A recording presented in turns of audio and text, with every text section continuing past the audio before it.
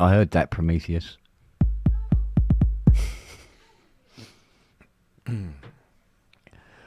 Right, I'm going to go now to hang on a second.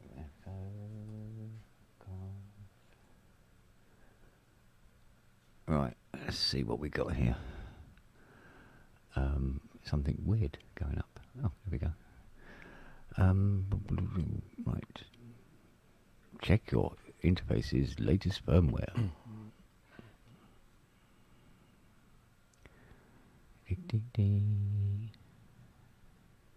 Oh, Pochettino's left Chelsea. Has he now?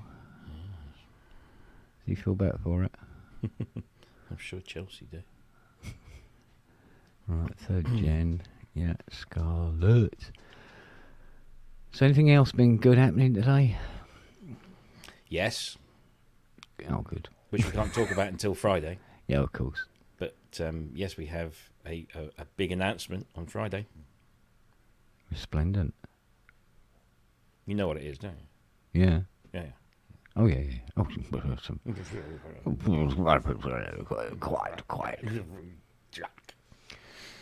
There's so much that we know that we can't talk about, which is awful on a talk show.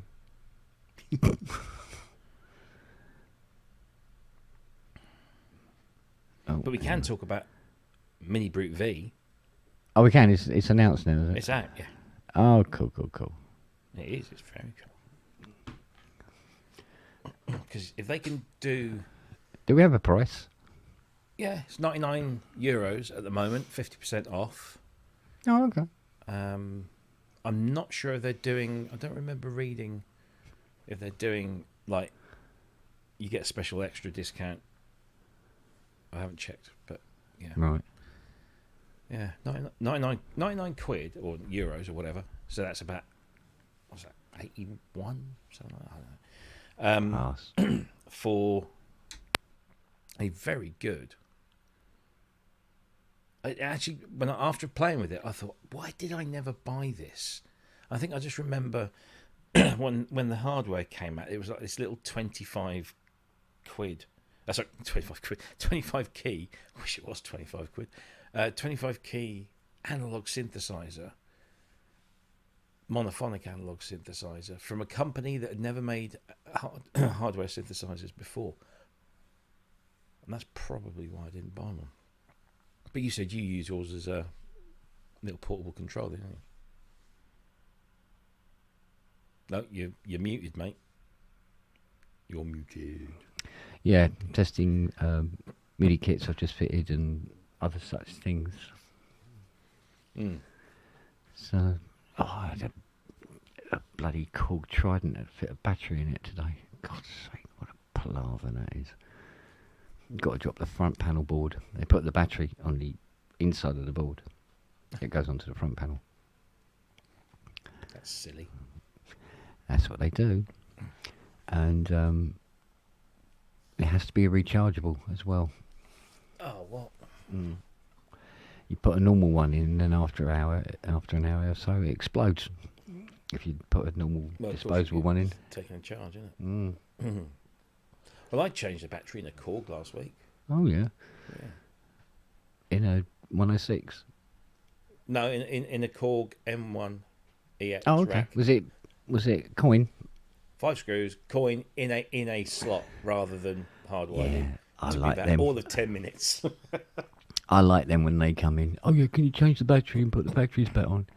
Yeah. And you open it up and you go, oh, it's coin. Oh, yeah. And the factories... I had to Google this, right? I'm sat here with this M1.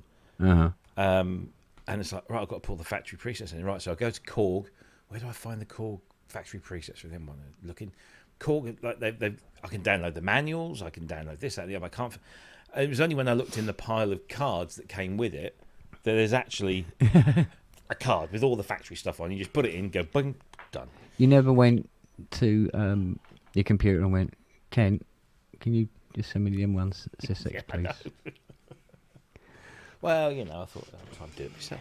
I'll try to be independent. God, the bloody collection of factory WAVs and sysexes and shit that I've accumulated over 30 years. Jesus Christ almighty, it's madness.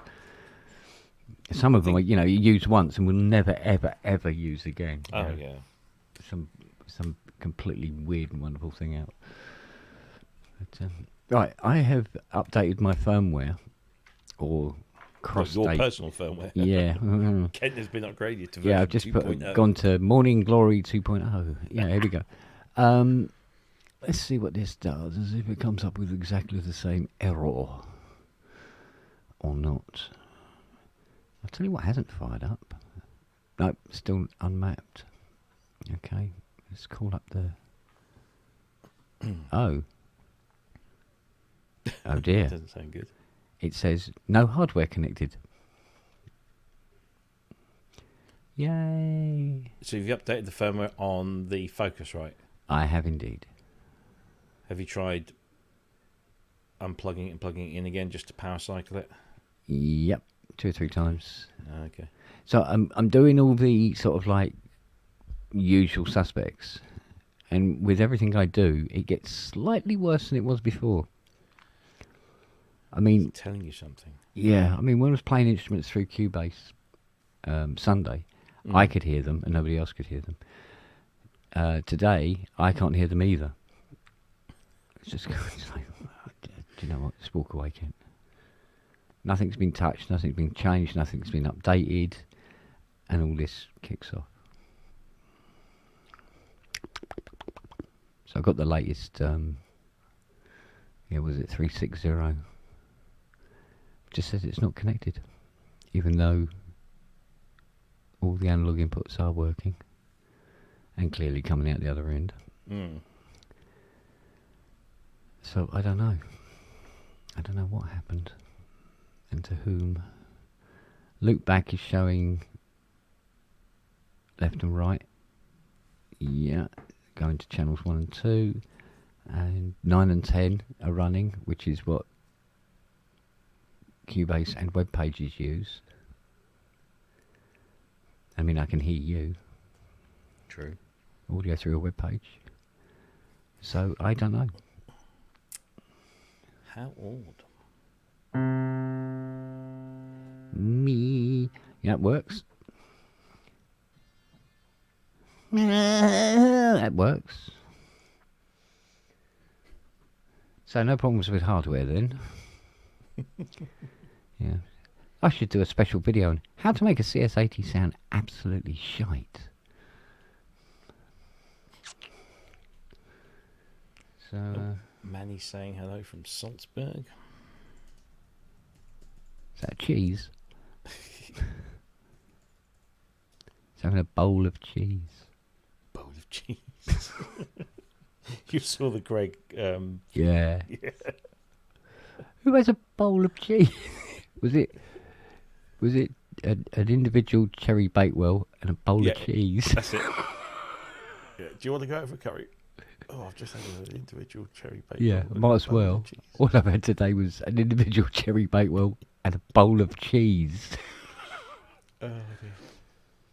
That great British meal, a bowl of cheese. Oh, mate, it's funny.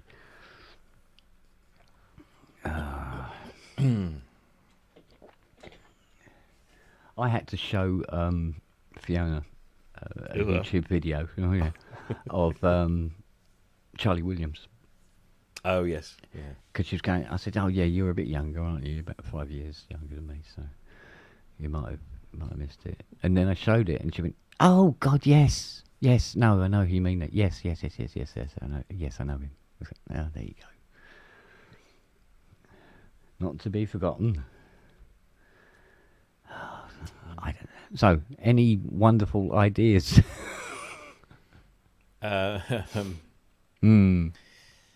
Considering the bin. Nothing's been touched.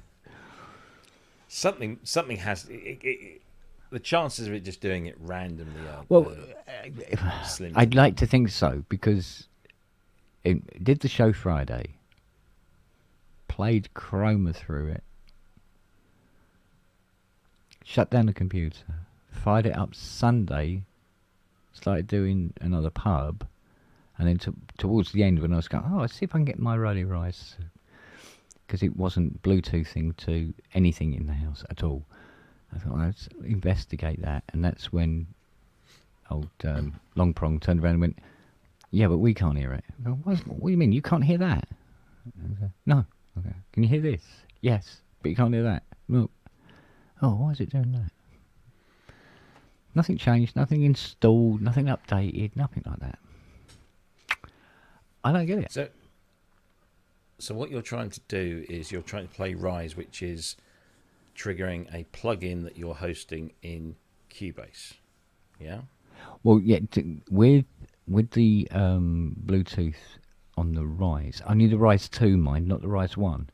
On the Rise 2, you have to go into the audio setup app and initialize it there. Initialize what? The Bluetooth. Make it connect. It'll come up with a little button if you press connect. But when you're playing the Rise, yeah, you're obviously it doesn't have a sound engine of its own. It's triggering a plugin. Yeah. That is being hosted in Cubase. Yeah. So if you try and load any other plugin, you're still getting 0. So it shows meter levels are showing, but it's not. So it's definitely Cubase. That's not. Well, it could be, because what I'll do now is I will open up a instance of Equator 2. There we go. Hang on, I've got to initiate the Rise, haven't I? No. Initiate the Rise, which I've got to go fucking over here to audio setup. Audio and MIDI setup. Yes, thank you very much. Blah blah. Where are you? Seaboard Rise 2. Yes, that's all very nice. Where's your connect button?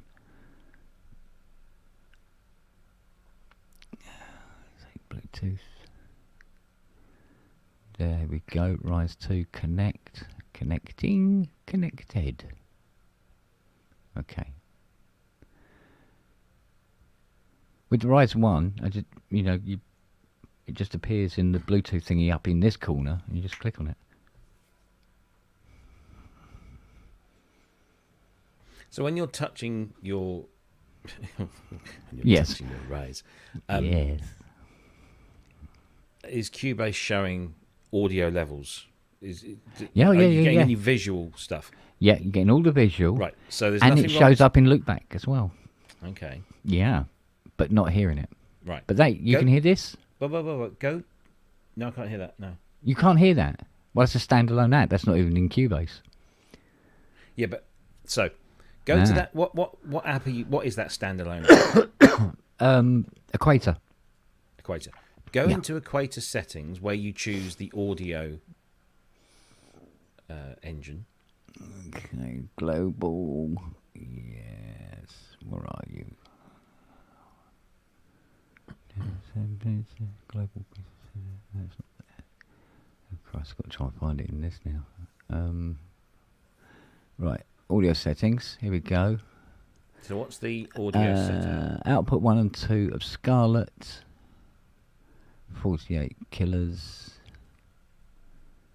Audio buffer size 512. Rise 2. Yeah, it's so the audio output everything normal. You've got is selected as. Did you hear that? No. No. Okay. Well, that was an audio test. So do it again. I can just about hear it, which probably means I'm actually hearing it through your headphones. Yeah, I'm hearing that through your headphones. Yeah. So the yeah. So the audio output of that that standalone, is being sent to what? According to this, it's being sent to output 1 and 2 of the Scarlet. Sent to the output of. Yeah, so it'd be via the USB connection between the two devices.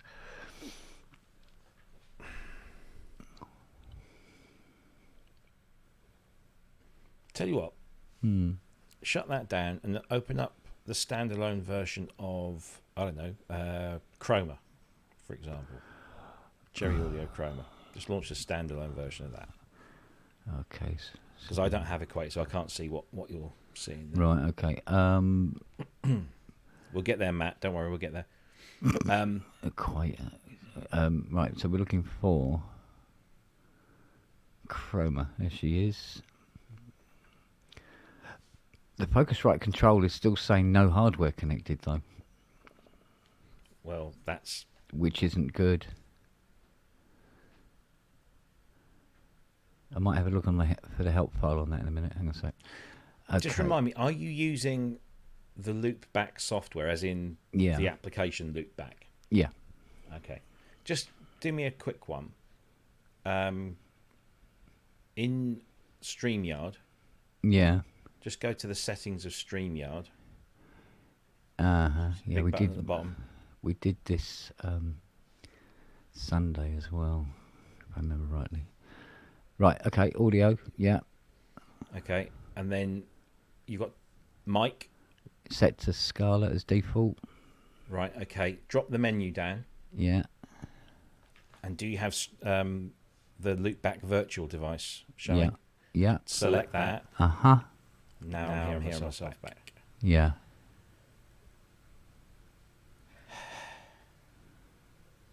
That's what normally happens. And you can't hear the chroma.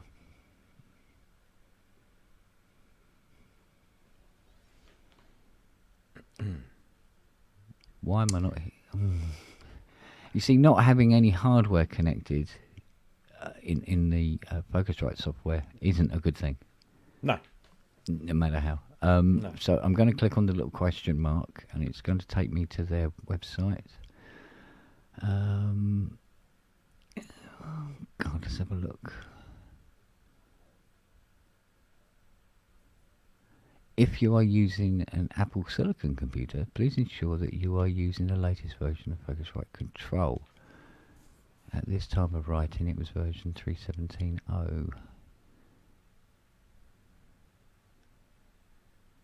Oh, okay. So, gives a link. I'll type it into the search. Hang on. Oh, the sense of entitlement is strong with this one. Which one's this? Someone's posted a comment on... hang on, let me find it. I've lost it now. So Arturia have just updated their profile pictures or whatever. Okay. To advertise the mini brute, and there's this comment that's I just don't get people like this. I love you, Arturia, but this is too much. This is referring to mini brute V. I can understand the cross-grade pricing for those of us who own V Collection X, but I also recently purchased a Poly Brute and a Drum Brute and a Keylab 88 Mark II. So having to pay anything for this when I have access to not only the amazing hardware synth, but also full-blown Poly Brute Connect software is a bit laughable. So he thinks that just because he owns a few other bits of Arturia gear, he should get this plug-in for free.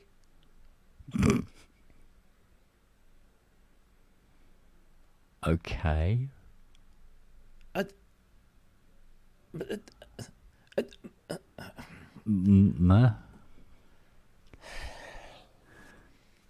Mate. I don't get it. I just don't get some people.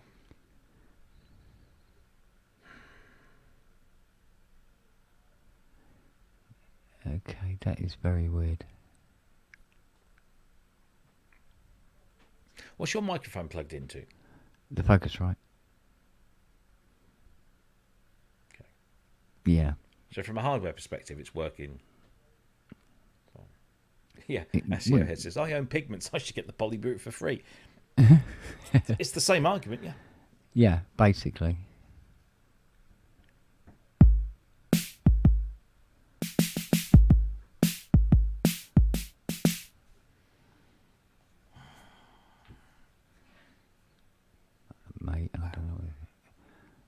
what now? No, not that. That. Yes. Let's It's very quiet this evening, isn't it? It is, yeah.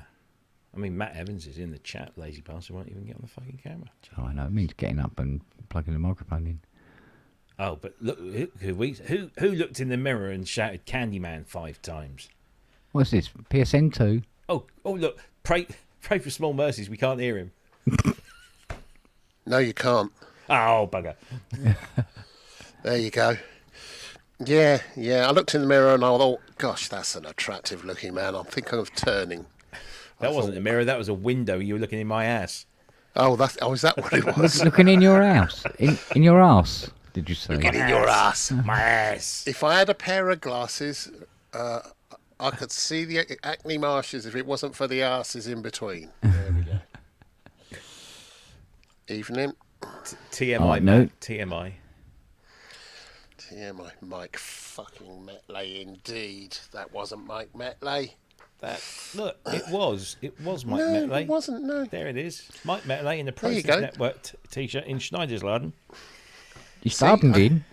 No, that's the ex-British racing driver, Damon. That's a fat Damon Hill. There we go. That's a C15 behind him there, isn't it? think- With a Gemini Yeah. on top. A genie my on the top, yeah. Racing driver might be a bit of a push, but... And then there he is outside. Another one of the Schneider's. See, that's riding Mike ones. Metley. He's taken one of those let's lose the chin shots. Look, Yeah, see, I try and do that all the time. I gave up. I see the Behringer photocopier has been warmed up and churning out shit again. Shit, it certainly is, isn't it? And Yeah. YouTube comments, YouTube subtitles are brutally honest.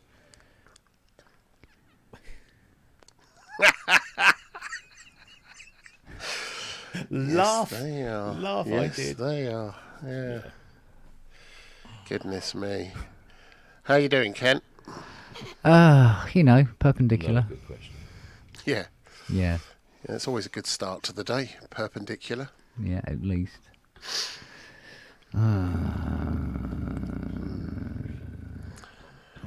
Yes. Rawr, rawr. Rawr.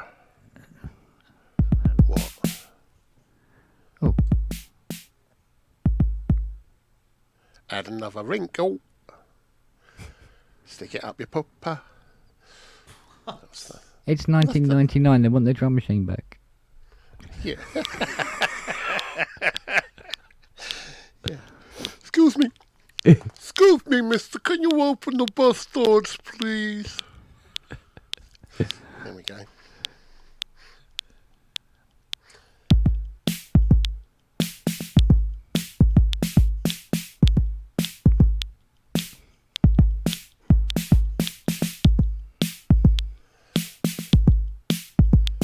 So where am I?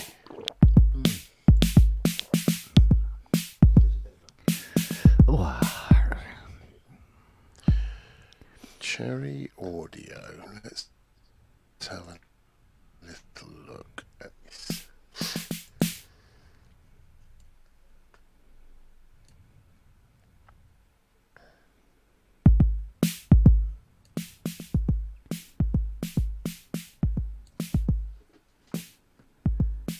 Prometheus wants to know what your thoughts are on DBI. DVI. DBI, DVI. I think that says. Is that coming through? Nope. Oh, God, No. not you as well. Oh, fucking hell. Hang on. I'm going to get there. Because this was genuinely blasting my lug holes out the other day. But it's just not being heard in the channel. Or not much. Let's see what we can do about that. Right. Any rappers in the house?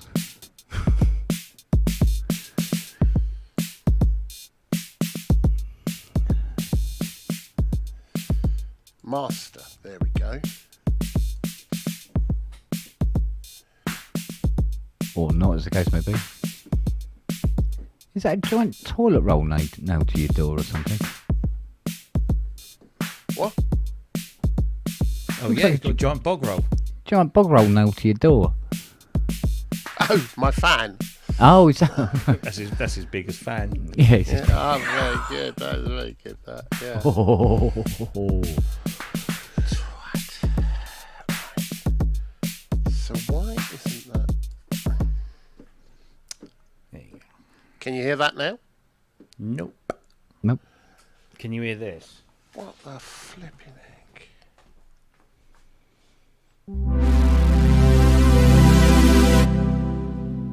Yeah. Can you hear this? Yes. Yeah. Hardware, no problem. Can you hear this? Hey! Right. Again, hardware, no problem. So the chroma is absolutely... Can you hear this? Yeah. That was rather silent part, really. Let's just go to... Let's try it this way. Can you hear this? No. Why?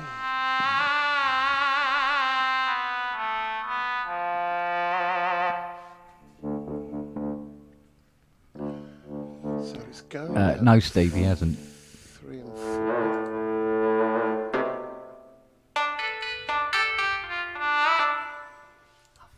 Can you chihuahua? I just are.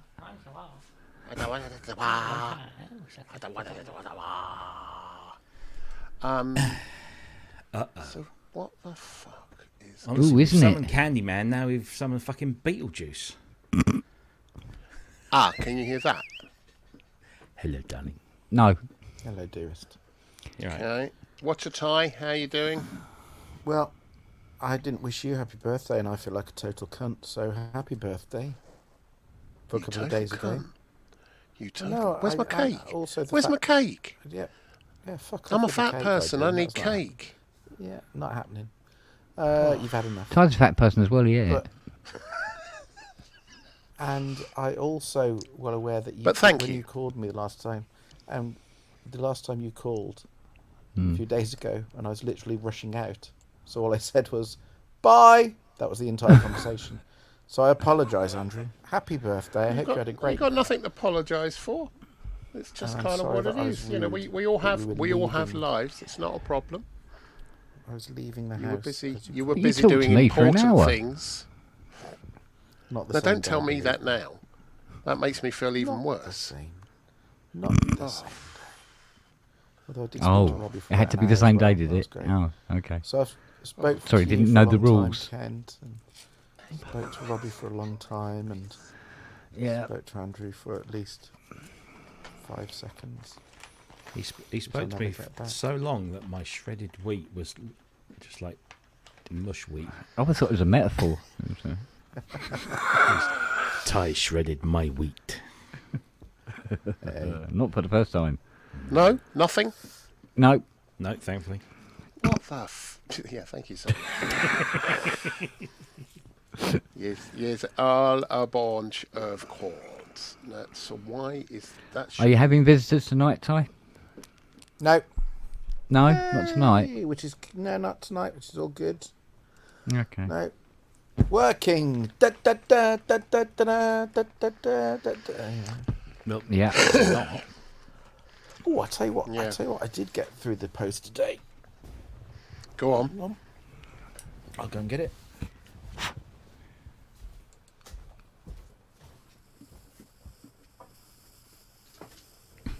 Yeah, and I've told you both individually what's fucking amazing that you both just completely poo-pooed on the show a couple of weeks ago. Oh, the one you were screaming mer- at, yeah. That Murmux. Mm. Oh, that arrived, Honestly, Murmix. it arrived on Saturday, I think. Fuck me, it's Which- gorgeous. Which one's the V- Murmix? It's The one with Murmux, the carpet on Dreadbox. The one with the carpet on, the Dreadbox. The Carpet €2,700 8-voice polysynth in the box with carpet. Mm. That looks like it. Yeah. You know, the 1970s wants its synth back. Oh, that one. That one, you see, that works. Yeah, honestly, it's fucking brilliant. Hey! Hey, where's my whippet? Oh, that sounds. Oh, for fuck's sake! Volume. That sounds a bit loud, doesn't it? It's loud down in the southwest, isn't it? It is. How's that? Is that any better? Move to Stroud. No, absolutely no chance there. God, I thought you Let's lived get further around away our than store. that. Look at him. It looks all posh. That's not a brick wall. That's just wallpaper of the corridor. It is, yeah. It's Coronation Street, sir. How are we doing, gentlemen? Ah, you know, things, Stuff. stuff, and tongue. Transcribing 4 hours of audio from a video shoot. Oh, bliss. what's that, Mr. Ed? Oh. Now, all I'm going to say is, honestly, I ordered this so long ago, I can't even remember what it's called. It's called a Jeff. Farlet. It's a tilde electrique kretz. What's it do? It's a feedback machine. Oh. So basically, it's like spring reverb here. Yeah. Yeah. But then it self-oscillates and it feeds back into itself, and you shape the feedback with the graphic EQ. So you can use it as like it produces sound by itself, just with controlled feedback through a string reverb. But you can also then use it as a normal string. You know, the normal stuff where you touch it and do all that kind of stuff. Or you can use it as just a normal effects unit, which essentially is a graphic equalized spring reverb. But you can still then, whilst using this effects unit, control feedback feeding into it as well. So you can replicate a wanker on a guitar with it, basically. Yeah. It sounds really good. Ty, what texture is it giving you that you absolutely have to have in your life, apart from the fact you've got every other texture? What texture particularly is it giving you? Because I love feedback. I think feedback is one of those. It's one of those things that just you try and. The thing is with feedback, controlling feedback. Years ago, when I was a student, I did a whole piece copying everyone. I mean, Steve Reich had done it forever and a day. So using just feedback, but controlling it is always the difficult part. And the great part about this was it's controlled feedback. Have you can basically tune across the bands and yeah. Have you got a microphonic sound box, Ty? No, I haven't. It was always one of those things I keep meaning to buy, but no, I don't have one. Because obviously it not a million miles away. Thing. Yeah. No. But all the touch and all that. Yeah. I love it actually. I think it's great. I've got one. Yeah. I mean, obviously it doesn't have the feedback element, and but you'd have to put it through some pedals or something like that. I love putting it through reverb boxes, and it's great. It's absolutely brilliant. Yeah. And they're not that expensive either. 100 quid, 150 quid, something like that. Yeah. It's just another tool and another soundscapey thing, which is coming back to the Murmucks, which is where everyone got it wrong, because as I said to Robbie and I said to Ken, is the fact that Dreadbox, the Murmucks 3, it's not your average 8-voice poly. It's made for, if you're doing soundtracky stuff, it's just honestly, it's amazing. It's just brilliant. It sounds gorgeous. It's so it's just so it's hard to explain. It's really organic sound. It's really organic sound. The way they use all the resonators with the delays and all that kind of thing. It's you kind of sit there. There's nothing new on it at all. There's nothing new, but the way they put it all together, it's just a really beautiful instrument. And I said to Robbie, V3. They're making three. They're making 300 of them, and that's it. And it's £2,750 freaking £9. Yeah, but if you but I can afford it. No, it's well, but if I'll shut up. I've shut up. No, don't. I mean, it's just a proper Dreadbox. The thing is, Dreadbox have a real sound. There's something about Dreadbox stuff that sounds like Dreadbox stuff, and it's kind of just an 8-note poly version of Dreadbox. It's a beautiful thing, and you can get some beautiful ambient stuff. As I said, If you want bog standard polysynth stuff, there is a million times better value out there. If you want to just go and get an 8-note polysynth, there's shitloads of stuff out there. But this is a very particular sound that does a very particular thing, and it does it unbelievably well. The filter just sounds gorgeous. The oscillators sound amazing. The FM, there's an FM and sync and ring mod, and it all just sounds very particular. In the same way that Kent will verify, nothing sounds like the ring mod on the CS80 sounds nothing like any other ring mod on anything. Absolutely. Absolutely. Yeah. Well, this is the same with the FM, and the way that there's noise that feeds into the filter just sounds unlike anything. I don't know what they've done or how they've done it, but it sounds unlike anything else that I've heard. There may be stuff out there. I've not heard it. But the way the FM gets fed into the filter and the noise shapes the filter, it's just a very particular kind of imperfect sound. It's beautiful. So it's a very textural, lovely thing. Yeah, that's it. So for you, I get it for you. It's perfect. For 90% of people, if you just want an average 8-note polysynth, it is completely the wrong instrument for you. There's a lot better value stuff in so many camps, So, but yeah. So did you get the Adept version? The what? The Adept version. They're all the same. That's it. There's only one version. Yeah, but and it's beautiful carpet. It is beautiful carpet as well. Proper nice little bit of Axminster. Yeah. But I've also got the V2 because they've released the V2. God, I don't know how many years ago now. 6-7 years ago, they did the V2 that they only made 50 of. That was a four oscillator mono synth. That's again sounds gorgeous, but and it's got MPE support. Yeah, well done, yes. Steve. You're absolutely right. It's got MPE, which can I point out that when I bought it, I didn't realise it had MPE support, and it was only because I just happened to be using the Hydrasynth as a controller for it. I was just playing it, going, "Hang on a minute, has this got fucking?" This hasn't got poly aftertouch, compatible. I played it going, oh my, yes it has. So, yeah. So anyway, I just wanted to just flag it and go, nice machine. But this is good as well. This is good for textural stuff. What else did I got some other bits and bobs recently that I don't think I got the controller for the VL1. Oh, the Roberts thing. Roberts thing, which I have to say is great, except I suddenly forgot what homemade stuff is in terms of. So basically, the box is it's like the weight of a box of tissues, because you realise that essentially it's basically some kind of plastic with a motherboard or a Raspberry Pi or something inside, and that's your lot. Yeah, because it weighs nothing. Are not its thing. No, and the way that it's all glued. Yeah, the way that it's all glued around the back, you're thinking, I wouldn't fucking glue like that for some of Boo's homework, but it's that's how it's manufactured. Hey Ty, speaking of spring reverbs, have you tried an Ekdal moisturizer? No, his head's normally that rough. I was waiting for it. It is a real product, even though it sounds dumb. So no, I haven't. It's the same idea. It has several springs across it, a bunch of knobbage, feedbacking kind of stuff, and it's really clever. I saw it at Perfect Circuit once. So I'm completely unaware of that. Completely unaware of it.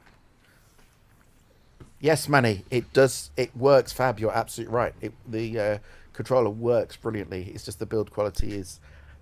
It's as you'd expect. It's just I'd forgotten what it was like. So, I'll tell you what else, which I haven't really tried yet. But hang on a minute. Off again. So you remember you posted about perhaps you've got too many synths earlier, Robbie? Don't please stop it. Yeah. No such thing. Stop it. Is that a Plinky? Looks like a Plinky, but it's not, is it? It's a Tempera. Yeah. Okay. Have I got to the bottom of it yet? No. Do I have a clue how the fuck it works? No. Will I figure it out when I have time? Yes. But basically, it's all... Is that junk from Studio granular. 3? No, it's not. This is still it. No, it's granular. So basically, the samples go in. You then have separate control of the granular for 8 samples, or you can have them across the board so they do different functions or whatever. You either do them tracked-wise like that, or you can have them going across doing different things. But it's all touch, surfacey, granular sampler. But it's another one of these things that, you know, like the deluge, where you have to remember this button press combined with that, pressing that button. It's one of those which I hate because I'm old. And when I was young, can't agree with that one. But I can smell you from here. Oh, hang on a minute. Oh no, it's all right. It's me. Yeah. The one thing you can accuse me of, I've spent my entire life with people telling me that I smell beautiful. I got told that I smelled lovely twice last week. I know. And I know who buy it. I always thought it's a compliment. Right from when I was young, I always thought, people who smell nice, it's a real, yeah. I remember Neil Tennant walked past me once before we had a conversation, and I was on the phone to my mum, and he just wafted, you know, it's almost like he wasn't walking, but he just wafted by.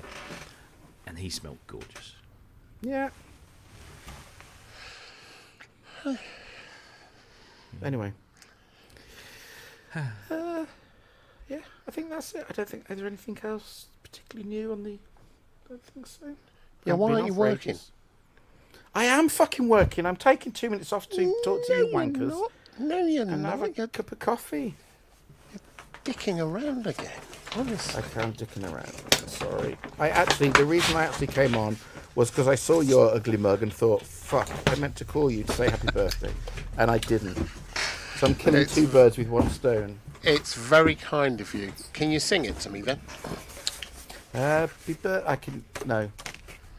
Okay. Yeah. It was a good start. I started well, then it tailed off a little. Yeah.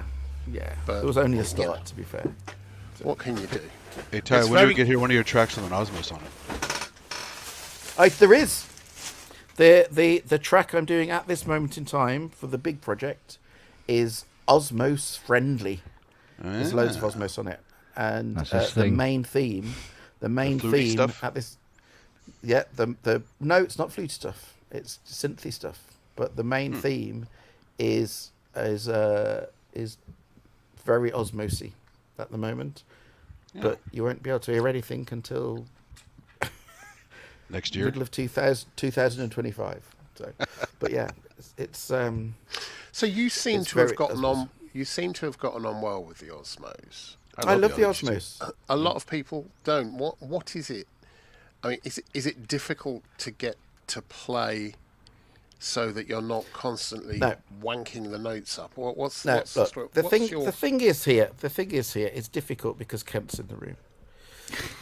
But just say it, bitch.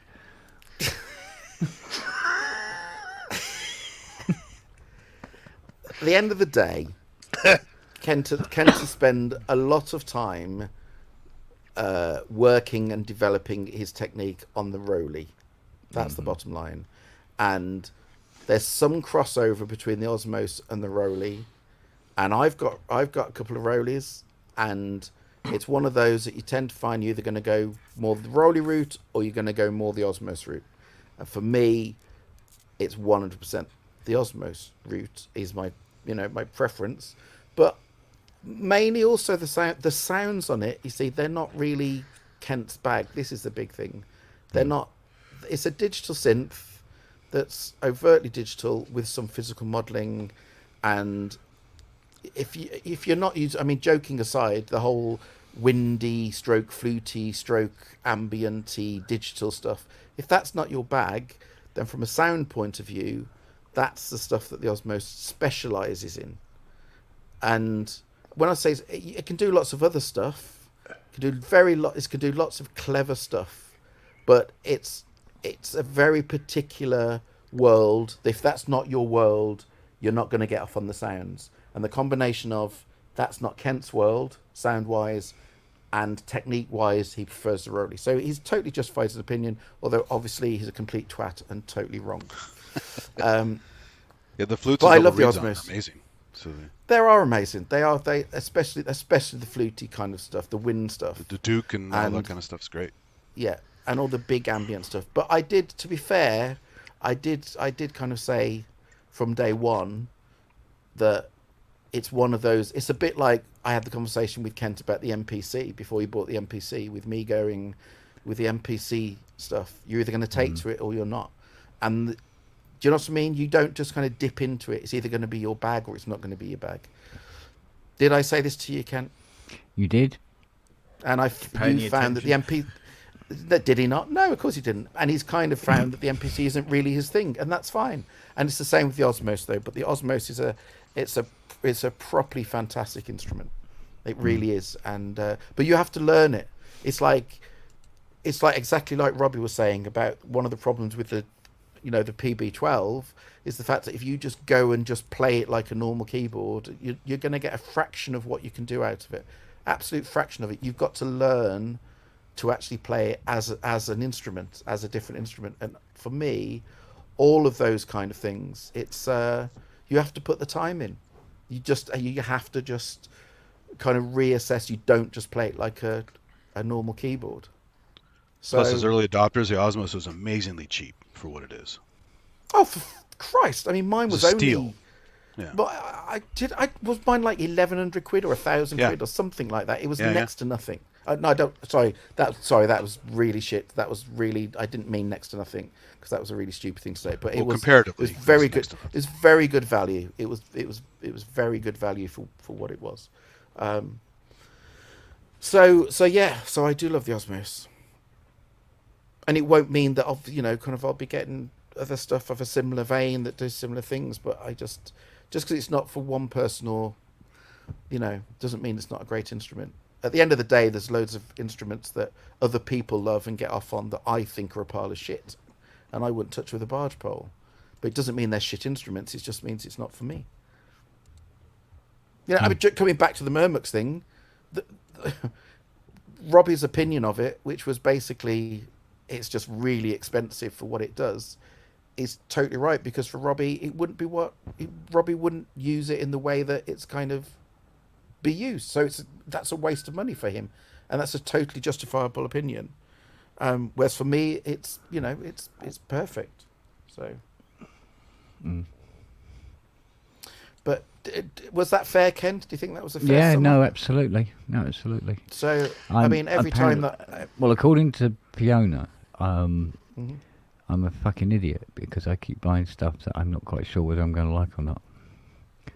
I do. In my defence, I do say to her, I said, "Well, I can't get to the shop to try it out." So I was about to turn around and go, "In your position, mate, what are you? With a lot of stuff, what are you meant to do?" Yeah, but you think I did more research though? The thing is, none of us really can get to a music shop. Yeah, There exactly. aren't any music shops left. That's true. Yeah, you're absolutely right. They're so. I mean, yeah, the last few shops I've been to music shops, the actual opportunity to actually try stuff out has been. That I'm interested in has been non-existent. So, but well, to be fair, Ken, the Osmos videos were interesting, but not that clear of what it did or felt like. You really had to try it. So. Yeah. Yeah. Plus, I was buying it while it was still, an itch in somebody's pants. Anyway. Yeah. And the reason there's no music shops is because people didn't support them. I used to live in our local music shop. Exactly. So people didn't. I mean, the amount of times we used to have people come in and with their phone and say, "Well, I can buy this cheaper at Gear for Music or Anderson's or Tolman." I mean, support your little local music shop. It might be a little bit more expensive, but Can I point out just on that point, because that's a really good point, is that because I've known the Dreadbox kind of guys for ages. I told Robbie this. I've known them for a long time now, and I had the opportunity to get a Murmux directly from them, and it would have been a great price, really great price. I would have saved a lot of money, or I got it from Signal Sounds, over here, who are a great company up in Scotland. Yeah. And I went and I got them from Signal Sounds because, exactly as you say, you can't, you know, you have to support, because that's one sale that they would lose just going directly. So it's, it's worth. But I mean, so manufacturers aren't helping either, because you've got, I mean, now Cog have their own direct sales. They're all drop shipping, aren't they? Yeah. So that's been coming for quite a long time, But hey, I'm out of that business now, so. Yeah. But it's shit, one though. major Exactly. chain left. Guitar Center's there, but Sam Ash just died, so we're. Yeah, that was even awful. the big chains are dying. So Yeah. Well, York lost the oldest music shop in Europe when Banks went. I mean, granted, you could argue that when Music Room took them over, that was the death nail, to be honest, because they didn't know what to do with it. But Banks was one of the, like I say, it was the oldest music shop, but they did an awful lot of sheet music. That was their unique selling point too. Hey, they did some good music too. You set them up on them. Yeah, welcome back, Robbie. Yeah, we've missed you. Every fuck. Go back to Superbird, mate. Oh, I'd love to.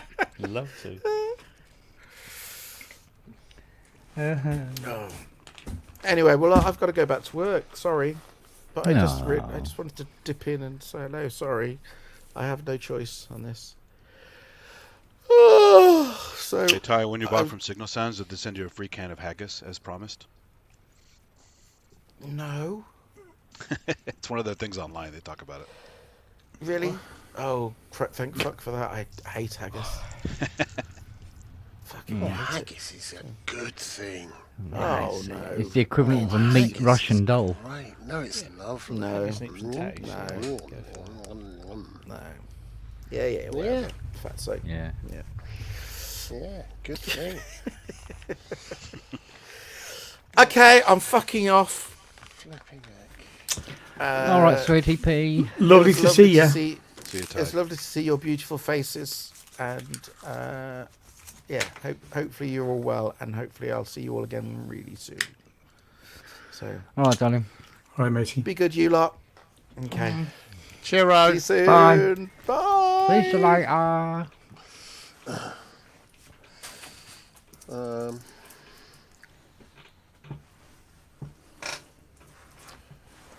Yeah. Yeah. So what? I had a bit of a disappointment the other day. It happens at your age. It does. I went to put the M1 rack in my rack here on my desk. Too fucking big. As in deep. Yeah. It's a deep. Oh yeah, it's a deep bugger. Yeah. Really Heavy too. Yeah, Osmos diplomacy. Yeah. I wanted to put it. I took my TX81Z and my TG500 out. I thought I'll put it above the FS1R, and it got about this much was sticking out the front because the back end was hitting on the bar at the back end of the desk. And even if I dropped it down to the lowest point that you can put it in, then my keyboard tray would bump into it because it was going down so far at the back. So that ain't happening. A lot of those racks are big. Even the Roland D550 was pretty big. Yeah, I was very disappointed. But I have been looking at stands, and I think I might be some way to solving my space issue. But it means buying another Jaspers and a large vertical rack unit and moving stuff. But yeah, money. What the? You get one of those skinny server style racks. Those are usually cheap or free somewhere. They're nice vertical server style racks.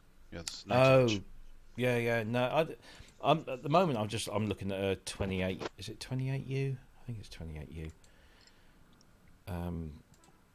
And it literally is just two bars that are kind of L-shaped, although the tall part of the L is kind of leaning back, and that's it. It's really just it's very minimal. And its price has dropped as well. It's down to about £60 from one of the music stores. I can't remember which one. But no, I think another 6-tier. What's it? Jasper's. Who's playing the yawn? Got an echo now. Are you hearing that? Yeah. But we've also got an echo. Hang on.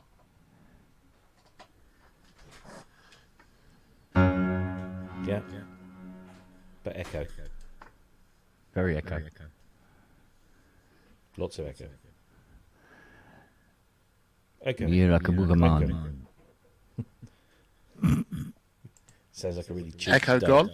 No. Okay, hang on. No. Echo gone? No. That's a good sample, Ken. Now? No. Now? No. Fucking what's going on? Assholes, piss flaps. Slaps. What is going on? It is our mantra. And nobody's hearing a dulcimer. Nope. Nope.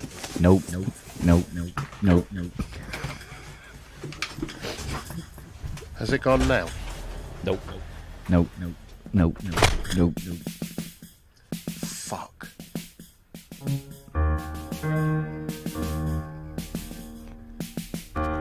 Oh, it's gone. No, it hasn't. It's back again. Right. Gone.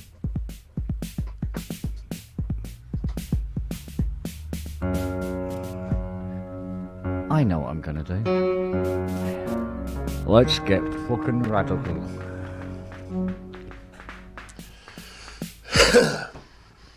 I hate this focus, right? Yeah? Oh, there's Yeah. another common theme. Yeah, it seems to be a thing. Really beginning to get the nose with this. Really. And I had this all working and it's just decided to go wombatty on me. Where is it? Standard setup, daily setup, hardware PSA.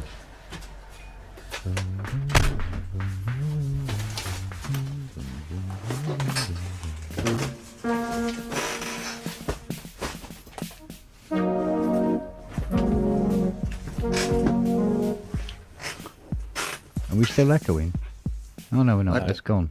I don't know. Can you hear this? Yes. Yes. Yep. Okay. Well, I think I may have resolved something.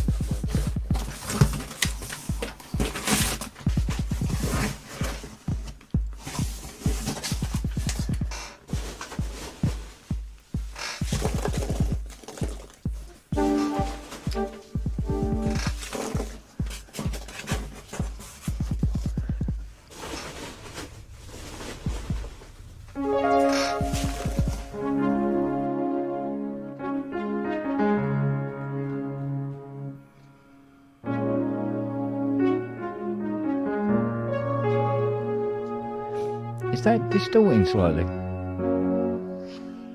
Right. So now it's working. What's changed? Bollocks. We'll see if you can find out, and I'll have a look at this. I don't know is the answer. Oh, Other than cool. I did save it and I remembered I'd saved a setup and I've just recalled it and it's suddenly working, but it was exactly what I had before. So weird. That shouldn't be working. It shouldn't be working. No, That's, but that's, it an, is. that's an interesting concept. I'm starting from the wrong end. That's the chroma in the M8X.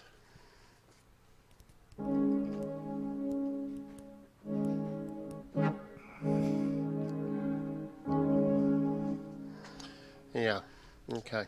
Right, I'm going to shut down the chroma for the moment. Yes. What the bloody hell? This used to be so much easier, I'm sure.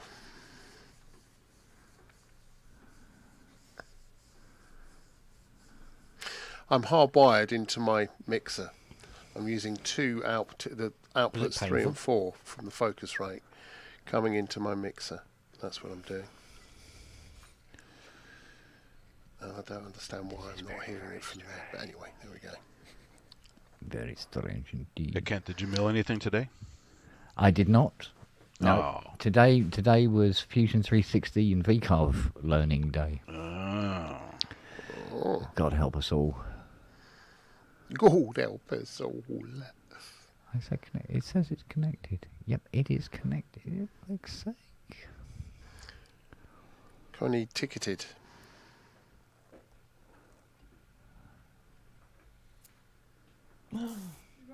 And yet, Take it away. nah. Take it away.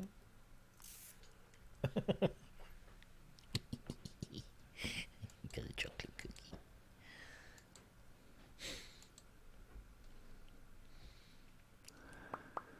Well, it shows up in Focusrite on playback 1 and 2.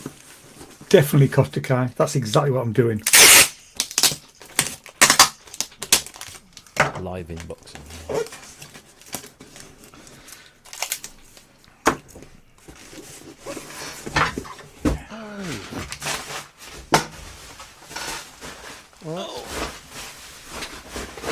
Packing away all these Nazi memorabilia before the police get there.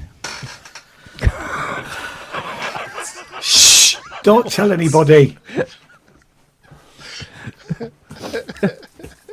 I have Hitler's egg cup. Is it right?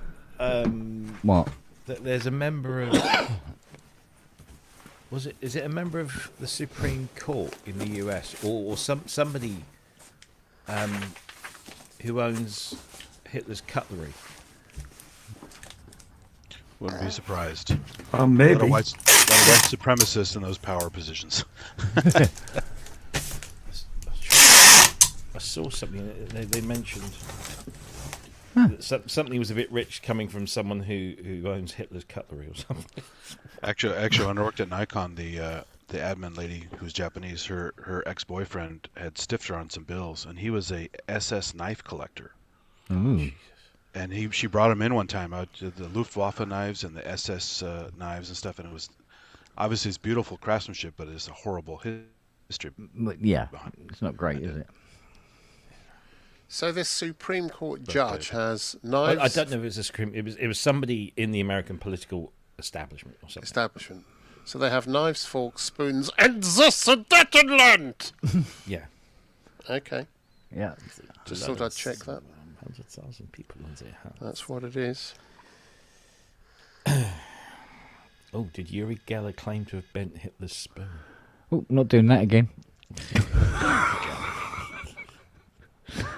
I just had some serious feedback here.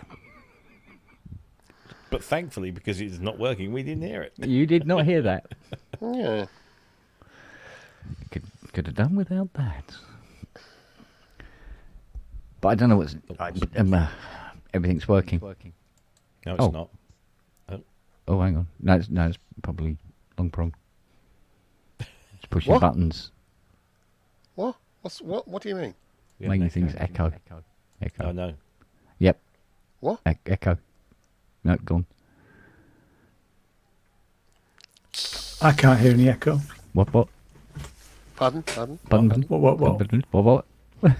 When? Oh, we could do this all night, couldn't we? Yeah. Yeah. It's funny the first time, but not so much now. No. Well, go on to Ramsey's show next Saturday and pretend that your microphone's not working. Oh, they have to pretend. Yeah, turn the 48 volt off. Yeah. So I was going to ask, Robbie, how many Neumann U47s do we now have for the presenters? Did you get 6? So we got. They're all in the boot. Yeah. They're all in the boot. Good. That's what Funnily I enough, Neumann. I didn't see any Neumann stuff They had one of those binaural head mics. Yeah, the head. Yeah. I suppose Behringer are going to be bringing out their Norman set as well. Norman. Yeah, Norman. But I did get my Orchestral Tools VIP discount card. Whoa. Yeah. Oh. You're just all about the freebies, aren't you, really, Rob? Yeah. God, yeah, he's such a slag. It's unreal. Yeah. I got a Kurzweil pen. Oh. Plastic biro. I got a yellow patch cable. Aren't you giving that to Brooksy? No, I'm going to keep that. Just in case. I got He's started his collection. Yep, that's it. I'm now going on my I got that from Superbooth, not Superbooth, from Synthfest last year. Apparently it lights up. Oh, yeah. Was that one of Tom's? Yeah. He didn't. He said, I got this from a barmaid.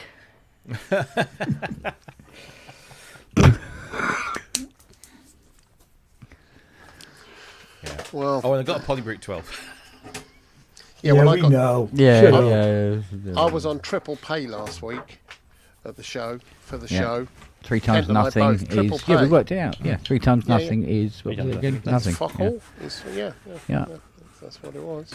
Oh yes, we know what we're doing. Yeah, we're very privileged like that.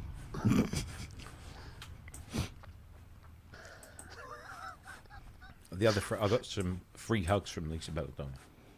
Oh. Yeah, we know. And I got a private performance. Yeah, we know. Well, we don't, but we do. Normally that happens in Frankfurt, but Berlin. Fair enough. Yeah, well, goes on in Berlin, stays in Berlin.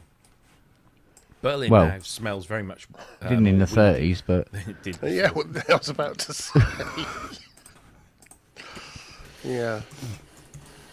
And look how that's turned out. aye. So Yes. why has it died? Why has it died indeed? What's died? I get no, Satisfaction? yeah, at all. No, nothing. I'm getting nothing from any VSTs or anything come through. I don't. Nothing changed. Nothing touched. And you're on Cubase? But even if I run a standalone app, it doesn't work. That's exactly what I was having just now. Exactly that. And now Are it's you on not working. Cubase as well, Andy? I'm not using Cubase right now. I just used it with standalone. So I was using it with standalone VST, and nothing worked. Just wasn't having it, and I had to swap my entire. I had to go to a. Did you reboot previous- first? No, I just used the previous setup that I had for the Focusrite, and it's working. But I really can't see why. I can't see what's changed at all. You don't think it's a Except Focusrite thing, do you? Because I mean, I've got a 2x2. Is it here? It's never coughed anything. It's been fine. I've got 2i4 if you want one. Ooh. Don't know. I'm not sure whether I want to sell it or hang on to it. Twice as many. I'll sell it. I thought you were giving it away. Oh, I might give it. Well, I've depends how got the much people want it. 4i4, which is the one that's giving me shit. The 1820 I've got at the studio, that works perfectly. It's not a problem at all. Well, that's not helping because I've got an 18i20 here.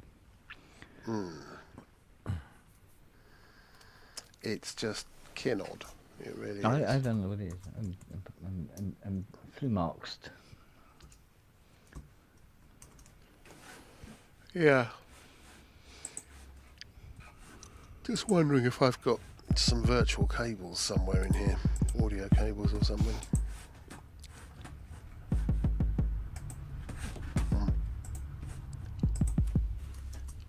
Is that your DMX?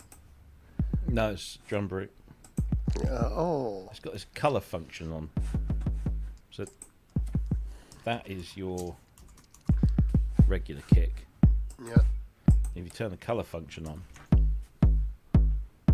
Oh, it's turning that it's nice. It's super, subtle. It's louder. Nice. super harmonics and things. Yeah. Nice.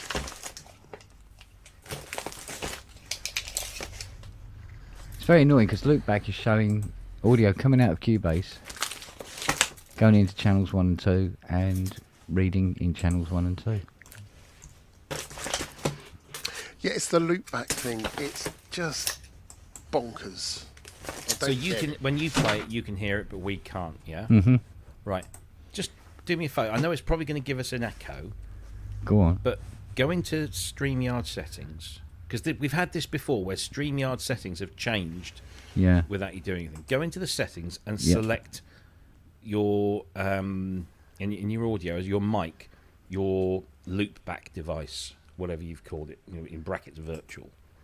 Right, that's what it's running now. Right. Now try and play soft synth. I know we're hearing me back twice. No, can't hear any.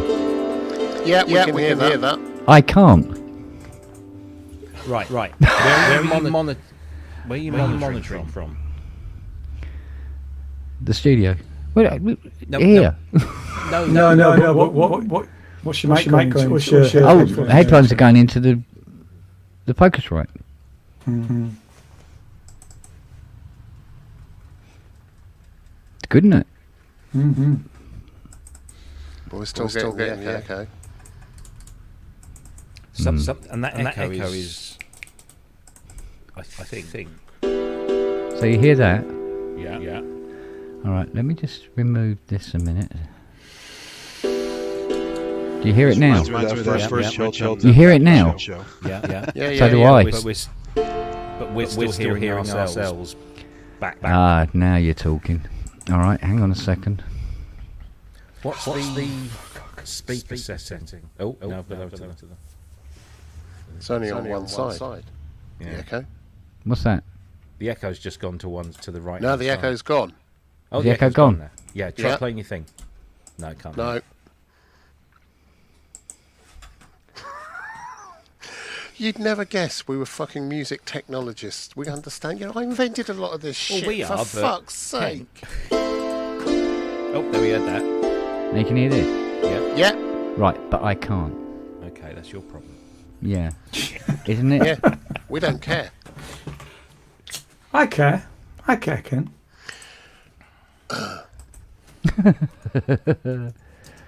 Holy mother of pearl. Now, if I connect that... Oh, here we go. I'm just wondering, should you be monitoring through your mixer instead? Now we've got echo on the left. Yeah. Right. No, left. No, left. Right, left. They write themselves, don't they? They do.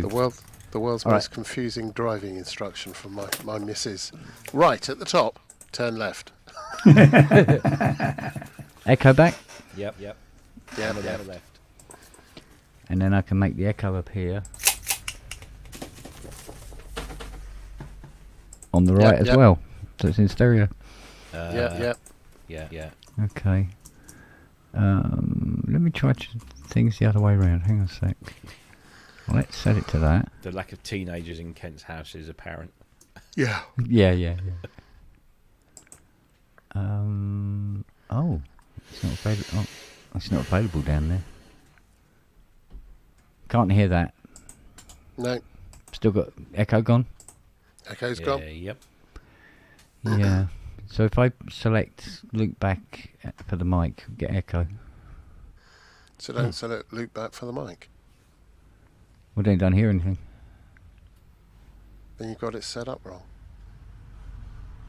Hang on a moment. If I mute my loop back is now muted completely. Are you hearing anything still? We still hear you.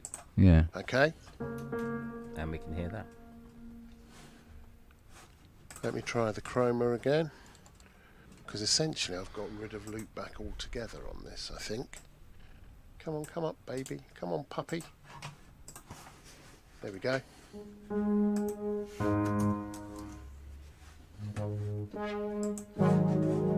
Can you hear that? Mm-hmm. Yeah. Right, I've just taken loopback out of the Focusrite completely. Just got rid of loopback. And what I'm doing is I'm sending out of a pair of outputs on the back of the Focusrite, and I'm sending it directly into my mixer, which is then coming back in to the input. So the mic and the external and the synth and the DAW, the computer, are all coming through the mixer and then going straight out. That's what I remember doing before. It's just odd. Alright, if I leave that there like that then. And you're not hearing any dulcimers? No. No dulcimers are being harmed in the testing of this audio. Now? Yeah. But I don't hear it.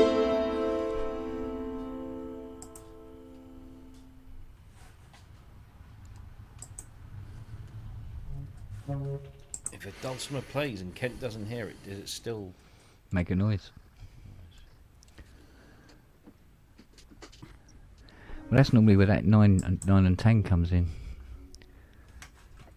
But why would it be echoing? Whereas it never used to echo before.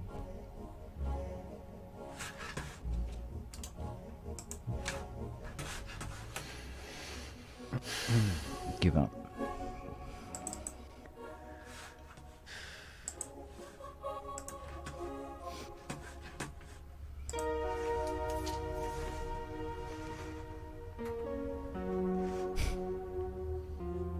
Yeah, you're right, I don't need to hear it.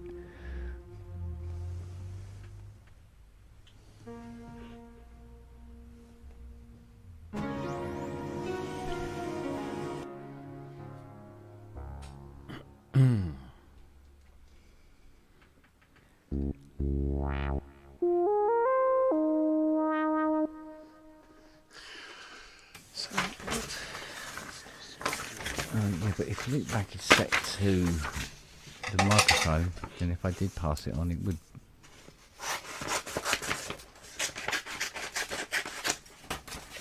It would do that, wouldn't it?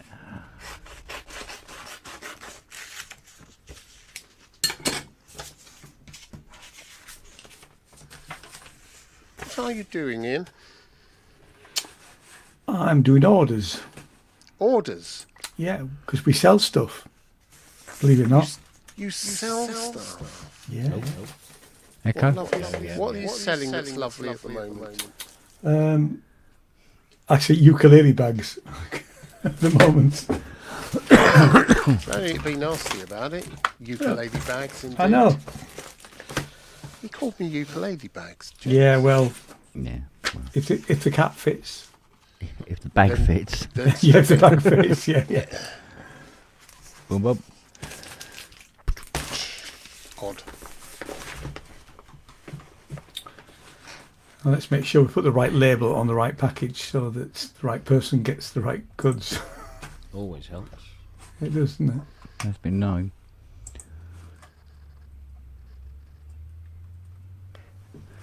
Oh, I don't know. What about that one?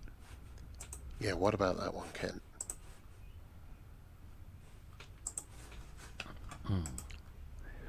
No.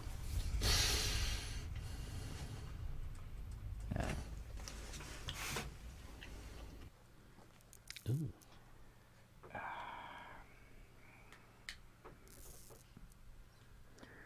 What? What's happened? What? No, it's, I'm just trying to do a cover shot for next week's show, and it just came through rather large. Oh, Fiona's been going to town on your graphic this afternoon. Oh, good.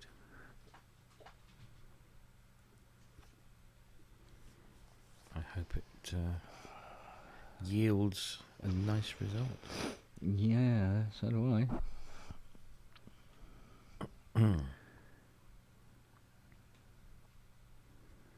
Hey, kind of a second one. That's too much.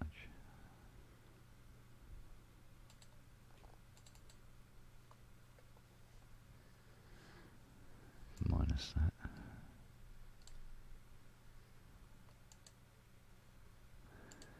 No, not there. Can you have it here? Is it available here? Let's have a look. Well, that's weird. That's very weird indeed.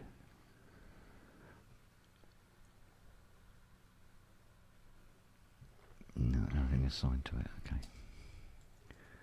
So go bin and all.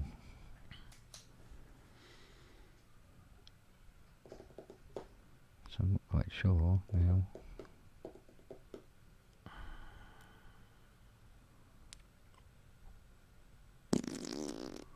Nope. Pass.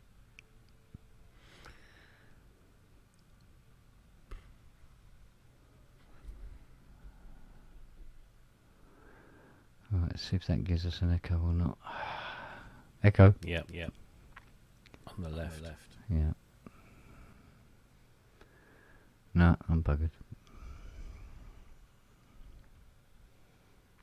Got nothing else to work with here.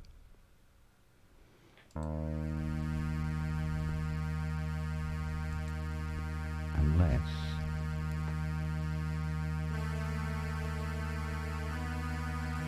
Any echo? Test. Yes. I did not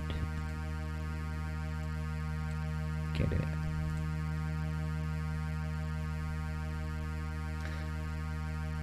Because that note's not annoying. Yeah, what the fuck is going on with that? I don't know, but 1977... It's not... Oh.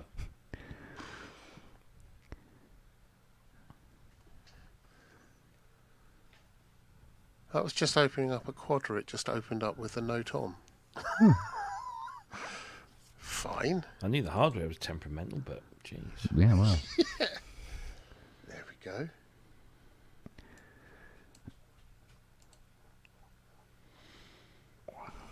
Good old scratch. That's not helping. Make it audio playback. 1, 2. Was the last mini Moog was it a 2022 reissue? Wasn't it? Or 23, wasn't it?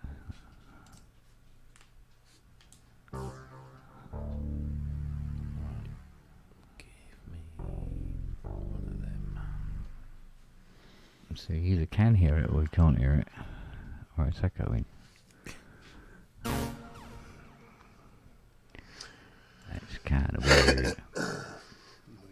That's real weird. Really weird, man. It's really weird, man. Multi-audio device, aggregate, Mac Studio speakers. That'd be fucking useful. No, that's it. I give up.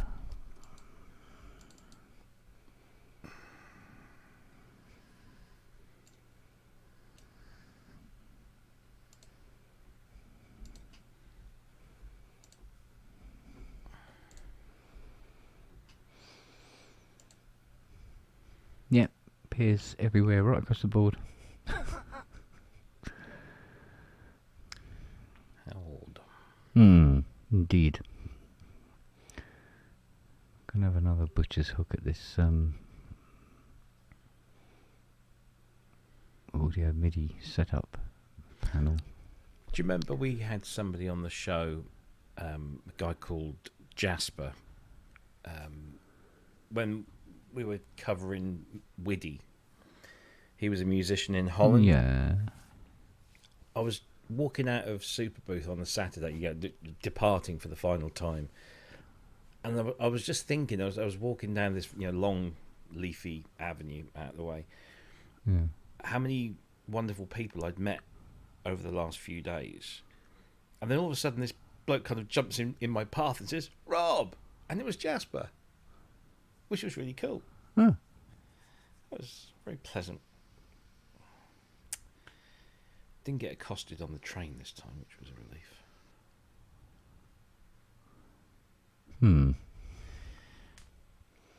How's he doing anyway? Very well, yeah, really well. He's doing a track with someone that we all know, but I can't say who it is. Oh, okay. It's going to be quite exciting if that comes off. Saw Gaz, I had a good old chin with Gaz. Mm-hmm. Met the guy who does all the electron stuff, programming. He's like the whiz behind it all. Yeah, he's a very cool guy. Because Manny was wearing his non-stop 6-op T-shirt with all the algorithms. And Gaz was saying to him, "So what's your favourite algorithm?" And Manny was just like saying, "Well, this one but he says, "Yeah, this one's my favourite one." And then this guy from Electron turned up, who was a bit of an FM nut as well. Yeah. And they were comparing notes about their favourite algorithms, which was funny. Had to be there, I guess. Though. Trying to think who else. Oh, saw Daniel Miller. And did you speak to him? I didn't. No, I can't pluck up the courage to just. I know he'd probably be all right, but Gareth Jones was there as well. There was a bit of a Depeche Mode thing going on. Briefly spoke with Gareth Jones. Steve D'Angelo, whose name rung a bell, but it was only when I googled him afterwards that I thought, oh wow, bass player from Neubauten. Yeah. Him. Anybody from the 90s at MTV in the UK? There was a guy in there called Ray Cokes. He was kind of a... I remember Ray Cokes. Yeah, met him. Yeah. What a lovely man. He's a really good... Yeah. He's what a lovely, lovely, lovely person. Yeah, Ray Cokes, a bit of a ledge. He's living out in Berlin now, and he's doing stuff all over the place.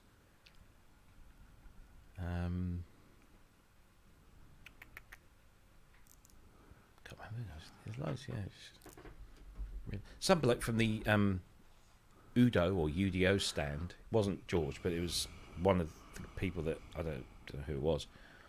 Just kind of grabbed me by the arm gently as they were walking by and says, "I love the things you're doing on FM." And I thought, oh, that was nice. Yeah. Random.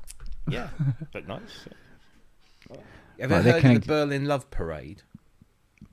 This big kind of parade. I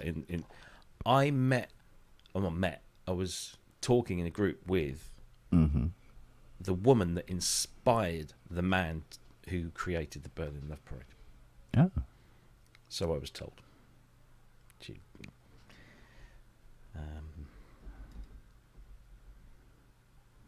Almost met Jack O'Donnell, but he almost. He slipped. Yeah, well, he was there. He was in the room. But do you want to meet him? That's the question.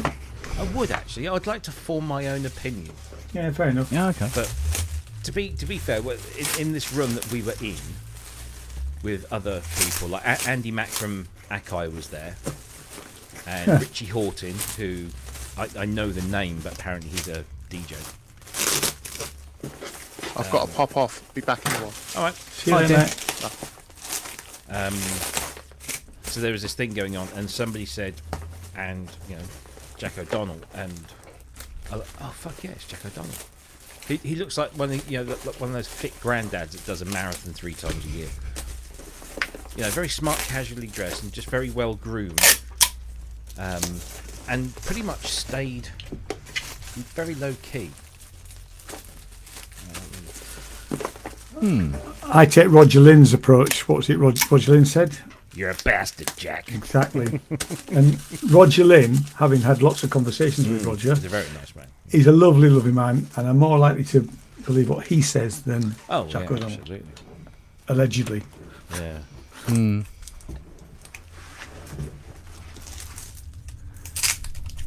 Right, so can and of course, yes, I met Tracker Jack, who is in the chat. We had dinner. Oh, cool. And Carl Bedford is... If you've never met Carl Bedford, meet Carl Bedford.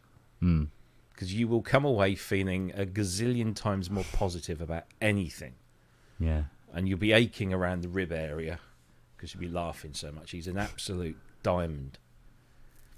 Ben Breslin, who I've met a few times, is just a legend. Okay. Absolute legend. Ben was in the chat earlier. Yeah. Was he? Yeah. There was Philip from Belgium, who does hang out here and on the show sometime. Mm-hmm. He's very nice, very nice. He works for Belgian TV. Very. Oh, echo. It's back, is it? It is. Okay, there's no getting around that one then. Of course, Mark and Cheryl Barnes. Yeah. Life and Soul. And Dr. Mike Metley, of course. Cost me dinner. And Peter James Stephen. Yeah. Is it Pete or Paul Greenwood? I'm going to get... Oh, that's so bad I can't remember. Oh, I'll get one. He often appears in the chat, and he had a friend with him, a lovely Scottish guy. They were in the same hotel as us. All the Arturia people were in my hotel as well, which was... I had a couple of interesting conversations in the lift. With some people from Arturia. Got invited to do some patches for the Polygroup 12, which was nice. Cool. I'm saying all this now because I need to do that to keep it in my memory before Friday when we talk about it properly. Yeah. So I take it no echo now. Nope. No echo. Okay.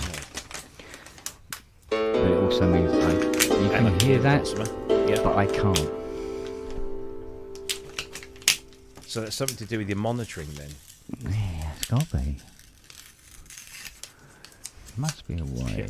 Yeah. Elevator deals for the Polygroup. Trust the guy. One of the guys I met in the elevator from Arturia. When I said I got the Polygroup 12, he said, "Really?" I was like, "Yeah." He goes, "Oh, okay. How'd you get that?" And I just went, "Yeah." Yeah. We do what we do.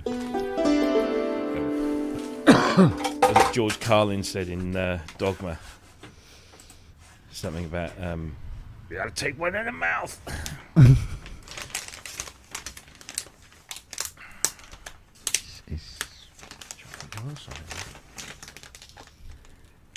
It was a slight improvement where you can hear it, but I can't, I suppose. If that's an improvement.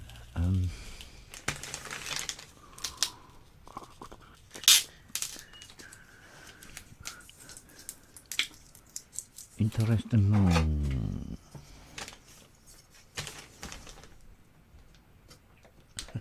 Synth. I am not a synthfluencer. Yes, you are. No, I'm not. Yeah, you are. No. Yeah, you are. A synthfluencer are those people who make very professional-looking videos. In fact, they're more video production people and marketeers. You're our version of Bo Beats, mate. Oh no, don't! I knew that I'd get that response. Yay! Because I'm sure he's a very nice person. Maybe. Possibly.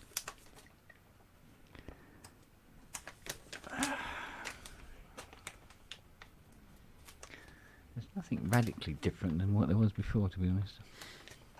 Paul, I don't know. I don't get those numbers. It'd be interesting, but be difficult to discern what Cherry Audio sold during those 2 hours because of us and because of others. But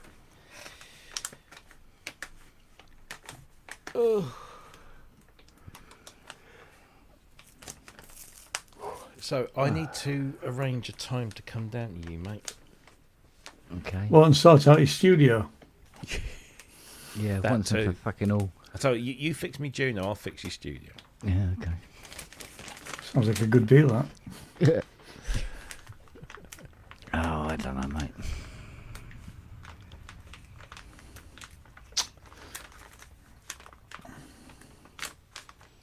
I'm not even sure why it was doing it in the first place. Well, I've just set this up this afternoon. So I'm into a Tascam Model 24 with this. Out of that, into the left and right, the two inputs on the Focusrite. And it sounds all right, doesn't it? Yeah. Sounds fine. Yeah. I mean, I know I need to do some room correction at some point in the future, but That depends when I buy the IK Multimedia Arc Studio. Because that's the way I think I'm going. You've got it on me, Rob. What's that? The IK Multimedia Arc Studio. I have. And it works really well. Very good. You don't have any other sound treatment? Nope. Nothing. No. And that's what I want.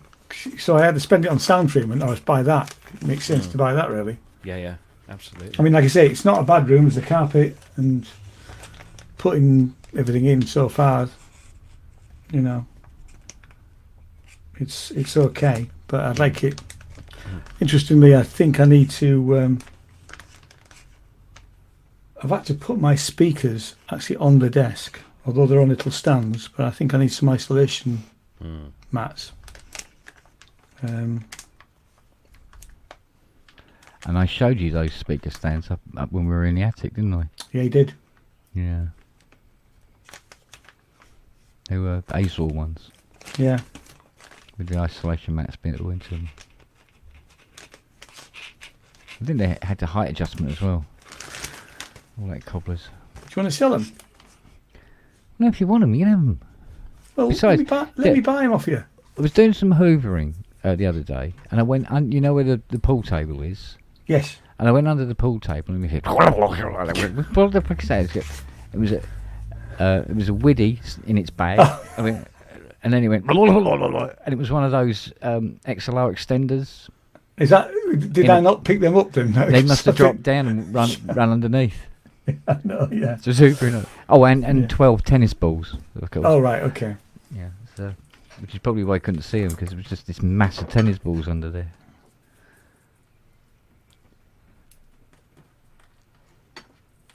Are you all right down there, little one? Hey? Yes, thanks. Yeah, good. Well, I don't know why this doesn't work.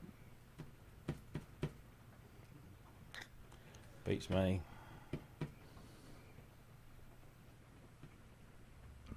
What's this? You need to connect your monitoring headphones to what is going to StreamYard. Right, a separate bus to avoid going through the computer twice to avoid the echo. Do you? Is it because you're running the show, you think? Possible. I always seem to get more audio problems than everybody else. That is true. I don't know why. The annoying thing is, I don't the one thing I never used, never got this problem with Windows. It was just everything else. Yeah. And now it's everything else is fine, and now the audio has been, why it suddenly decided it didn't want to work anymore. It's been fine, absolutely fine for months. And because it was fine, ain't broke. Don't fix it. Don't fix it. I'm of the same approach.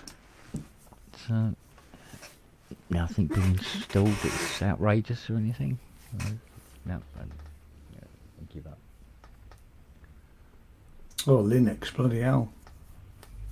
I've done stuff in Linux in the past. Yeah.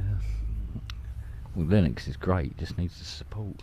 If we had the support, we'd be laughing.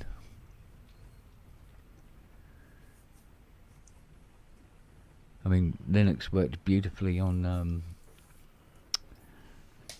what the fuck was it? I think Osmos, not Osmos, twat. Oasis. All right. Was a Linux-based machine. Didn't have any problems with that. DOS and drag. Yeah, true enough. But it's pretty, Those little leather boots. I don't get it. Shifting a bus. There.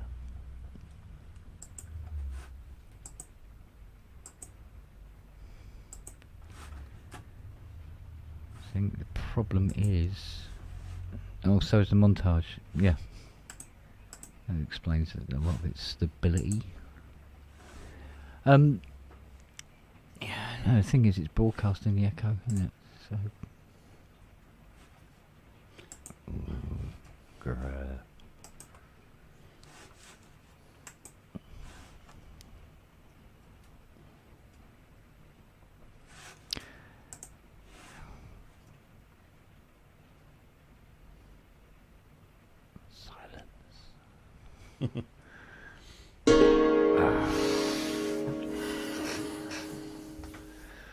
Oh, God. What? What are you whinging about? Come here. Come here. Come up here. What's the matter? What's all that huffing and puffing about? Hmm? Hmm? What's all that huffing and puffing about? Go on then. Go and walk on your sister.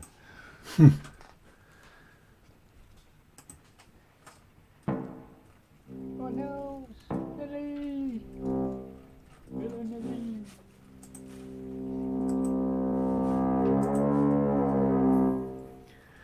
Oh, that's better. Must eat less sprouts though. Go on, Gim. Give us a full-blown demonstration.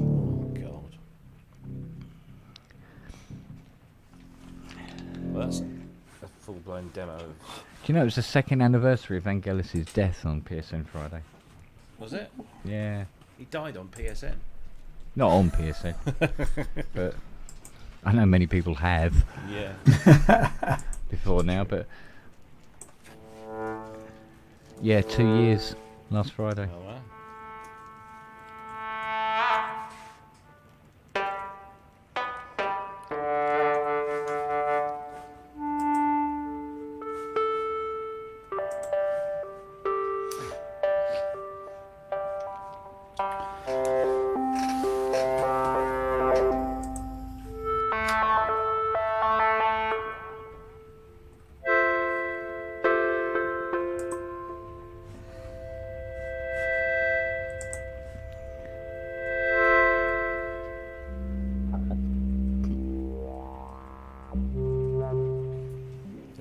This is all just one patch.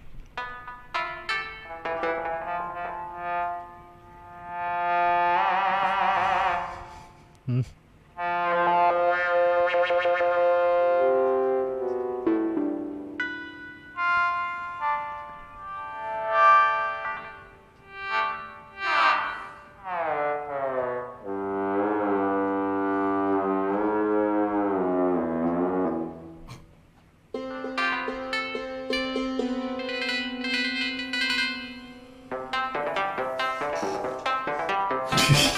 Yeehaw!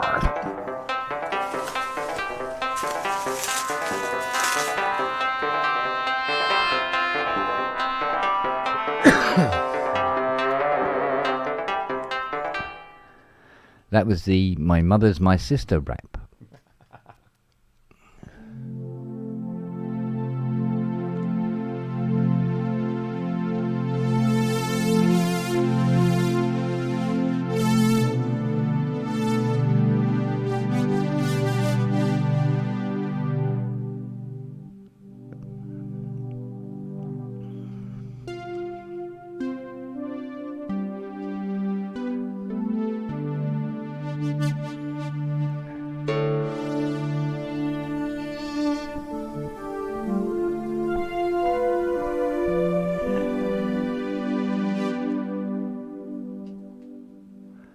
Oh, wait a minute, that's interesting.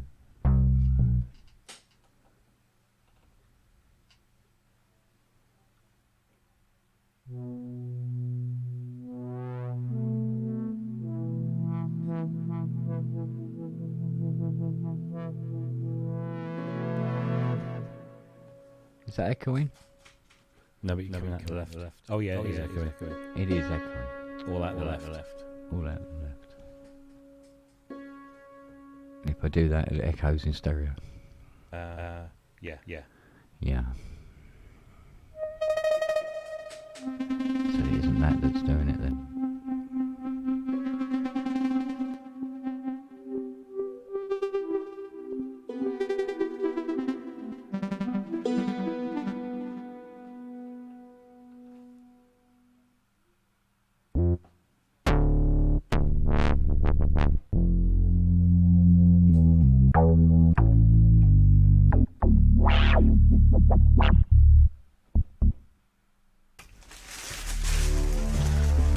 Didn't realise I was muted there.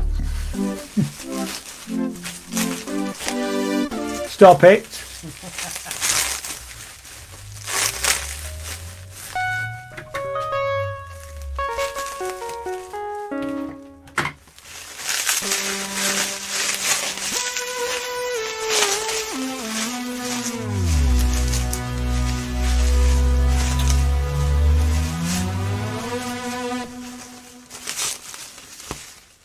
Malad, anyone? Quick duck.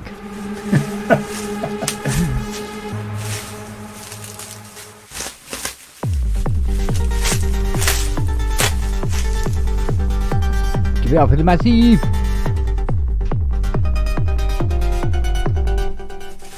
Echo? No. One. No. Oh, okay, hang on. No echo. No. No. Dulcimer. No. No. No.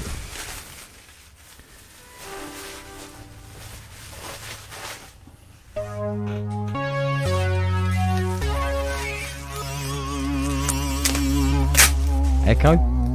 No. Nope. Dulcimer. No.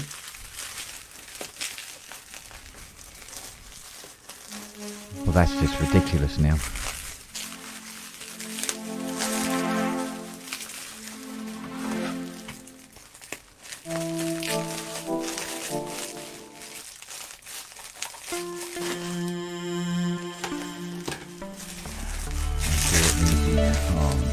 Okay. Oh shit. I am gonna knock something off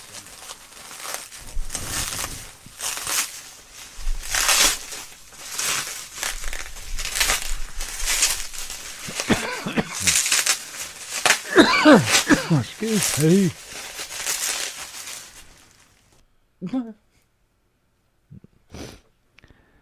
I really don't know.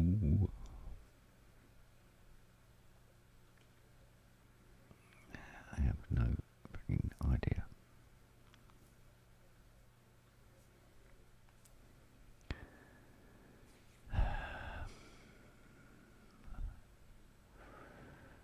Scarlet USB, yeah.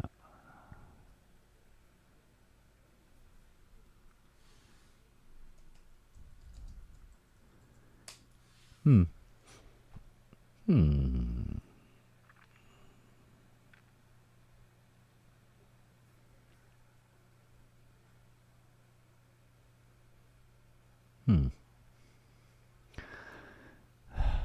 I wonder if it might be time I have a look behind. Oh. Hang on a minute. Breakthrough. I'm just wondering if something's been pulled.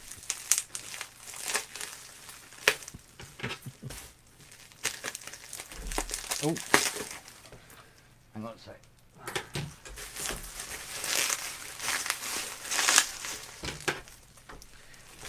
Evening, Ollie.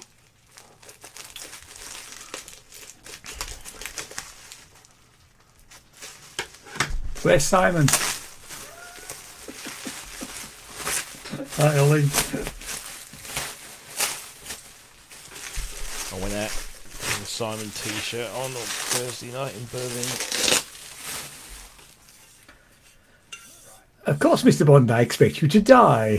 What's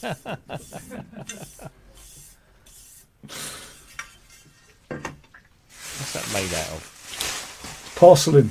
Oh, wow. It just goes on the wall. Jane's mum bought me it. I love it. It's absolutely great. Being allergic to cats and dogs. Oh, God, yeah. You know. Well, I have to say, last time I was at Kent's, although I did still take lots of antihistamines, no problem at all. No. No. Yeah, What the fuck is that?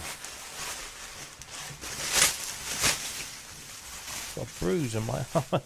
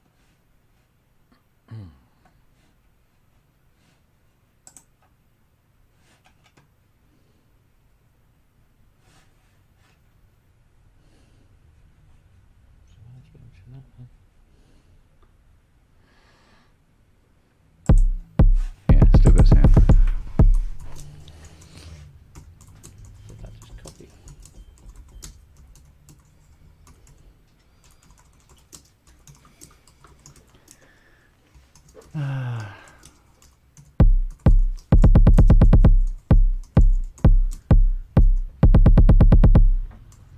to be done though, isn't it?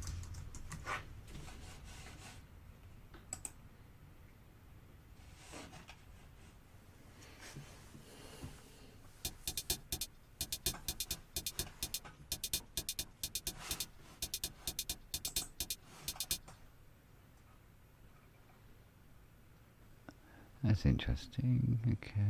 Let's have a look at you from here. You're in the stereo.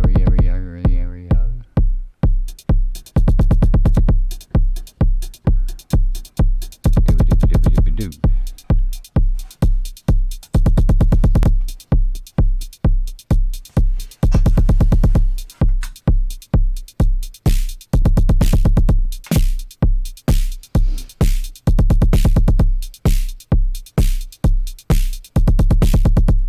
Go for it. Good evening.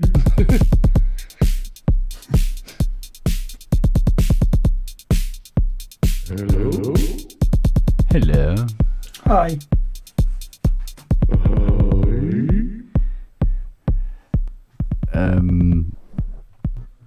Yeah. Yeah.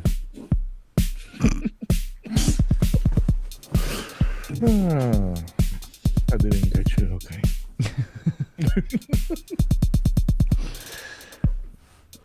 Oh, he's tripling now.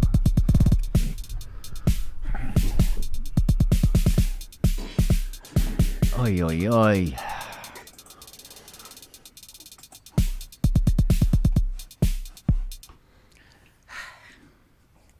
Feel better now? Just filling in the space.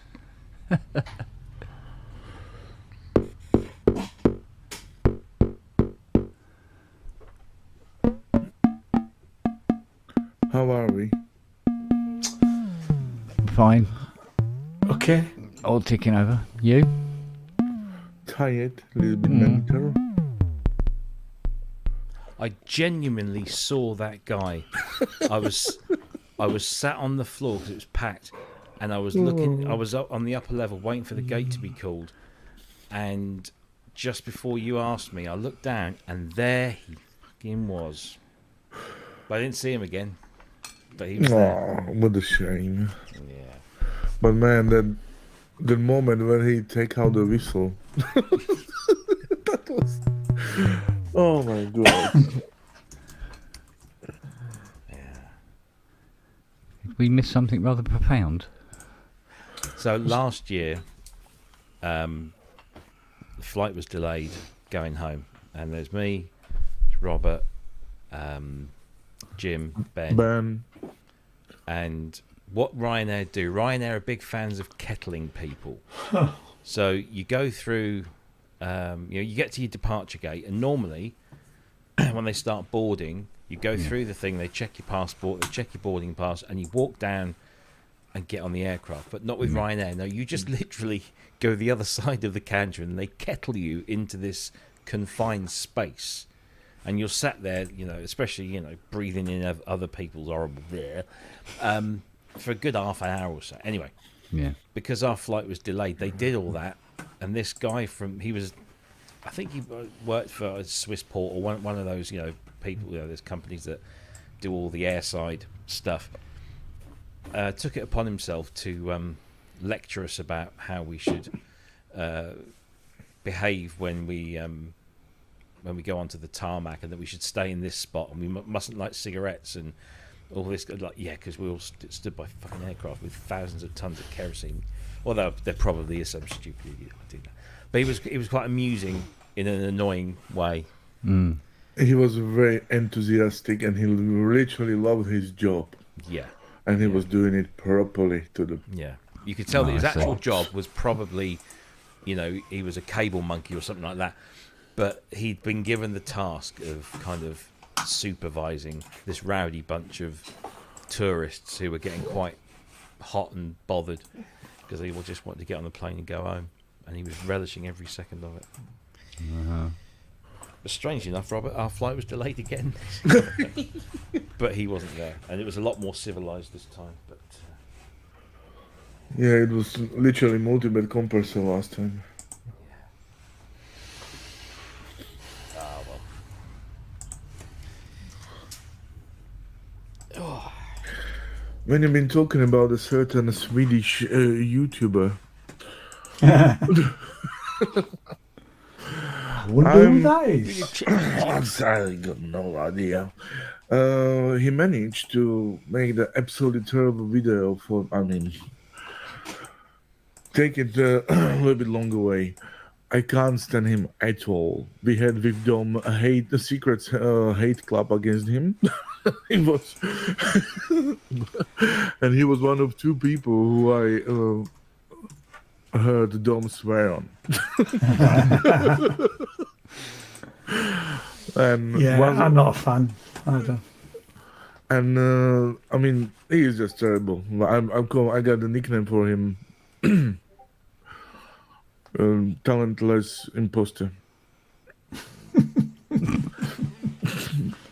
And now basically the new Pittsburgh modular that, how is it called?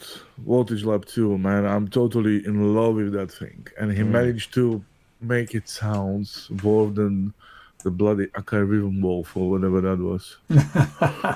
No, seriously, just watch the video. A friend of mine just told me that, man, if you want to have a laugh, just watch that. I'm like, okay. I was 4 minutes in and I had to switch it off. Yeah. As you know, Ian called me a synth tuber earlier, and I'm like, no. I'm not that good. No, or bad. I don't want to single any one individual out, but there is a group of these people who make or trying to make a living or a career out of producing videos on synthesizers and electronic music products, and what they actually are, they're just marketeers. They're marketeers who have got good video editing skills and a nice location, in which to do their stuff, and they generate probably quite a considerable sum of money through ad revenues and whatever. And look, everyone's got to make a living somewhere, and that's fine. What really pisses me off is when they complain about it. Brendan's recording. That was what 1-2 years ago when he came up with that. There was that one. Even the Swedish chap. Jesus, which one? The one we've been talking about. No, the one that looks like a little cheerful bearded chipmunk. Tell me he doesn't look like a cheerful bearded chipmunk. He sounds a bit like the Swedish Kermit the Frog. That's how he's described in the encyclopedia. Sorry. So, a few weeks ago, when Electron released the Digitac 2, somebody spat their dummy out online that they didn't get sent one. Why does that just come up? They didn't get sent one, and it was just like, really? You're actually? I mean, fine if you feel aggrieved that they didn't send you one. Okay, but to publicly go out and say, I've done all these videos for this company, and they didn't send me one. It's like, really? Sense of entitlement? Jeez, that's weird. Yeah, the same guy who pointed me for this new video, he sent me the screenshots what he was writing down, and he was deleting like a few minutes later. And then one of them was that he was crying about his MK2, and he said that I was the one who cemented that Digitech is not only a drum machine, but it's a proper groove box. I cemented. Man, how much you have to love yourself, to be able to do that. Quite a bit. But how come the people can't see that, man? I mean, well, if it's So how come people think that Behringer are doing amazing work? Well, and there's an awful lot of them, isn't there? Yeah. And an awful lot. They all work for Behringer. Right, guys, I'm going to go and do an Ian. Go on. Because I can. I'll see you later. All right, mate. Cheers. See you later, everybody. Bye. Still no dulcimer. Still no dulcimer. Oh, Ian just had another sale come in. I'm just so smells. Yeah. Later, guys. See you later. See you later, Fruit Bat. Bye. Right. Dear. Okay. So if we get rid of you, not But there was this required. excellent meme that was doing around the other. I think you've probably seen it. Let me just throw it up here. Anyway, I want the voltage up too badly. Yeah. It's just I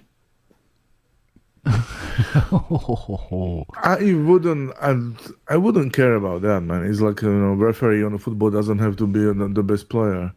Yeah. He has to be able to run quite well. If He's got to be fitter than the players in some cases, isn't he? yeah, Because he's the one guy that's on the move all the bleeding time. Well, I had a bit of a moment on Friday because Oh yeah. myself and my editor and another writer from Gear News got invited to a very special private session with an instrument that is coming out in the next couple of months. Mm-hmm. And we got a one-on-one demonstration from a certain person, which was very nice, and we got another demonstration from somebody from the company, which is very nice. And then we then they said, there you go, take as long as you like. And we were playing around with these things. It was very cool and really interesting, great fun. Mm-hmm. And then the same night, that company put on a little private party for invited guests, which included some Swedish. some YouTube luminaries from various places, and Okay. they were trying. This was clearly the first time they'd seen this stuff. They hadn't been invited to this kind of special thing during the day, or if they were invited, they felt it was beneath them and didn't go because they were too busy creating content. Having a shit. And they were trying. Yeah, they were trying to demo this unit because there was also a DJ there playing music for the rest of the people. And where this instrument was literally right next to the DJ, which was right next to the speakers. And how they even got. So I'm just thinking, little old me got a proper private full-on session with this thing, and all those fucking YouTubers, all they got was doing it with a in the background. So I thought, wow, blimey, that's interesting. But Yeah, at least some people got a respect towards elderly people. You see. yeah, that's it. It's the old people. That's what it is. But How do I get rid of this echo? Oh shit! That's back. Yeah. What? You're not helping, you know that.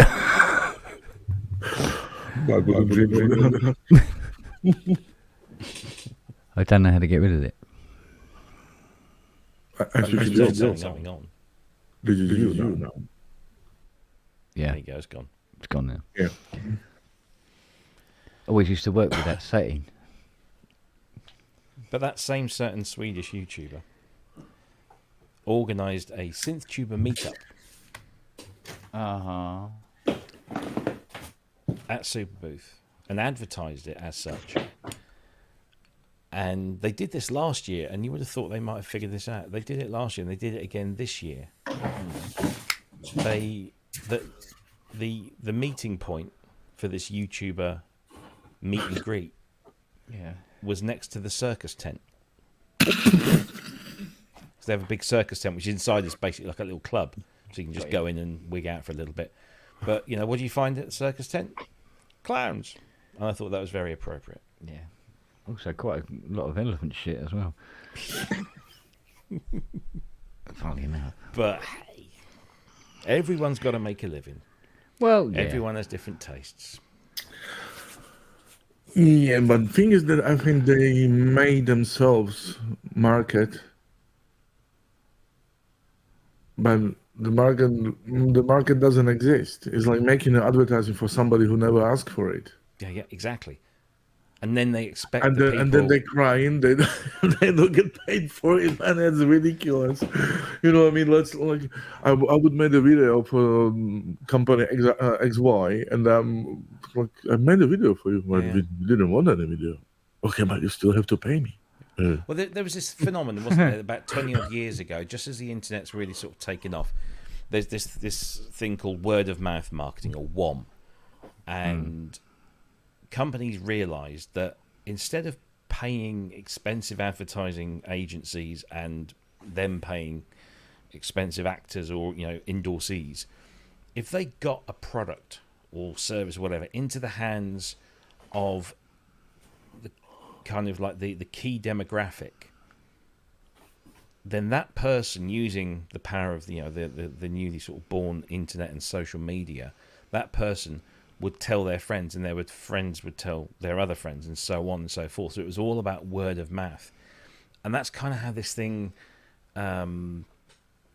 seemed to grow. Is that companies realised this was a thing, and then people realised this was a thing, and I thought, oh well, if I create an account on Instagram or a channel on YouTube, and I start talking about the things that I love, people might think that I have an audience, and then the companies will send me free stuff to talk about to a bunch of people in my demographic, and then the companies figured, oh, there's lots of people who want this stuff, so if we kind of send it to the right people, and it just kind of it fed on itself and it's got to a point now, like Rob was saying, they when the people don't get the free stuff, or they give the free stuff to somebody else because things change, audiences shift.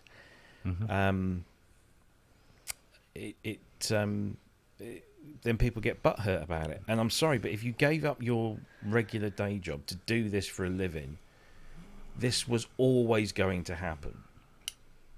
Yeah, of course. And more people, there are more people that jump on this thing and say, oh, well, if that YouTuber can do it, I can do it. I can start a channel, and maybe people send me free stuff, and maybe they do. Maybe they become very successful, and the audience shifts from that one to that one, and so the company starts sending things to that person. And it's all just very incestuous, and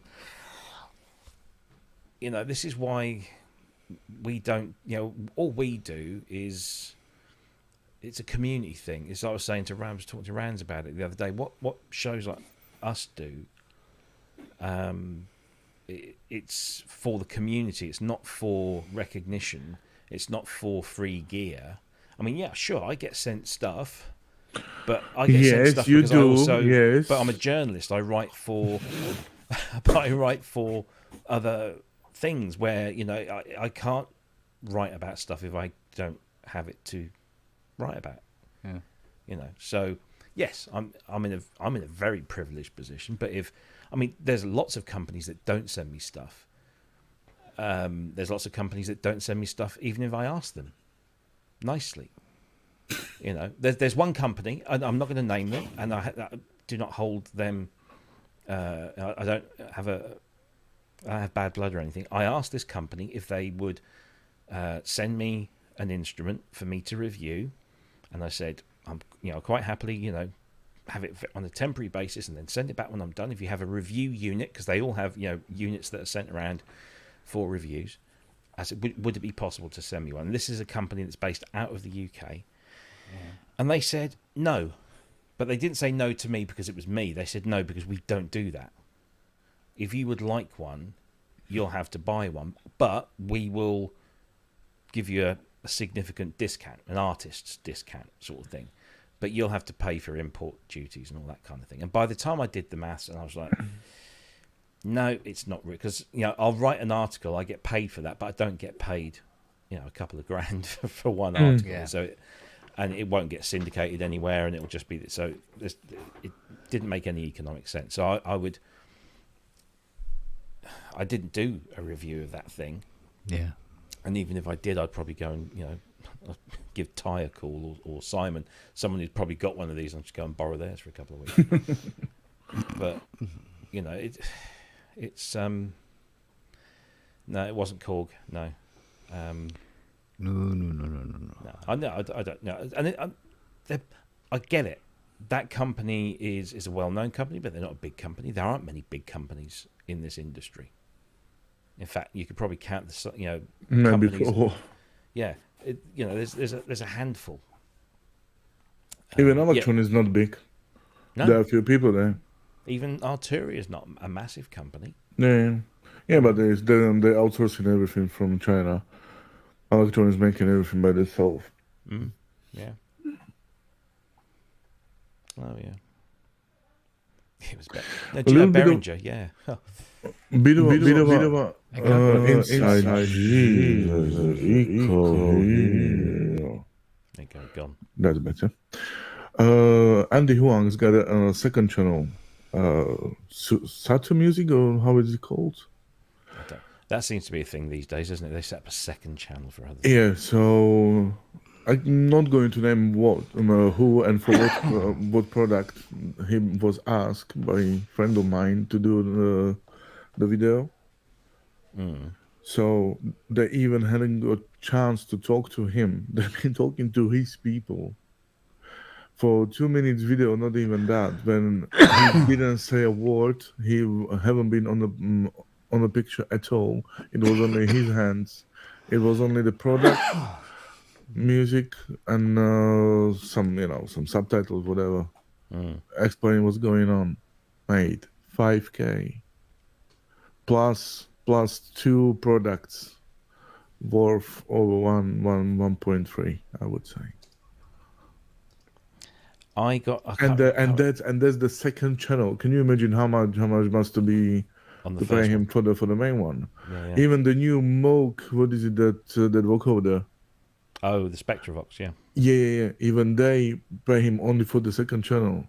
Yeah. That is mental, man.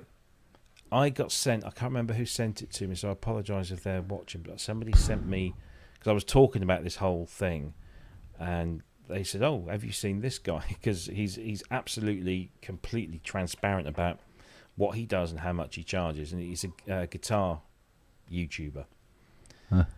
And you go on his website, and there's just a fucking menu. If you want this, it'll cost you that much. If you want this and this, it'll cost you that much. I'll do this for this much and this for this much, or we can do a whole program of things, and it's just a price list. And I admire the fact he's open about it, because that's good. You know, if that's what you do, that's what you do. And if companies want to pay you for that, great.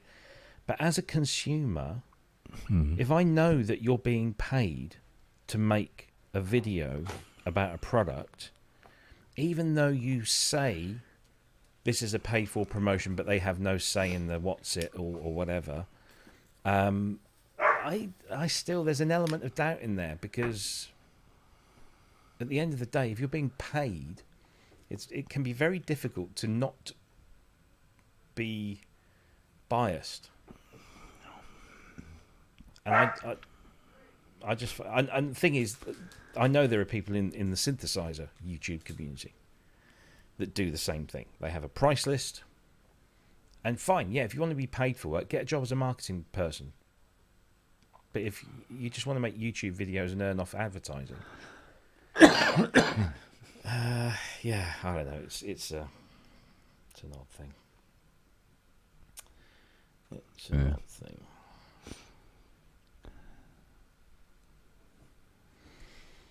I'm running out of options here. Echo? No. No echo? No echo. Do you want one? It's not echoing. Nope. No dulcimer? No dulcimer.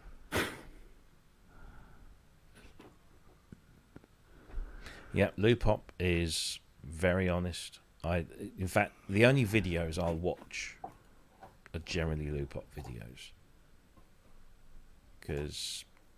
And apparently he was at Super Booth, and I had no idea. Because he's always on Super Booth. Like.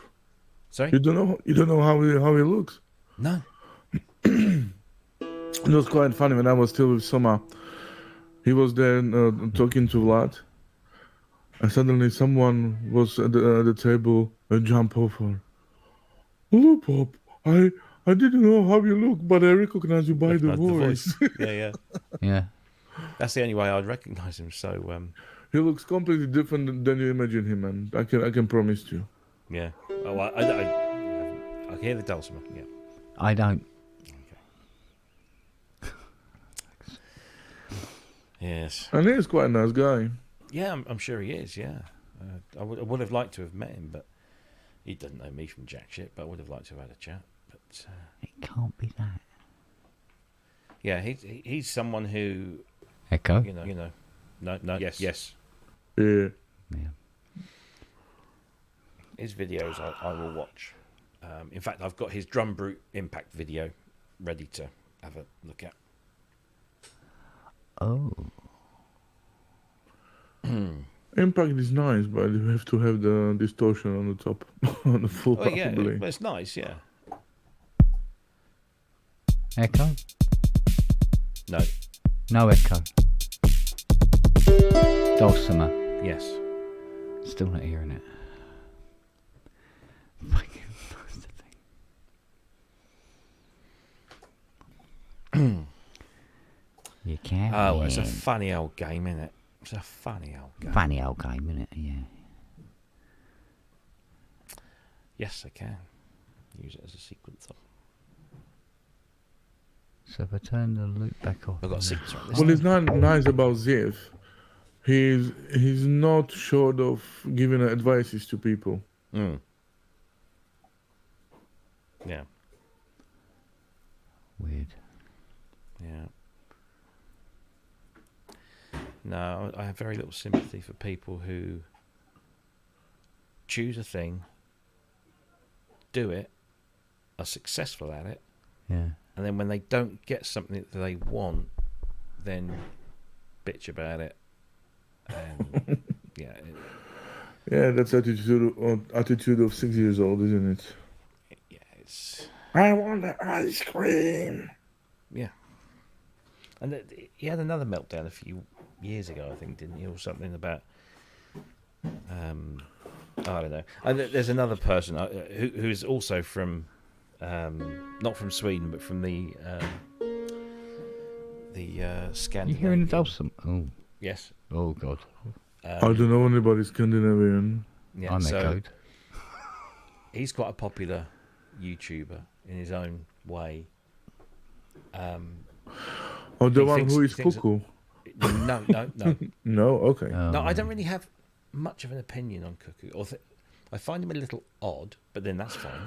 He is, but he's true to his oddness. Yeah. He's like that in real life too. So Yeah. I met him at the booth.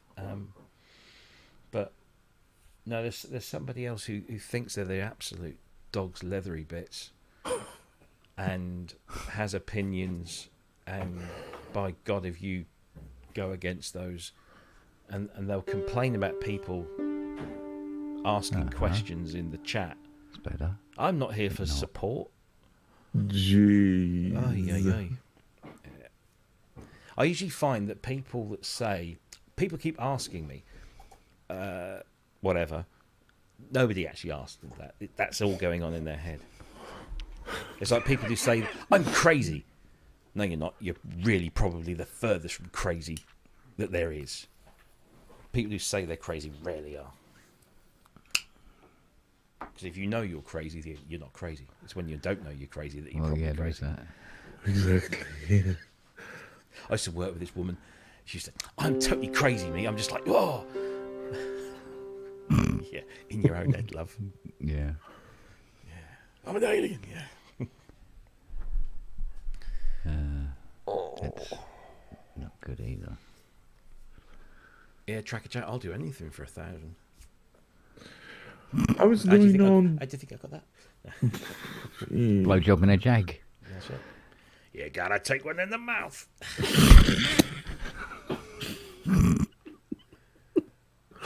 He went there. I did.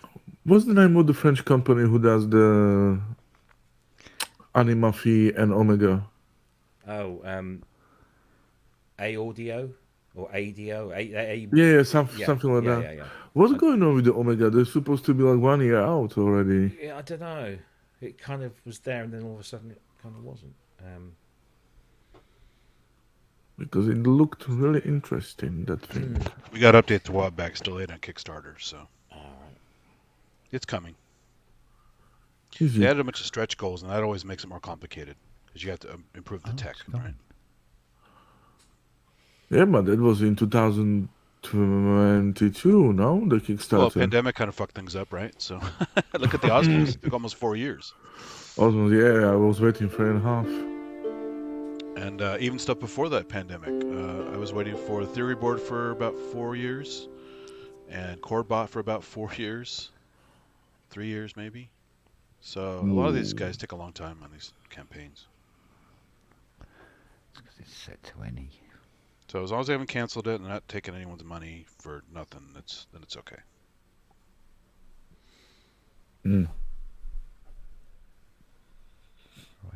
I'm looking forward to First Love and their little FM synth.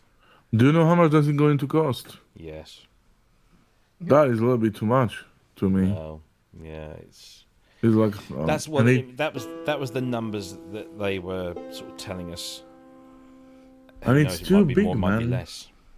I thought it was going to be like a half the size, man. Yeah, in the pictures, because you got nothing to relate it to. So when I actually saw it, I thought, oh well, that's kind of Teenage Engineering KO133 size, isn't it? But it's. I liked it. I thought a lot of people were coming away from that going, yeah, I quite like this because it's the screen. You know, it's a good size. It's a 7-inch screen, so it's about the same size as the Kodamo Essence screen, and that is just a dead simple interface. You know, 4 rings. Each one of those is an operator. If you want to, you know, when you want to sort of make your algorithm, you just touch, drag, and drop. And you can do anything. You know, there's no limitations on that. And then in the middle, you've got this kind of 3-dimensional lane, like a road. I mean, it looked amazing. It sounds good, man. I know there's nothing what you can tell against that. But for a digital thing with 4 buttons and 1 screen is a little bit too much, I think. No, I don't know. It's what's going on inside, I suppose. But I mean, you know, the ones that we were using last week are they're all prototypes. He said, you know, on the outside they look nice, but inside it's all just like a bit of breadboard and some other bits going on. So they've just got them going. So you know, there's a ways to go yet. And you know, he said they're a good 6 to 9 months away from actually being able to start a Kickstarter and, you know, go for it. And then it'll be a good 6 to 9 months beyond that before, you know, they'll be sort of in production and being able to be put into people's hands. But anything can change between now and then. But they seem really positive and open, and I love listening to the Icelandic accent. I think it was great. So I was just there, you know, she was talking to me, and I was going, yeah, keep talking. I like this. Keep talking. She sounded like a little Björk. So, yeah. I think the thing I came away with from this year was that there was, I wouldn't say there's an emphasis on Eurorack and modular. It just seemed to be more of it, or should I say less of the, what I would term, you know, this stuff, you know, because, you know, the only people that had anything new and exciting there were Arturia, was it Melbourne Instruments, the Delia, which was keyboard, yeah. They had something. Oh, can you hear my missus in the background? This is what we do 4 times a day with the mother-in-law. Every day, because of the pills. Oh yes. So yeah, there was that. Korg, you know this well. Yeah. Korg had the 3300 behind the glass, or in a glass case, that every now and again they would take the cover off, but only let, you know, the YouTubers play it. Mark Barnes, who is a fucking brilliant keyboard player, he's also a Korg beta tester. He asked to have a go, and they said no. Idiot. And it wasn't working properly anyway. And then the only other things they had on show was the inverted mini log. Whoopee. I can't remember if even the King Korg Neo was on there. It must have been. But then they didn't have a very... they had a very underwhelming display last year, and it wasn't any real different this year. Once people realised that you could only look at the PS3300, which looks gorgeous, But you want to be able to play it. Osmos were there. The only thing they had, or Expressive E, the only thing they had was Noisy 2, and they only had one version of that. This is sequential, nothing new. Oberheim, of course, the TO5, which meh. It's nice. You get the Oberheim sound for £1,500, but you have to pay the price of a small keyboard. Yamaha had nothing new there. I think the new thing that Yamaha had there was an OS upgrade for one of their CPs. That's the thing that the Super Booth before was always there was some good bomb dropped. Like last year there was the Electron, with the effect one, the heat plus effects. Yeah, analog heat. Yeah. Nobody was expecting that, man, and the thing sounds really good. Yeah. Even I'm not really an Electron person because I think it's a little bit too over my budget, for what it does. But I get respect towards them. They're making good things. But this year it haven't been anything like whoa, anything really like Groove Synthesis jaw dropping. And they had. But what we've been feeding with before, it was like this is gonna be amazing. There's gonna be so many new things and. So Groove were there with the third wave, and it had its new sampling feature, which is but that's nice. But that's only new future. It's exactly. it's not anything like new kid or anything. It did seem like most of the ASM. I mean, hats off to them. They've done amazing things, but to turn up with Silver Hydra. Hello, Electron. What did you do last year? I mean, it does look good in a silver, but not enough, man. It was 6 years already, or 5 years? 5 years. I'm every year expecting that they will come up with something new. I would love to see the drum machines from them. Yeah, exactly. Or a new proper sampler, a new different engine in it. Yeah.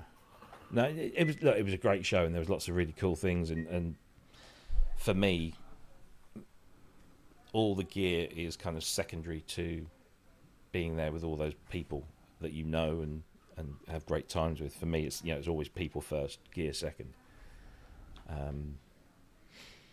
It's not going to be probably a cup of tea. But did you see the Met Sound Factory drop? It's a small analog groove box with two voices. I might have done. I can't remember now. He's a friend of mine. He's from Armenia, man, and it's. Yeah. But again, it's a little bit too good for me. There was a really interesting theremin there from a Japanese guy who used to do a whole bunch of stuff for Yamaha back in the day. Manny knew him. Him and Manny used to work together like 20, 30 years ago. And me and Manny were stood on the steps, by the lake in the middle there. And this guy walks past with this currywurst or hot dog or something. And Manny goes, "Laurie?"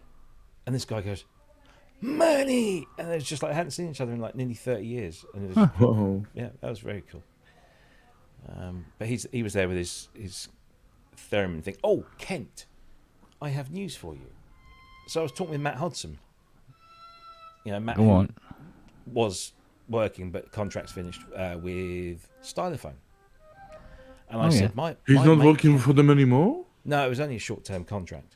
Oh, he did the thing, and then he's now doing other stuff. He was there with that thing that Paulie likes. Oh, what's it called? It's a big colourful box with buttons on. with the fader, something. Yeah, Play Fader. Something maybe. Like okay. But he was there with them. So I said, right, I need to pin you down on this. My friend Kent went onto the Stylophone website, put his details in, and his credit card was charged. And Matt says, whoa, hang on, his credit card was charged? I said, apparently yes. He said, no, they've not taken any money from anyone. But all they did on the website was take your email address. Apparently, this is what I said. Well, Kent. No, they asked for all the card details. They didn't ask me. Kent, And it doesn't spell brazers. It's stylophone. Oh shit! That would explain all the titty content. Hmm. Damn it! Spiky. No, but he said they haven't taken payment yet. Oh. So maybe it's something else that you've bought. God, oh God. But I would check it. Yeah. Check the amount on your credit card or bank statement or whatever. I'm trying to remember how long ago it was now. I'll be back in a minute. Okay.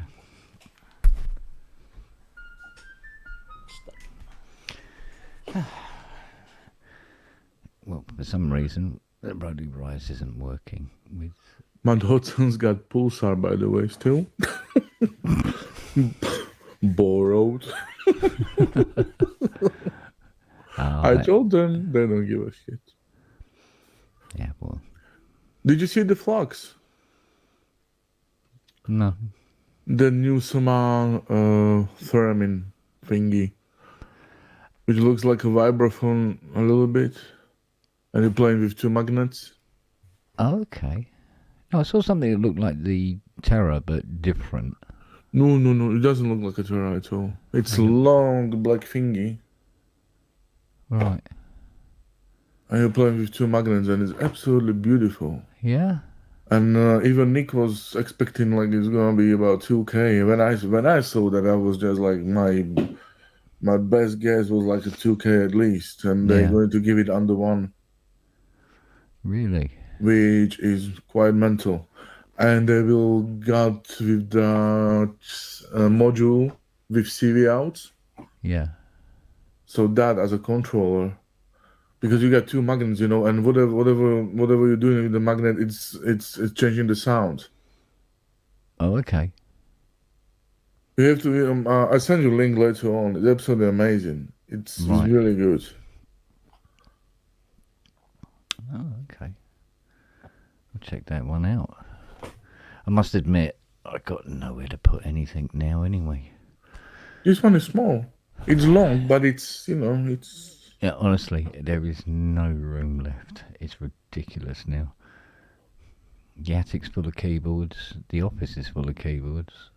The downstairs toilet, the hall, the front room. There's two in the kitchen. There's one under the stairs. The shed's full up. The workshop is standing room only.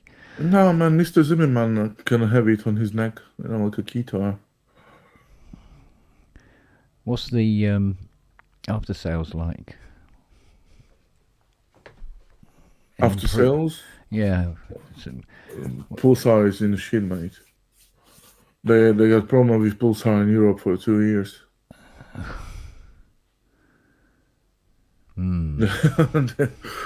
Jesus, that I'm not going to name him. That certain person who from Poland was suggesting that with every Pulsar they will give away for free that MIDI thingy, that how they called metaconformer, which is worth like 160 or something. Yeah. And Vadim, who actually made the thing, was just like, what the fuck? It's crazy. Oh, mate.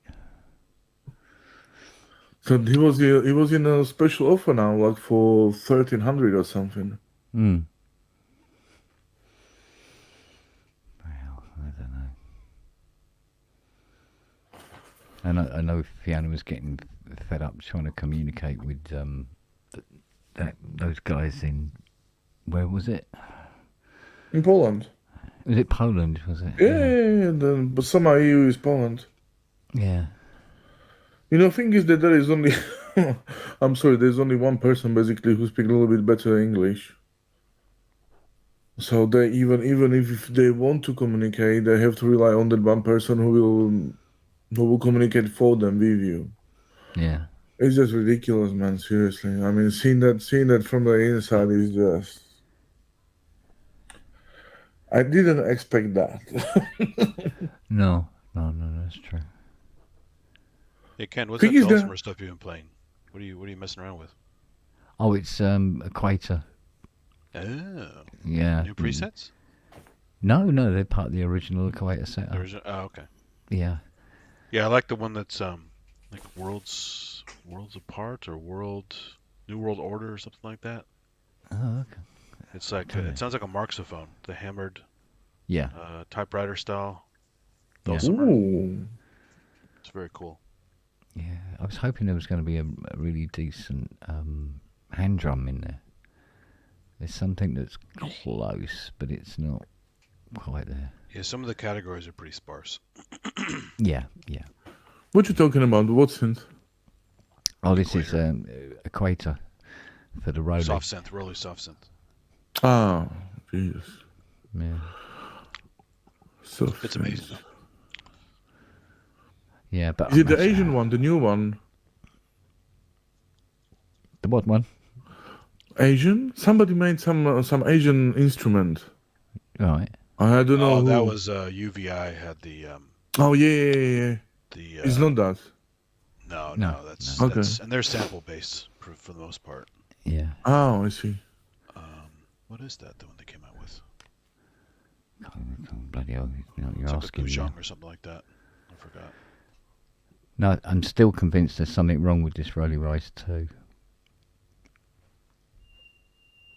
Since the beginning or now? Last couple of months, I think it's been very weird. It's been weird about how it connects over Bluetooth. My only problem I have in the Rise 1 is when it starts to get low power, you get stuck notes a lot. Yeah.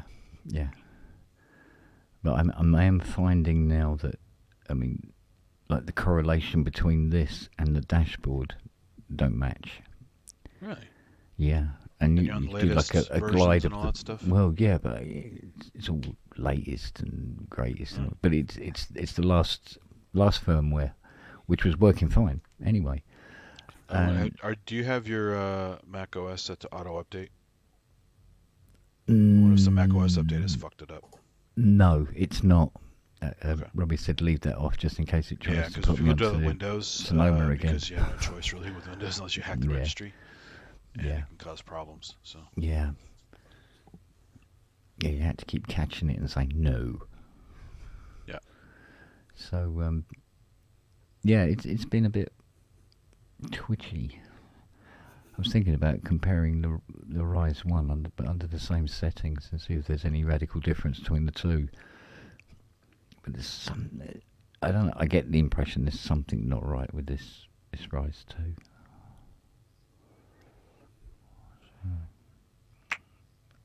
Which is a shame because this one is a little easier to play with the those raised ridges on the top of the keys. So it's much easier to find the centre. So, we'll see. Let's see what happens. I'm trying to remember where the Rise 1 is. I put it down somewhere. No. Much I could always get the C-board out and then feel really out of it. It's the most unforgiving keyboard in the world. It's like trying to play a sort of horizontal violin. You've got to be spot on. Absolutely no give in it at all. Oh, yeah. Where's Robness gone anyway? Oh, there he is. Yo. I needed this.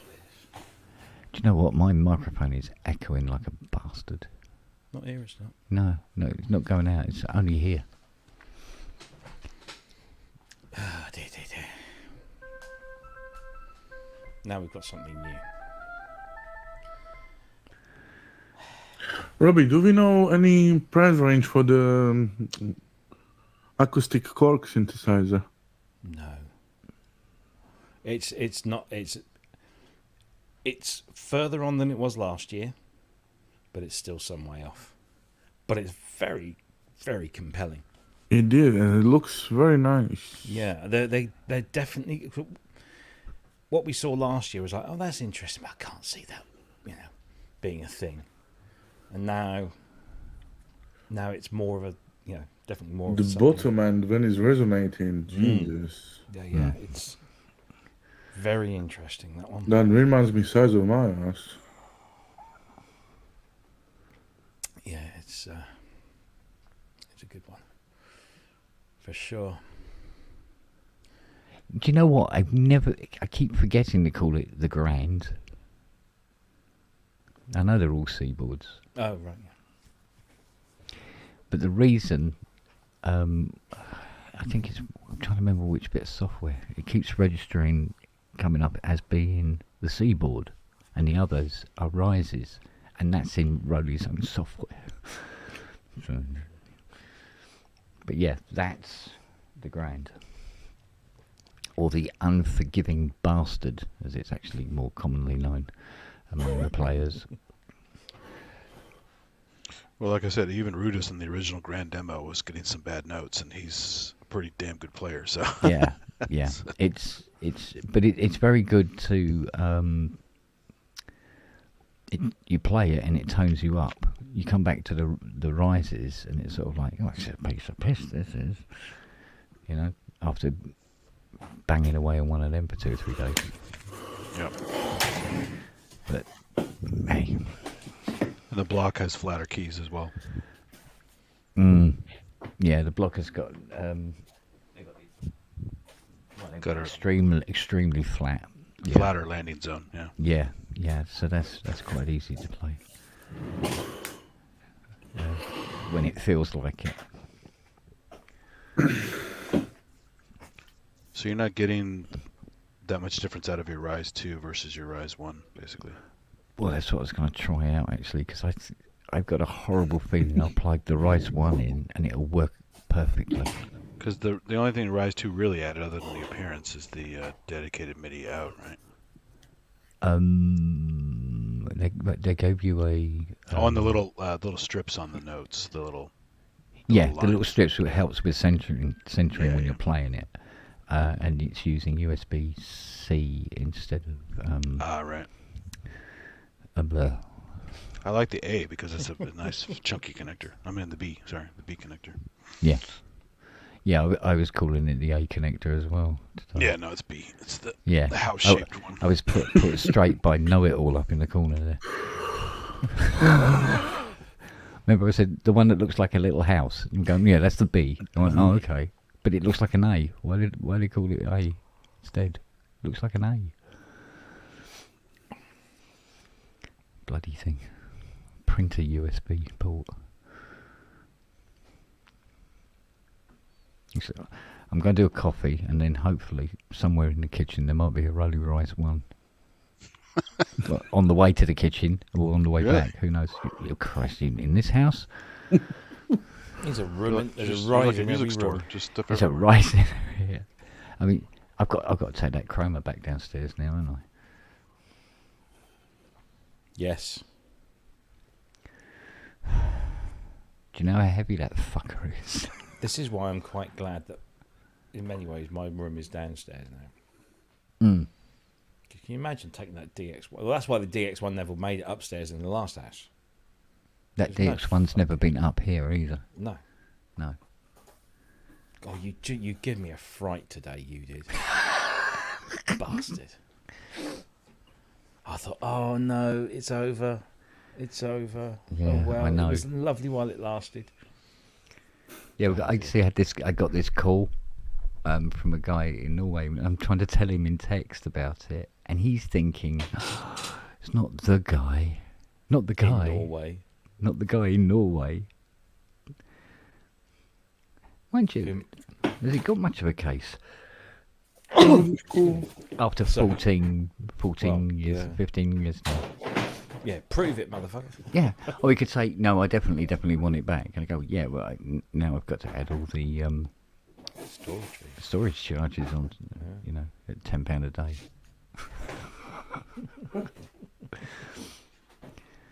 Take no notice about the pistons. Oh, dear. Yeah. Oh, anyway, we'll find out.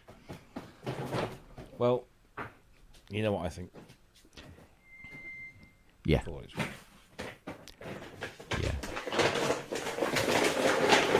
What is Robert doing? Sounds like he's getting dog biscuits out of a huge bag of dog biscuits. It's an ASMR stream.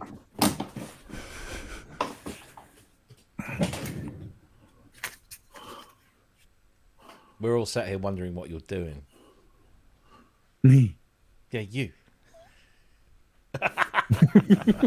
What with? Blimey. Beads? What with a paper bag? Were you fucking jewellery? What the fuck were you doing?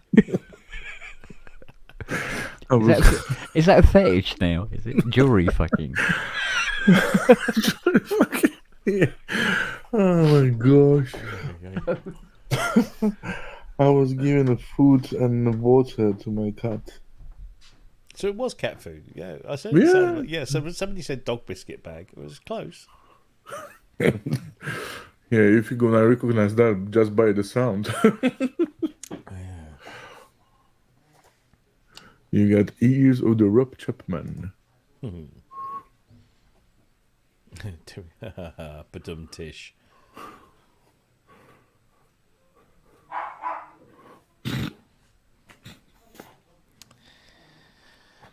Oh.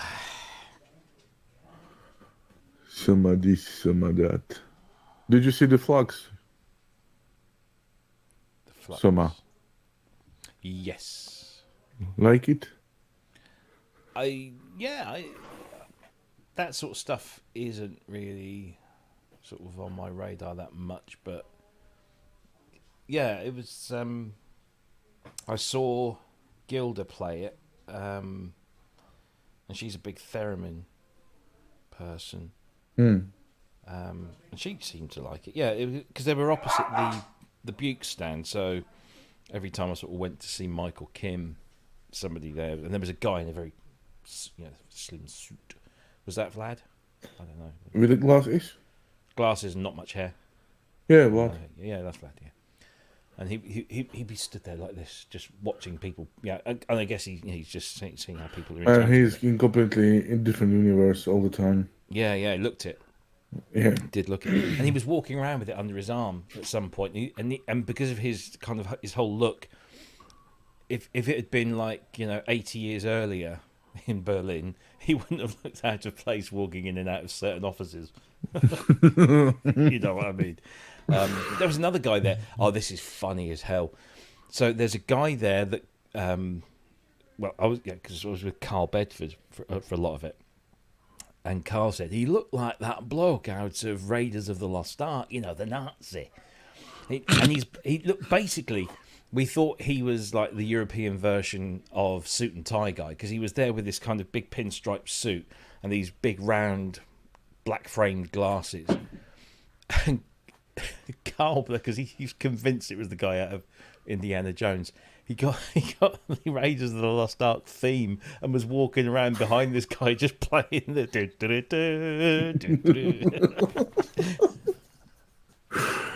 Again, it's one of those things you kind of had to be there to appreciate the humour. Yeah. Oh. Was Carl sober? Carl's always sober. Yeah, no, he's mate, he's just the funniest. Love that guy. He pinged me today. He's coming down to Gearfest as well. He's got the Eurostar booked.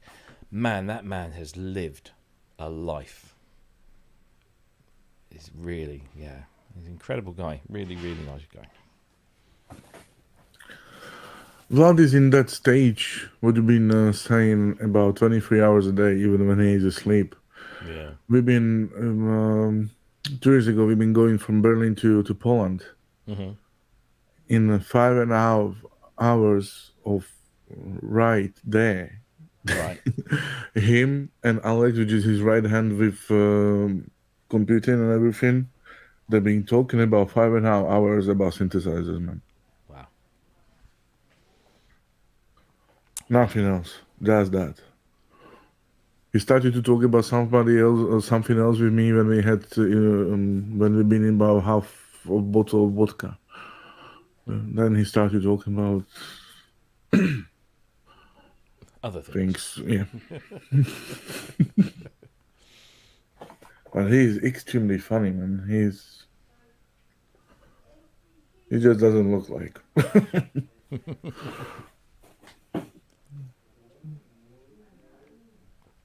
Oh dear.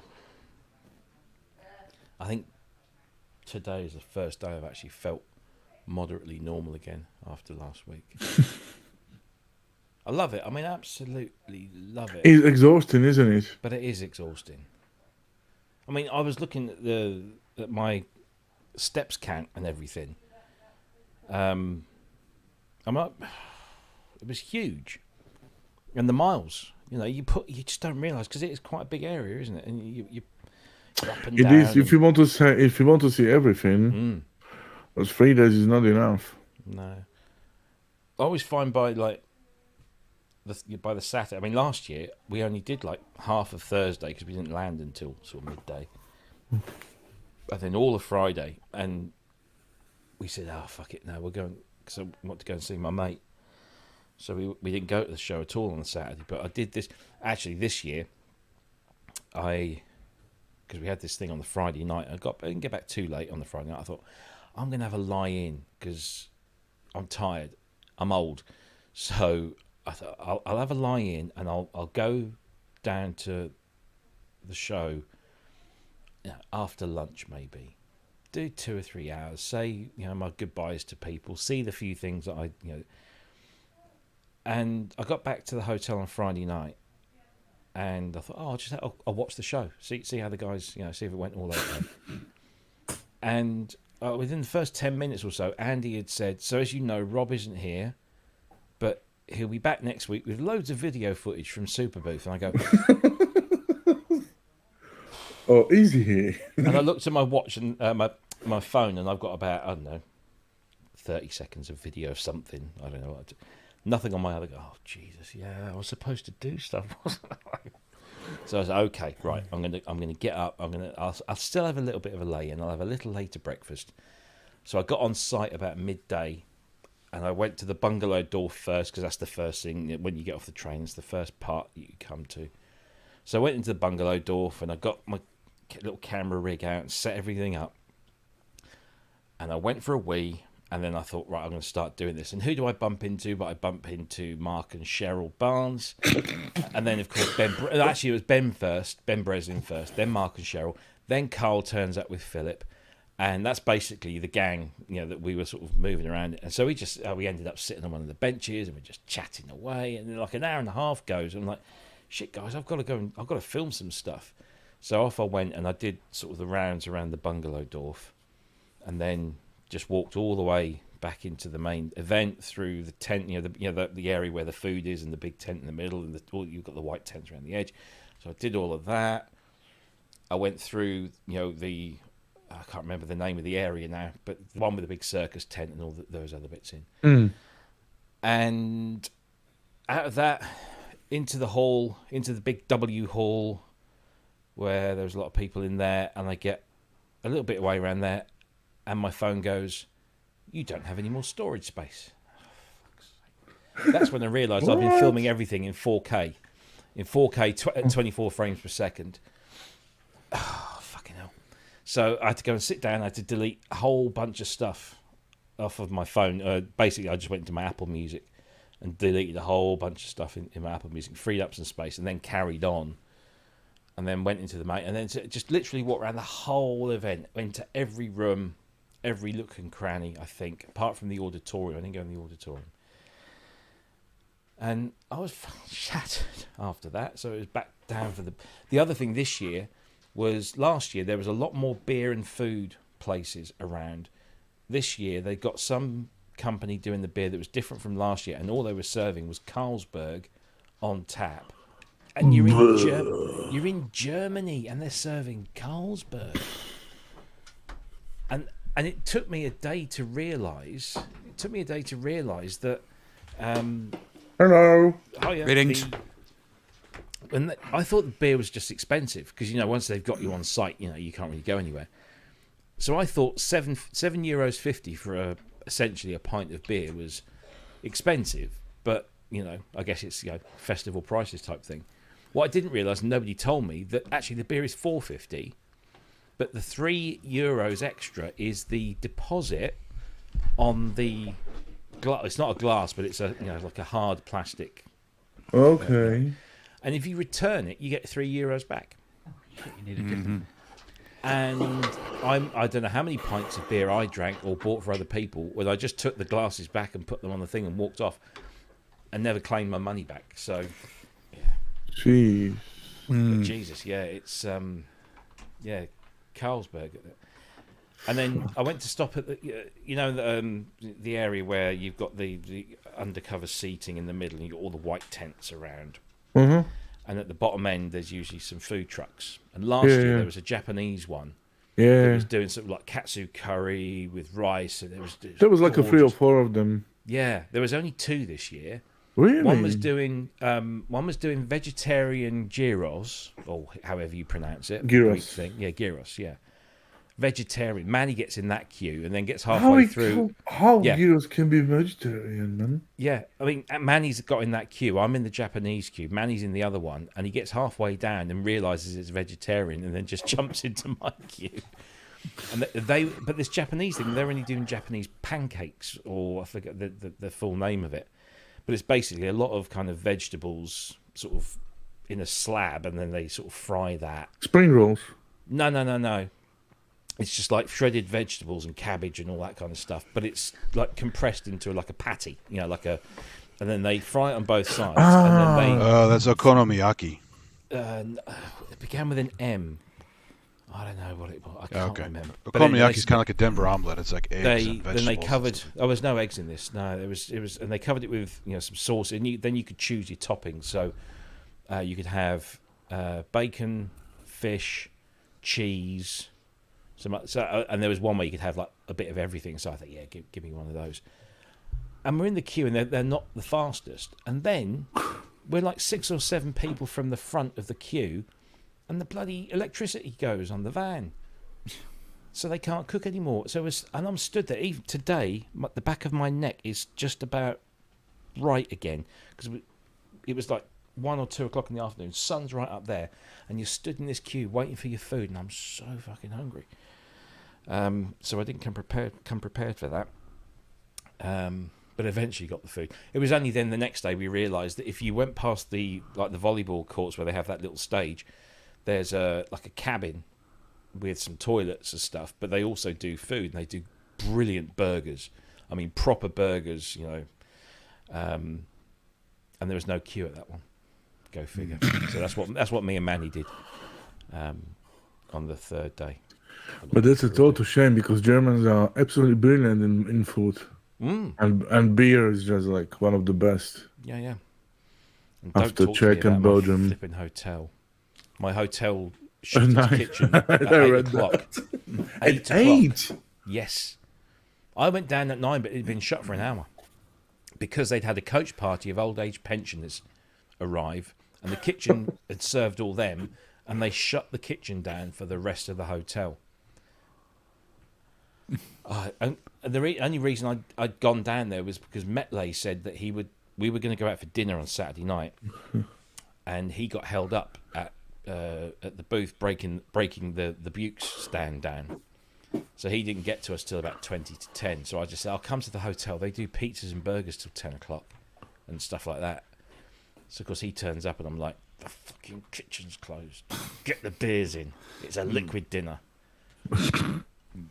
So yeah, I had breakfast on Saturday morning, and my next meal was breakfast on Sunday. But I have reserves. They can be good song, Metley says. What, sorry? It would be a good song, Metley says. Metley says, yeah. It will be really long song as well. Well, give me a day or two. But he, as I showed the guys earlier, I gave him his T-shirt at long last, and he went to Schneidersladen today. There you go. And yeah, bless him. Yeah, because he's there till tomorrow. Man, when we had a stand next to him, he was going 24/7 all the time. Oh yeah. All those 4 days. No hoarse voice, nothing after that. He can, man, I don't know. He's proper match fit when it comes to talking, yeah. That's unbelievable. That's an understatement. Yeah. And when I did the walkabout on Saturday and went past the Buke stand, and I sort of came in on mic like this, you know what he did? He was in the middle of talking to someone. There's a surprise. He was in the middle of lecturing someone about something or other in the book. And he just turned around, he looked right down the lens and says, "Hello to all the nice people in the smartphone." He's always on, that guy. Always on. Yes, they literally sold. They came back with about 5 books. They sold a load of stuff. And the Kickstarter's doing really well, but they need more. And unfortunately, the softback versions weren't ready in time, so we didn't get to look at it. But I know a person who made him speechless. Really? Give me their number. You? Me. What did you do? Shove your dick in your mouth or something? Man, it wouldn't be enough for the nose hole, but he was there present in his book for his Synth jam. Mm-hmm. And I see this. He was wishing for 5 minutes quiet, so I get there to the stand and get the effect one, the pedals from them, and I asked him to sign it. He was like looking at me. He was signing But books. I didn't write it. He was signing copy of Synth. A guy bought a copy of Synth Gems, and he was signing it. Yeah. And it wasn't just best wishes, Mike Metley. It was like a fucking novel. Yeah, there was another book. Yeah. Bless his little cotton socks. How's Justin? I'm well. Beautiful chroma back there. No, it ain't. Until you turn it on. Yep. Everything's working until you turn it on. I don't know. I turned the key lab on. Now I just got to turn my fingers on. Right. The Rise is working properly now. Okay. Mm-hmm. Change the MIDI port. Right. Interesting. That reminds me, I've got to put a MIDI hub on my desk, yeah.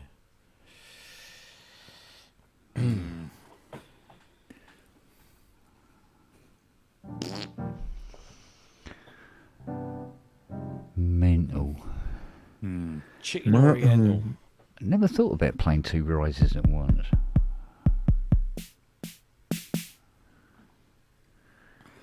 That was a drum brute. Very nice, yeah. I like that. Sounds I good. always like a drum machine. Yeah, just a different way of working. Just like, Oh, shit. Fucking hell. what? Oh, it's just when you get a flat or a sharp note on this. Yeah. It's not quite sharp and it's not quite flat. It's sort of, but in between, it's sort of like that point where you go, reach for the sick bucket, when it's really just. 4-year-olds record a practice kind of pitch, Oh, when my youngest son is playing his violin.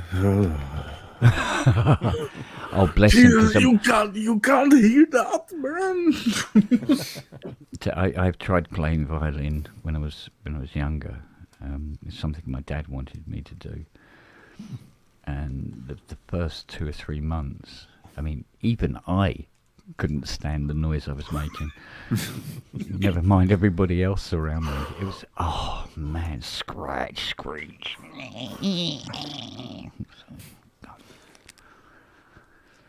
I mean, he is quite good, for he's playing 1 year.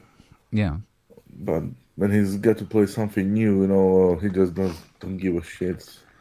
It's just, Jesus. Yeah. Well, my dad wanted me to play clarinet as well, because he could play clarinet. Well, I say play clarinet, he could play acoustic. And that was Very strange, I'm sure. Yeah. And I've still got the clarinet, actually. It's in the built-in wardrobe in the bedroom. And it's like, nah, it's not for me. I could play it, but just not enough, not well enough,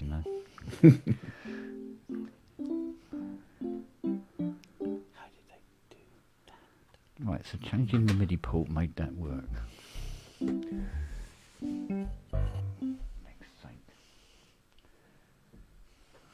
You're supposed to cope with that.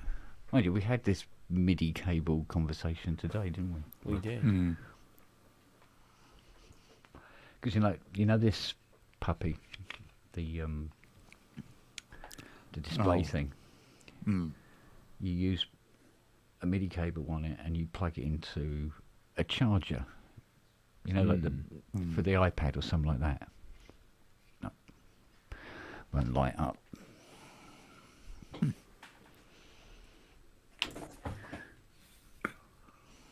Don't know. Manual. Don't get it. Oh shit! What you found? No, I'm just trying to do. Oh, why are you doing that, you bastard? Oh, it's because I'm pressing the wrong button, you knob. I'm trying to do the. Oh, that looks rough as dogs. I'm trying to do the thumbnail for next week's show. Yeah. By the way, everyone, we've got a big announcement. Oh, Jesus, cherry, oh dear. No. no. Big one, boys, coming up Friday. Yeah, you know we. Yeah.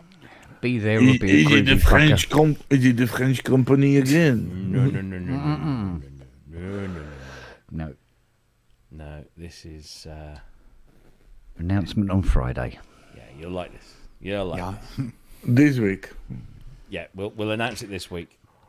Well, you've been saying the same thing about Polybrew 12, nice. Well, that's here, so. Now, we'll probably. I need to do something special on that one as well. I wonder if that. Oh, that might do it. What? I'm just trying to find pictures of this person that I can use.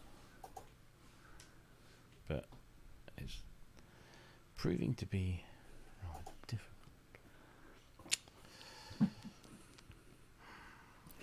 What, based around who he's standing next to or something like that? Yeah. Who or what? Or, yeah. What's would be a problem as well. Because my Photoshop skills are not the best in the world. So I need something. I need something good to work with to start. Mine are probably worse than that. Well, I don't know. If we had a Photoshop off, yeah. I can help if you want. No, I'll get there. I mean, they're supposed to be sending me some pictures, but I thought I might try and get ahead of the game. I'm pretty good with Photoshop, but only because I have to make texture maps of the 3D models. Right.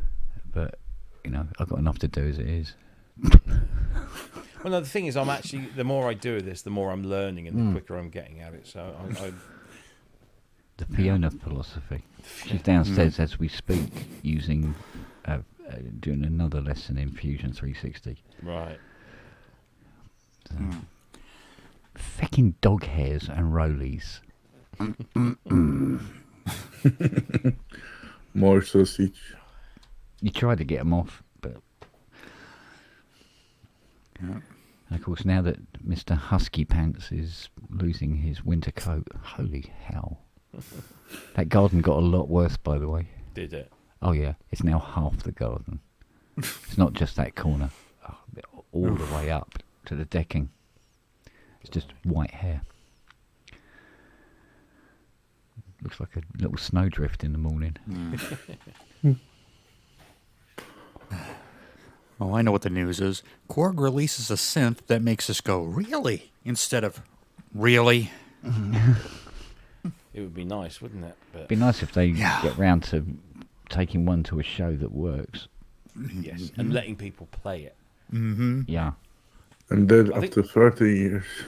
I think Mark will tell you, because obviously he was the one that they told it to, but I'm paraphrasing here, but essentially they said you've got to be somebody if you want to get to play this. So in other words, you know, got to be a tuber. Oh, okay. That is stupid, man. But to be fair, it wasn't Korg running the Korg stand. It was The distributor. My Music. Yeah. You mean the Igloo? Yeah. It was the little half igloo thing in the. Yeah, that's distributor. That's not Cork. That's not Cork, no. But they managed. When we arrived, I mean, we were there at like 10 o'clock on the Thursday, and I went in to get my pass, and there's this little Japanese guy with a laptop, furiously working with the 3300, and he was frantically pressing the preset buttons and like touching the keyboard. He got his headphones on, so we couldn't hear him. He was touching the keyboard and stuff, and nothing was coming out. Or you could see by the look in his face that he was Plug it in. Plug it in. Yeah. But what we did see was on his laptop there was like a software version of the 3300. It was like like looking at the 3300. But so there's clearly some sort of tool with it as well. But he seemed to be struggling to make it work, and then they obviously got something going, but they shut it up behind the glass door again, and then apparently when Mark went to play it, they basically said, unless you're somebody. Well, I got some inside information on it, which was it's actually not finished. Well, clearly, it's not. It's not an actual 100% proof of concept yet. And I mean, if you're going to need a little frantic Japanese guy to put the factory patches on it, it's oh dear, it's got a way to go yet. But I do like the idea they've mixed in the PS 3200 into the 3300. That's pretty sweet. But there again, by today's electronics standards, it's sort of par for the course, really, isn't it? Yeah. So here is something I discovered or learned at Super Booth that I had absolutely no idea. See this thing here, AM1X? Yes. It is a virtual analog modeling synthesizer. Right. One of the best ever. Yep. The technology, the sound generation technology that does all of that virtual analog, guess what it is? Go on. Amiga 500. No. More simple than that. ZX Spectrum. It's FM. Yeah. It's 100% FM. Yep. Really? Yep. Good, isn't it? It can do FM because it's got FM patches in there, but I thought that was just like a little subset of something. The whole thing uses FM. What the fuck? Yeah. Yeah, doing physical modeling. By the way, Vadim from Suma, he's making this little synth kaleidoscope. It's called. It's gonna be four oscillators, and it's FM as well. And exactly the same thing. He's telling me that it's FM, but it's a VA. And when you go in deep, then it will come up as a FM and start behave as a FM.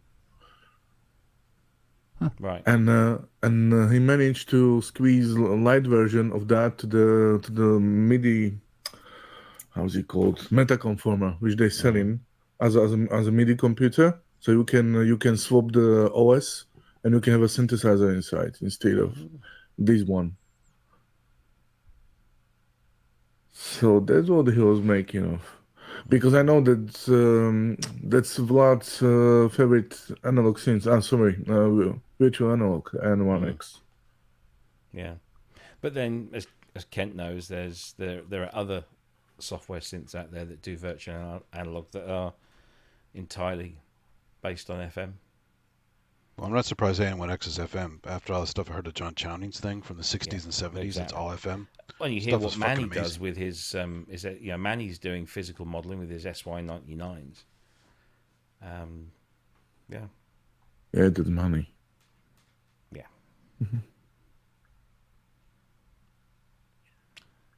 Many can, we cannot.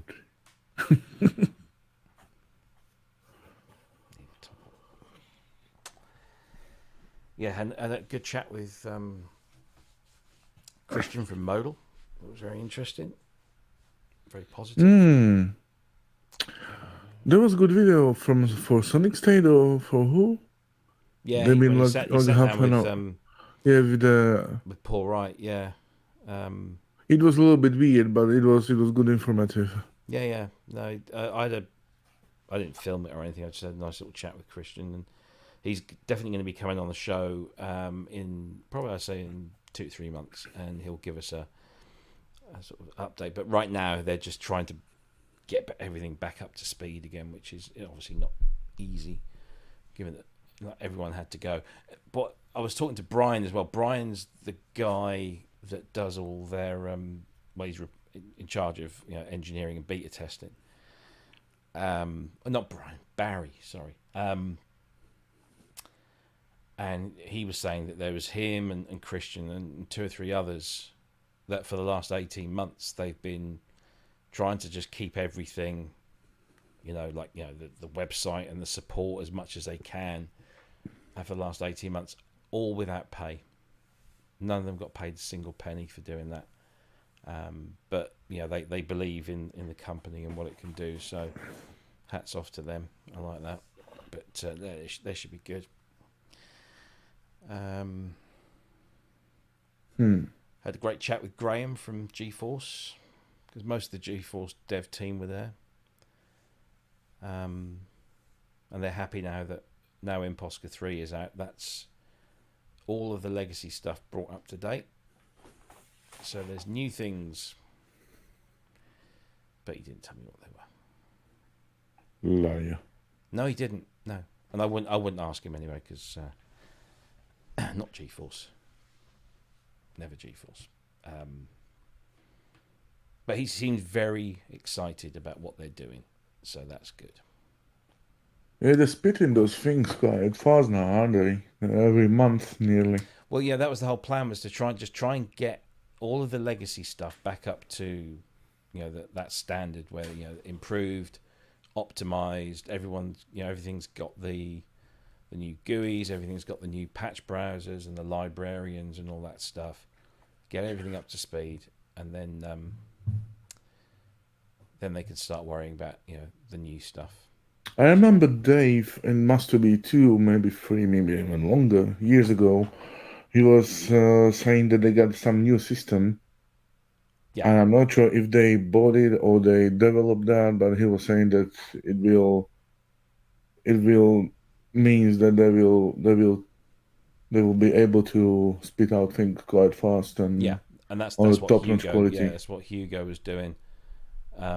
So yeah, they've got a platform now, which means that they can start. And OBE was essentially a test of this platform. It was like, can we do test. it?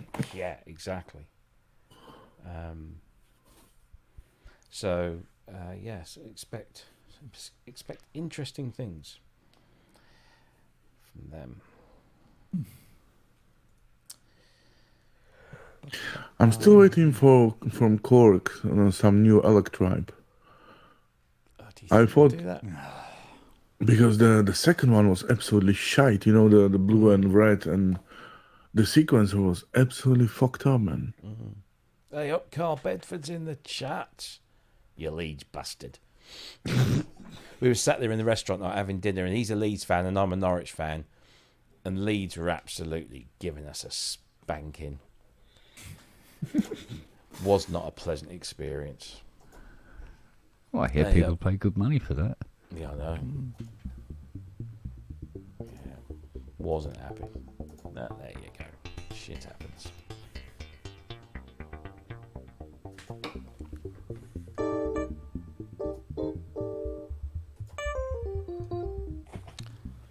Yeah, Gearfest, that's the next one, isn't it? July. Oh, actually, no, it's the next one. Because that's why I've got to come and see you, Kent, is... yeah. Let me check my diary. Well, I put your VCAs to one side. Oh, thank you. Ready to rock and roll. So, yeah, because Synthesized in Cambridge is on the 29th and the 30th of June. And I want to take it to that. Uh-huh. So that gives us 5 weeks. In Cambridge? That's not far from me. Nope. Whereabouts are you then? London, North. North London. Oh, okay. Yeah. Crouchend. Yeah, straight up the M11. Yeah. The Cambridge is only about 40 minutes from here. If that. Were you? I'm near Ipswich. Oh, yeah. Or between Ipswich and Norwich. So. And how big the event is? Like Norwich? I'd say it's a little smaller. It's in this. It's in the Centre for Computing History, which is like a museum. But they have a room. I'm trying to think about how big it is. It's like a school classroom kind of size. So it's big enough, but they put a bunch of us in there. But then they also have other people in the main museum building and in the foyer type thing. So it's compact. It's intimate. Intimate. But it's nice. I've been going every year for I don't know, since before the pandemic. How like an Andrews would put it, it's cozy. It's cozy. Yeah. And it's over 2 days. So it's sticky and smelly. Okay. Yeah. And this year they've got Mark Jenkins doing a live performance on the Saturday night. Nice. Tribute to Kraftwerk or something. And we've the ProSynth Network stand is being mostly populated by stuff from Peter James Stephen, who's bringing a whole bunch of emulators. And that would be half of the classroom. Yeah, Kent has generously offered us a short-term loan of the emulator 1, so we'll have a 1, a 2, a 3, and a 4. And then a whole bunch of the later ones in racks and stuff. So that'd be kind of fun. And then I'm going to take the Frankie Juno and this one. And I might take something else, but I don't know what. I don't want to take the DX one again. It's just too much. It's too big. I'll just put in flight cases and carry myself. Jesus. Might take the mask one, actually. It's locking up. But atmosphere-wise, I really like the most the Norwich. Oh yeah, Synthesis is really cool. That is just... Yeah. I've been only on the first one, but I really like that. Yeah, it's Can't find the Cambridge one is a bit more nerdy, if that's possible. It really is a bunch of real nerds geeking out over various things. I took the Fairlight for 2 or 3 years, but I can't take one this year because the only one that I've got working is kind of half paid for. So I can't take that. I don't want to take the DX1 because it's just so big. It's a pain. And I like to change it up a bit. So I think what with the emulators and then with the Frankie Juno, I've got Brian promised me that he would do like one of those kind of certificates of provenance. This is to certify this was Frankie Goes to Hollywood's Juno 106. So I need to chase him up on that and get that done. And then, I think I'll probably take the Polybrute because I think a lot of people want to see that. And maybe the Mask one as well because it'd be nice to get more people seeing that. Yeah, take my modular cable. There you go. Here's my cable. This is my modular setup. It's one cable. Oh, and I might take the Emacs as well. Yeah, so there we go. So I'd take 3 or 4. And then Gearfest, I don't have to take anything, thankfully.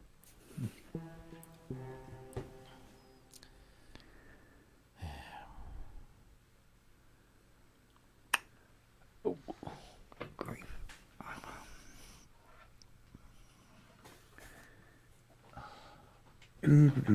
Okay, ladies, I will say goodbye. Okie dokie. Hi, darling. Good to see you, mate. Lies. Missed you at the airport. Yeah, he's a terrible shot. Yeah. Okay. Bye you. Bye, buddy. See you later, Robert. Take See you care, later mate. for a bit. Take care, mate. Bye. Bye.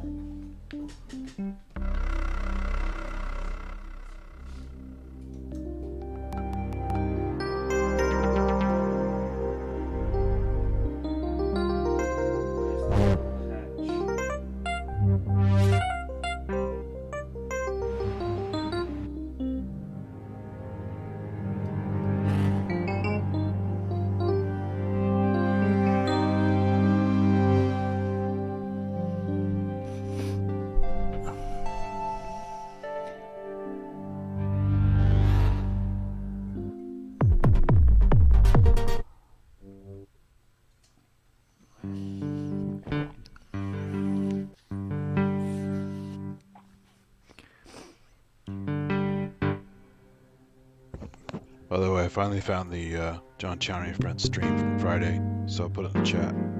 It's on Vimeo. It's about 3 hours, so you guys got to buckle in. Crazy old music on there, though, from the 60s and 70s. Oh, yeah. Lots of it FM. Doing on the Samsung box.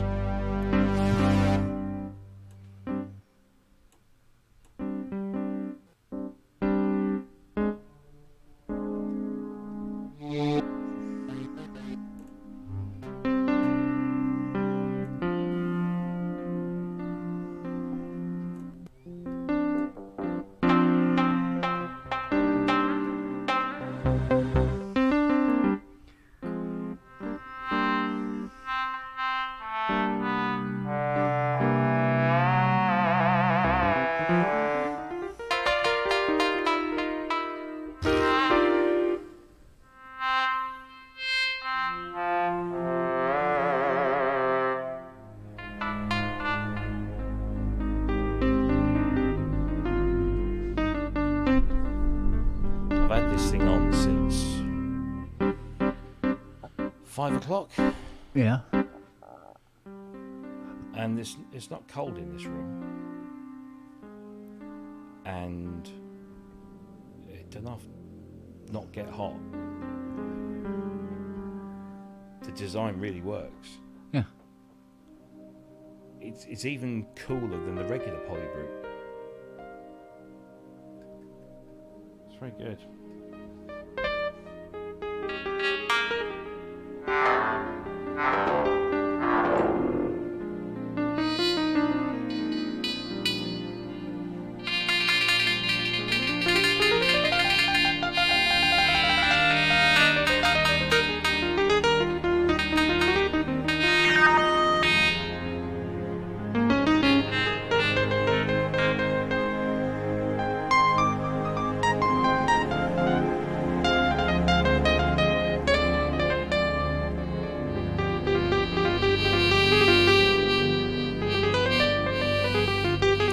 Really, Carl?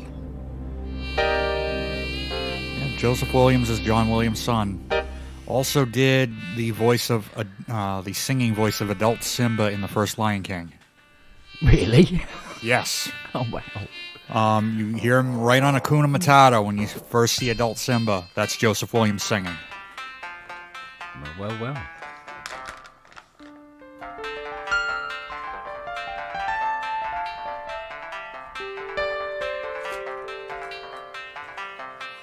My mother's my sister.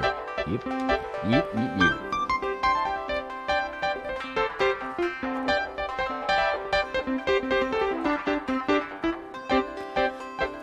Makes me want to pull out some Jeff Foxworthy shows. If your 2-year-old has more teeth than you do, you might be a redneck.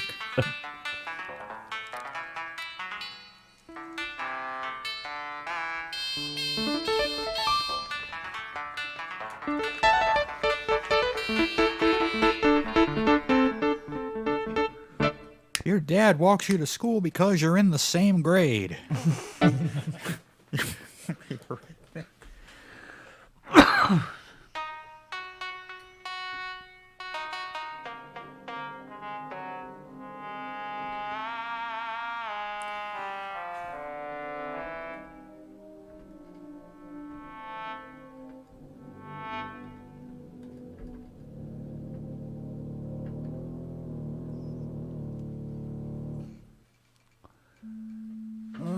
Carl. I know. Let's try. Let's see if I can get this to re-identify. Right, you go down now. You go flat. Good old keyboard comes away.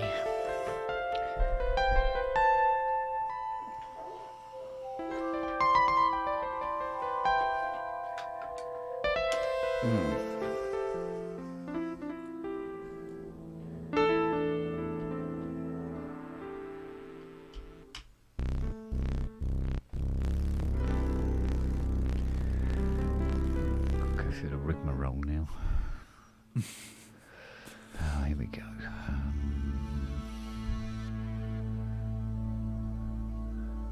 Audio MIDI setup.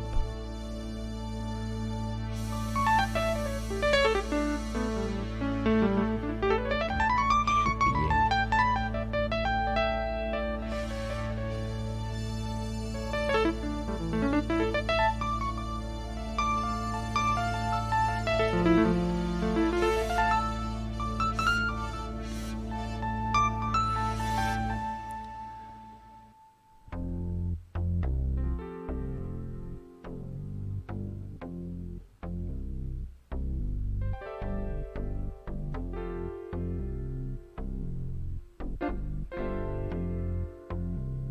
You're fucking kidding me, of course. You now see the other rise.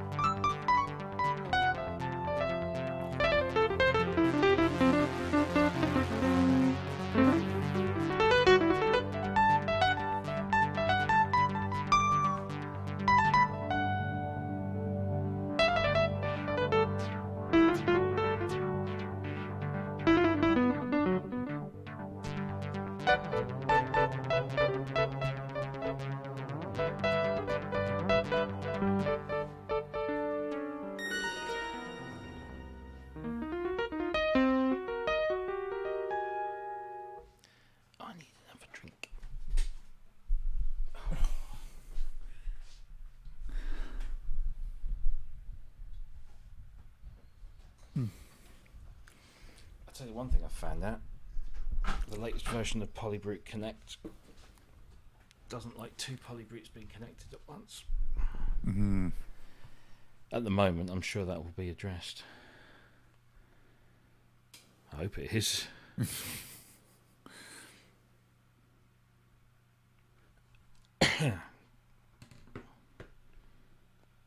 But it's very cool. Because the app's now been adapted to behave and look like all the other Arturia plugins, so the libraries are not much better organised. Ooh.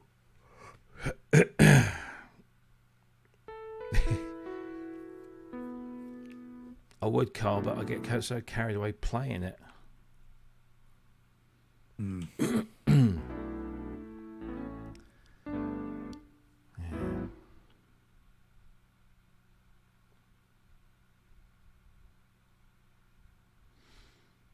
Cheap controller with an XY pad.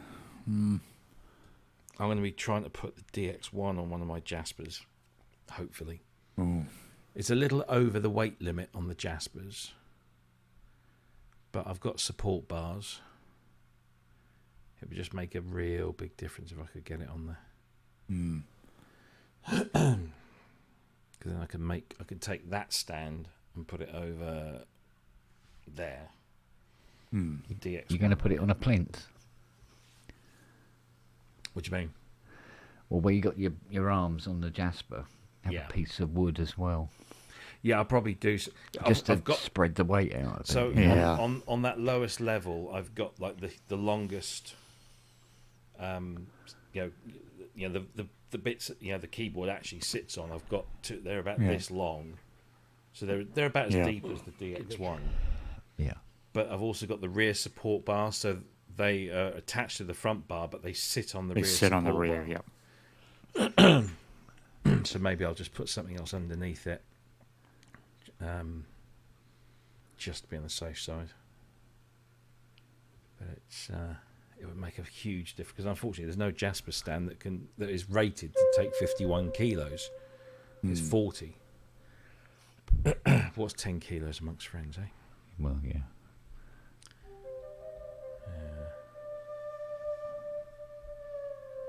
We shall see. Be some way to vertically support it in the center of, like in the back. I mean, I could actually take the quick lock that it sits on at the moment and just put it down at its shortest height. I don't know if that would sit underneath it enough. It might be too high. Oh, I've got to do something. I would think that its shortest height would probably put that DX1 right at what you would call a regulation piano height. Well, where you see Maybe the a little Fairlight, lower. Yep. that Fairlight keyboard, that's a little bit lower than it should be. It should be up about just About where underneath where the Z1 is. So that needs to come up a bit, and if I can get the quick lock down, because it's one of those quick lock T stands, so it goes down. I used to have one of those. It might just give it that extra bit of support, or I just leave it on the T stand and just put that as lowest level, and it might just slot in there. That could work. But that Fairlight is going in. That's just going into storage because it's not getting used. It's just not working at the moment. So I need to take stuff out of here, because there's more stuff coming. If what I think is coming, I've literally got nowhere to put that at all. I took my CS6X off of here because that was there. Yeah. But I took the CS6F off of that stand over there and put the DX7 in its place. Now I've taken the CS6 off, and that's standing over on the wall. And I thought, I'll tell you what, I'll get rid of my Fusion. I never use it. I'll put it in its case, and but the Fusion, because it's got its pitch bend and mod wheels above the keyboard and not to the left, is quite a compact width, and the CS6X won't go in the gap that the Fusion occupies. Yeah. Oh. Yeah. It's like a fucking jigsaw puzzle sometimes. It's like Tetris. Yeah. So I think I'll get another 6-tier Jaspers. Put that over there. But I'll get the 120 width, not the 150 width like this. Then I can put all the regular 61 stuff on there. Yeah, that And could then I'll work. take that and put it over that side of the room, put the DX1 and the other bits into that. And then that will actually give me space in between those two stands, because that area there where that ring light is just about 2 or 3 inches not wide enough for a 19-inch rack stand. And I need a 19-inch rack stand. Yeah. Ugh, it's going to cost a fortune. But I do all this work, I might as well use the money for it. So.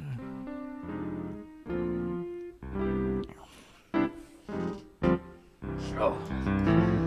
Money, hey? Well, the thing is, I'm going to be, in October, I'm going to be a bit like Ty, spending money so I don't have to pay fucking tax on it. That works. Mm-hmm.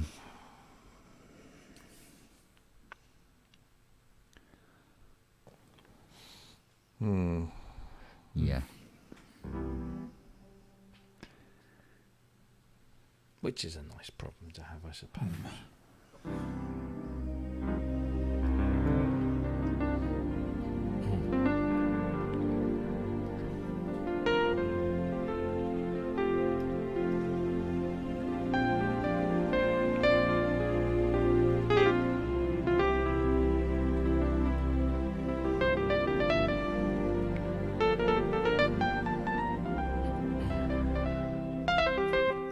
Two years last Friday.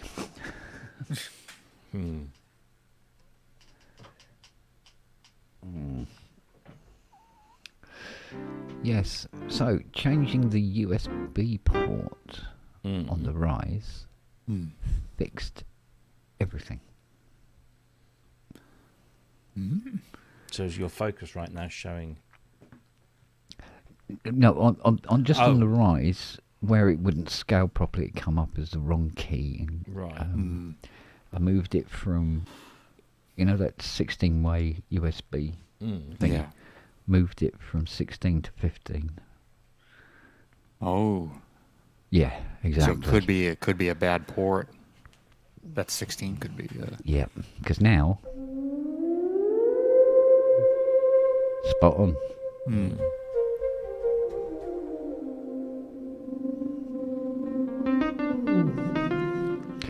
And everything works a treat. We're hearing that, and that's going through Cubase. Yeah. So you're now back to normal then? Well, what I've done is I've turned monitors on, which I've never, ever, ever had to do before. And now everything goes through, but this is echoing like a bastard. For you? But here, yeah. I mean, the delay space is very, very small, but it's like being in a metal shed, kind of. That echo. to me sounds like the type of echo you get through loopback. Yeah. Well, yeah. And you've put them, when you say you put the monitors on, is that the monitors in loopback? Yes. Yeah, that's what's giving you that. Yeah. And I'm just, because there's loopback I never used those. in the... No, I've never used them before, but I seem to be able to get the stuff to come through. If I mute the actual loopback in the Focusrite, it continues to echo. I've never had to have them turned on before. And normally when I connect 9 and 10 to 1 and 2, it allows everything to go out onto the stream with no echo. But now when I connect it up, it echoes like a bar. Well, for you, but not for me. And if I disconnect it, you can still hear everything going through, but I can't. What is going on? I feel like pulling it all out and rewiring it again. Ooh, God. Chapter 4. Not that I'm a massive fan of doing that, of course.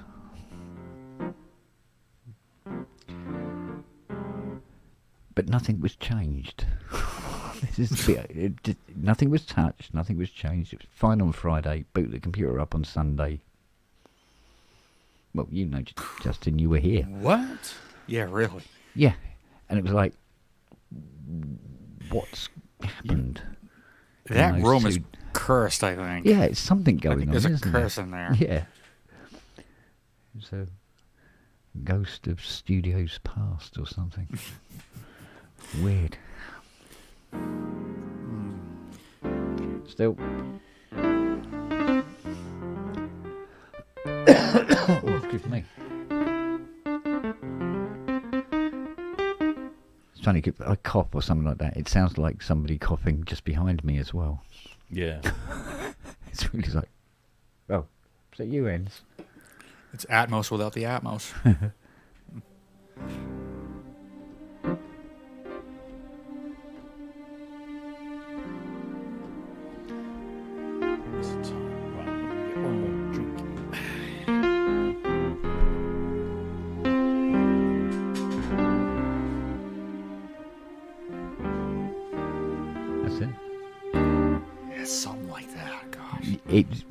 It's very, very, very close to it. Yeah. Because you're playing it transposed down. It's normally in this. Yeah.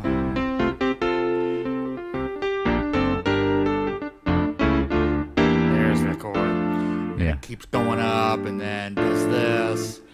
There's a couple other things. I haven't heard it in a long time.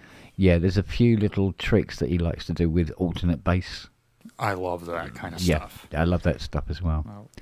It's like doing that C minor with the D. Yeah. D sharp. Going to that G over B. Yeah. Yeah. All that kind of stuff. Well, I cut my teeth on that playing like old Elton John stuff when I was growing up. Yeah, he did a lot of that as well. Oh, yeah. Well, the whole intro to Goodbye Yellow Brick Road, it's just that left hand. Yeah. But I still, and I mentioned this on a previous pub, I know, there's a track on Too Low for Zero called One More Arrow that's got a brilliant part in the chorus. One more arrow flying through the air. One more arrow landing in a shady spot somewhere where the days and nights burn into one. Yeah. And he can always be. That's very like 19th century hymn like style right there. Yes. And then even in like Skyline Pigeon, he starts with that, you know. When you get to the chorus, fly away, Skyline Pigeon, fly. So he goes briefly to that G minor. Yeah.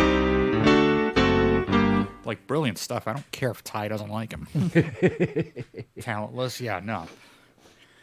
Gee, if he didn't have any talent, would he have gone to the Royal Academy of Music at his age when he could? It's true enough. True enough. Oh, yeah. I think with Ty, though, I think it's more the bombardment of Elton John more than anything else. But, yeah, no, I've always loved the alternates. Oh, yeah, so good. And a ton of it in my original stuff, too. Yeah. Yeah, I've always got some of it knocking around somewhere. Like on, like I got it all over that retroactive EP. Like even in the that forward motion.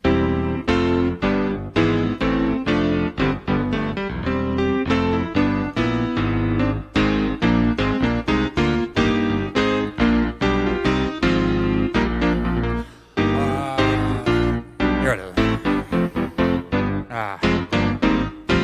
Gee, if I could play my own songs, that'd be great.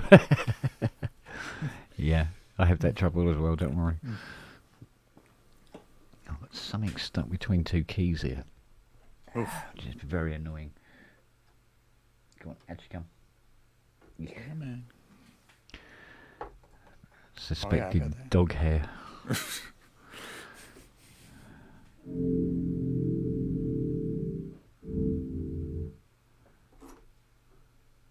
Yeah, I used to have to put dust covers on mine like years ago when I lived with a family that had cats. And the cat would jump up on my Modi X and just like sit on the empty, side on it on the right where you stick like an iPad or whatever. Cat would just like sit there, and I'm like, oh. That's why I covered him.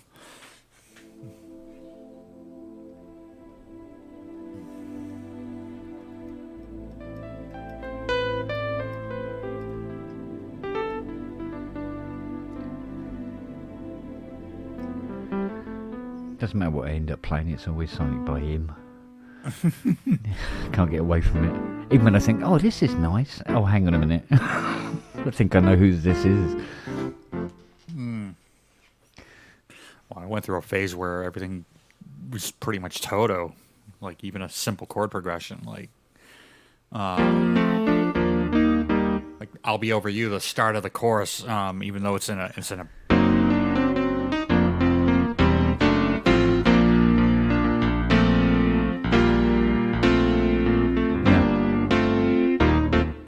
the way that chorus starts, again, you got some more of those, altered.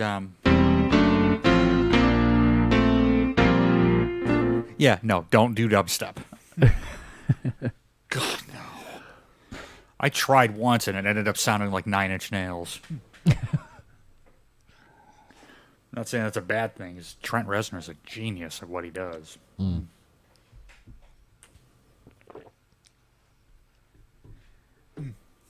Dog hairs. Mm.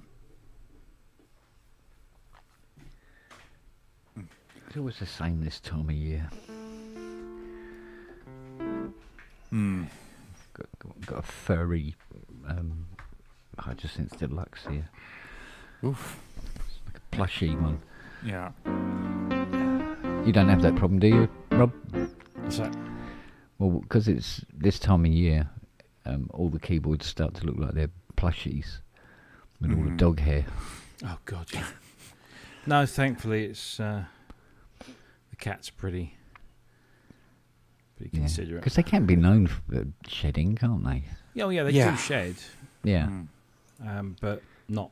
Yeah, but Charlie's taking it to a fucking art form. Well, yeah. Oh, Jesus Christ. Yeah. As he walks by and you grab him like that, you just got a huge wad of hair. Bugger. I've just had to reprimand one of my pussies. Oh, yeah. He's taken one to of your doing hoes. He's taken to doing protest poos. Oh, okay. Outside of the litter tray. Yeah. Oh. I walked into the kitchen. He's sat on the table and he's looking at me. He's like, "I love you, Dad." And he does this. I love Clean you. it up for me. And then as I'm sort of like buffing him back, I go and I go into the utility room where the thing is, and there's 8 or 9 lumps of freshly shed poo. Does he do the little hard lumps? You know, the ones that are actually easy to deal with. Oh yeah. Because I mean, Noah does marbles. Yeah, can, these are chunks. Yeah. Smelly chunks, but chunks. Charlie, not so much. Yeah. Happy birthday! I left your gift right outside of the litter box. Because I know from experience now that, I mean, when Charlie does his thing where he walks while he poos in a big circle, so he leaves a circle of little. It's the circle big, of poo. Yeah, exactly. And I know from experience that I should leave them for about 4 to 5 hours before I collect them. Just to harden up. But because by then you can, when you flip them up into the poop scoop, they come off the grass cleanly in one go. If you do it any earlier, it's like, oh Jesus, go and get the hose pipe. Get the hose pipe. Yeah, he's a little crapper for that, but Noah, he does. I watched him. He has a poo and it bouncing on the grass. So don't like that. The thing is, it's because he can't go out. I mean, we've now got this thing, right? So we've got a harness for him. It's like a little lead. Yeah. And we used to just take him out on that in the back garden, let him have a munch of the grass and move around and just get some fresh air and what have you. And then we had this realization that actually, if you pass the washing line through the loop at the end of the thing, you can then let him go, and he can roam around the garden. Yeah. But he can't run off anywhere because the lead is attached to the washing line. So he's got all the freedom to move around just the garden. But if he wants to go any further, the washing line won't let him. So then we just put him on that, and then we just sit back and watch him for a little while. But because we're doing it, because we don't, we just want to give him something, because he was such a wild, he would just go out all the time. We didn't have a litter tray or anything, because they just did their business probably in somebody else's garden. But obviously with the road, it's not going to happen. So we try and give him as much freedom as we can. Yeah. But now he wants it all the time, and if he doesn't get it, he really goes for it. He's like, meow, meow, meow. And then if we ignore him, he knows the one thing that will get us attention. So he starts pulling up the carpet. Because we live in a rented place, so if that carpet gets ruined, we're going to have to pay for it. So, and then we spoke to the vet, and he said, look, he started only in the last sort of few months. He started doing this. Where he doesn't do it in the tray, he does it next to the tray. And the tray's got clean litter and everything in it, but no, he doesn't. And she says, yeah, he's protesting. So that's the way he's telling us. You're not petting me enough. Yeah, you're not letting me out enough. Let me free. And the thing, what you can't say to him is, if we let you go, Milo, you will get killed. Because literally the other side of our back fence is the steep verge right onto the busy A14, which is the major road that connects Felixstowe Port to the rest of the UK. And it's lorries after lorries after lorries, 24 hours a day. So we let him be free, and he'll be free for a few weeks. A while. Yeah. And then he'll be flat. We had mother-in-law on the phone earlier. That was what all that shouting was about. I have George. I've got a lot of. Was it James Dyson's hydrosensitive deluxe patches that I put on?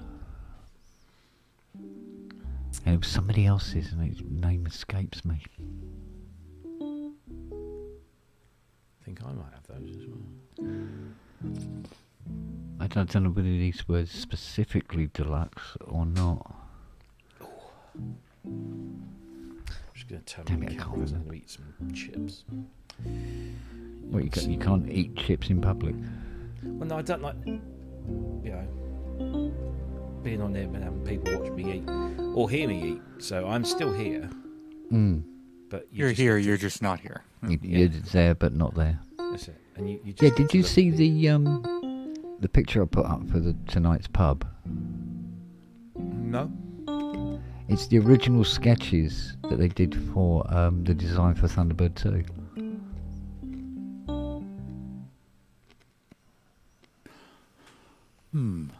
Let me see.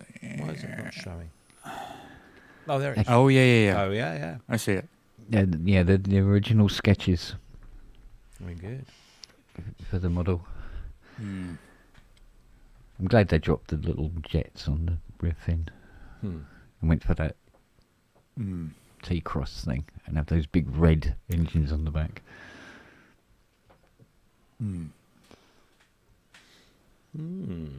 Yeah, that's what it was going to look like, perhaps, at some point.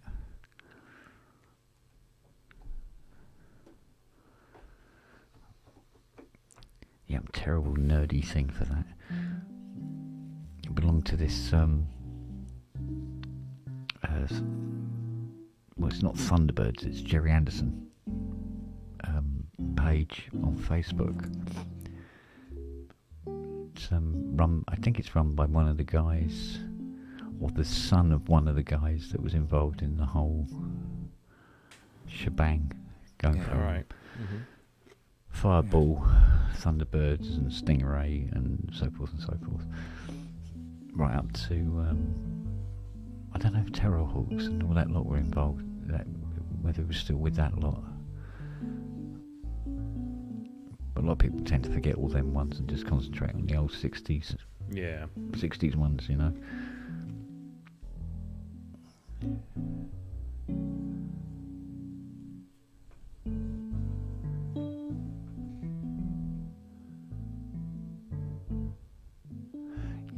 Yeah, that's right. It was a set of sounds, a set of patches that were just for the dual engine deluxe, and some for the separate ones for the 49. Because I wasn't quite sure about whether you could cross them across because of going from single to multi on the front panel. Yeah. Because I noticed on the 49 there are sounds that aren't on the deluxe. There's a couple of Blade Runner-y sounds that I know that's not on the deluxe one, or the other way round. It's one or the other. I can never remember. So I've got to price all this bloody stuff up now.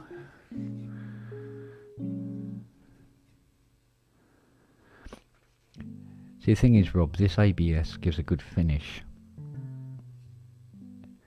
And is very durable. Yeah. Can take the knocks.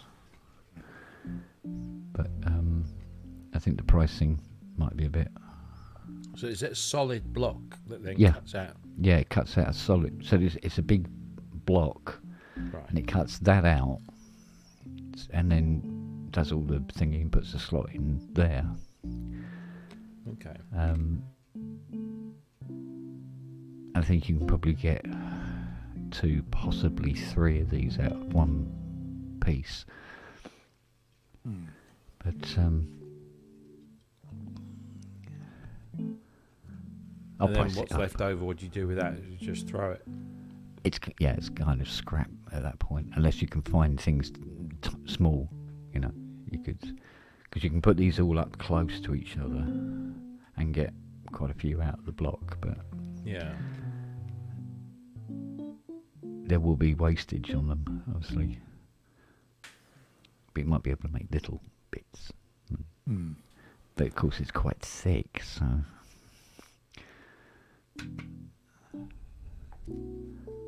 What was Brain's first name? Shitfer.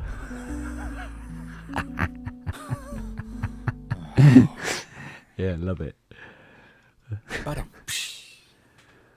And make a base for it, kind of an exposed circuit board like that, can you really? Indeed.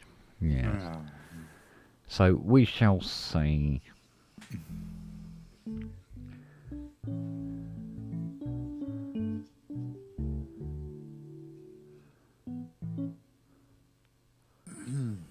The good thing is it doesn't take an awful long time to make. How long does it do? Well, this part I think is about 25 minutes, and then etching the actual picture, it's hardly any time at all. Making the circuit board also not very long.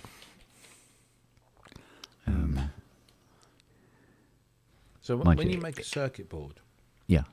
So it'll be like a PCB with tracks and traces and stuff, yeah. Yeah, like that. Okay. But it will be, coloured in blue or red or whatever. So you put the mask on, and then what it does is it will drill the holes for the components. Then you put the mask on, and then it comes and they've got this demasking tool, and what it does is it scrapes away the mask where the solder points are going to be, so it just exposes them. So the rest of it is all right. So there's no chance of getting shorts between solder joints, and it just looks like a proper circuit board. And then does it populate the circuit board, or is it? No. But there ain't that many bits put in it. I mean, it's going to take 5 minutes to build that. Doesn't take long at all. So, but we just need to price up the chips and the LEDs and stuff. And Bob's your auntie. Because I've got meters of this stuff. Because of the anaglyph. I bought all the boards to make it an anaglyph. Yeah. Fucking hundreds of big fucking sheets of it. It's like, so we can put that into use. So, I mean, that was costed out on the anaglyph, so the actual price down to something, well, attractive, shall we say? Yeah. More than any other word. But yeah.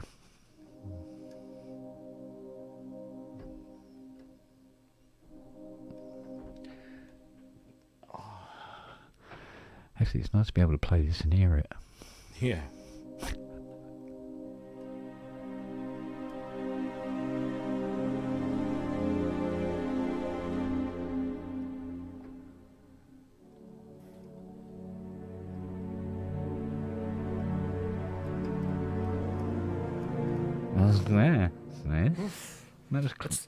That's the jazz version. Yeah, that was the let's get this really wrong.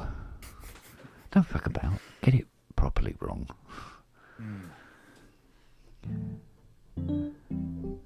God, what's stuck in there now?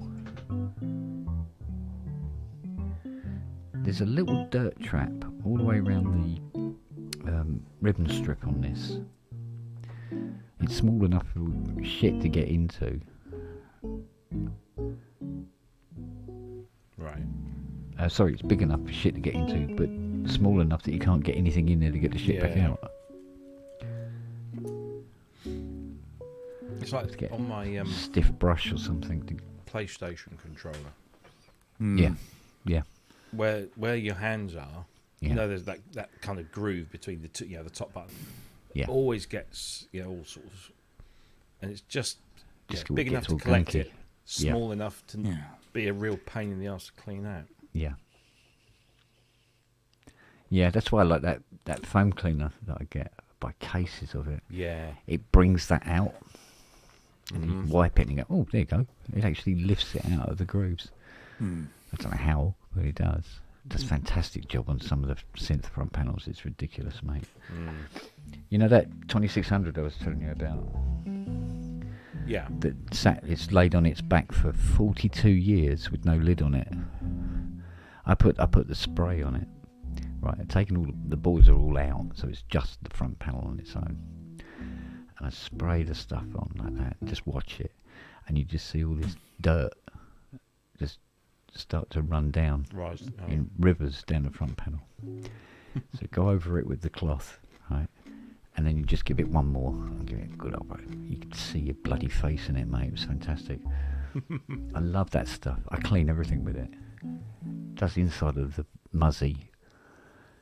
You name it. But it also cleans that bloody Sony TV. Because you get these... I think we actually got a bottle with the TV. And it's this sort of like screen stroke glass cleaner. Yeah. And you squirt it on and you go, oh yeah, it's got that sort of, spirit-based smell to it. And you wipe it all down, stand back. Smeary as fuck. Okay. Now I've just moved it around some more. You want to get like the electric polisher out, and and a lamb's wool bloody buffer on it. No, it's still smeary. Yeah. Put the foam cleaner on, wipe it all down. Cool. Done. Done. Yeah. But it's not cheap. No. So I bought a box of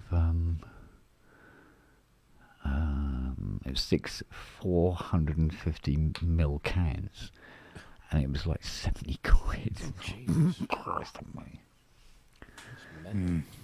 But then there's all the money I save on not using that fucking deoxit shit that everybody in forums seems to love so much. It's absolute shite stuff. It does not do what it says on the tin. So it might be all right for sort of like modern keyboards or something like that, but the vintage stuff is just a waste of time. Bloody chucking it down out there. Yeah, it finally stopped here. Yeah, I think it's come over here now. Well, the weather forecast is it's going to be sort of a bit of sun, but mostly cloudy all week. Yeah. And then it's either Friday or Saturday it's going to be lovely. So, trying to think what I've got to do tomorrow. I've got a recap. I've got to put a new rechargeable battery in that called Trident. Yeah. But I've done it in such a way where I can put it on the other side of the board, so I don't have to take the bloody thing apart. So even with the famous stereotypical weather you guys have that's supposed to be not so great most of the time, have you noticed a difference with climate change at all? 'Cause yes. It's hugely different over here. Yeah. Yeah. Oh, yeah. It was 80 today. It's going to be 90 tomorrow and sunny. So Lately we've had like cold evenings, hot days, mixed rain and clouds. I mean, the weather is schizophrenic like it's never been before. I feel like Trump's saying that because that's what he always says. No one's ever seen this before. yeah, we have. But it's gotten completely insane since I spent most of my life in this area. I know the weather very well. Yeah. And No, each year, gone bonkers with because I've rain lived and in cold exactly weather the in the middle same. of August. Yeah. Which is a freak. Well, because I've lived in exactly the same place for picking 50-something years now, and the weather was always relatively the same. As each month went by. Yeah. And the leaves on the oak trees out the back would, start to bud in a certain week. The magnolia would blossom literally to the day. And stuff like that. And this year it's even later than it was last year. And last year was quite late. And it's taken longer and longer for the plants to, go, oh, I think it's spring. Yeah. And because it was only 4 weeks ago, it's like it was horrible and cold every day, and it was frosty and it was cloud, and seeing the sun come out was sort of like, shit, what's that great big light in the sky? Where the hell have you been? Yeah. Well, it's your keeper. You're the ant in the jar, and they put the flashlight on you, so it's what the sun is. The battery went out. Yeah. Yeah. So, I mean, like the magnolia normally goes into full bloom about end of the first week in March. It didn't bloom until the third week in April this year. Yeah. And normally, the magnolia is like clockwork, And it's been in the same spot, the same old thing, for I was 6 when I planted it with my dad, so yeah. Oh Christ, so 55 years ago. Sure. Yeah. And I've never ever seen it bloom that late, ever.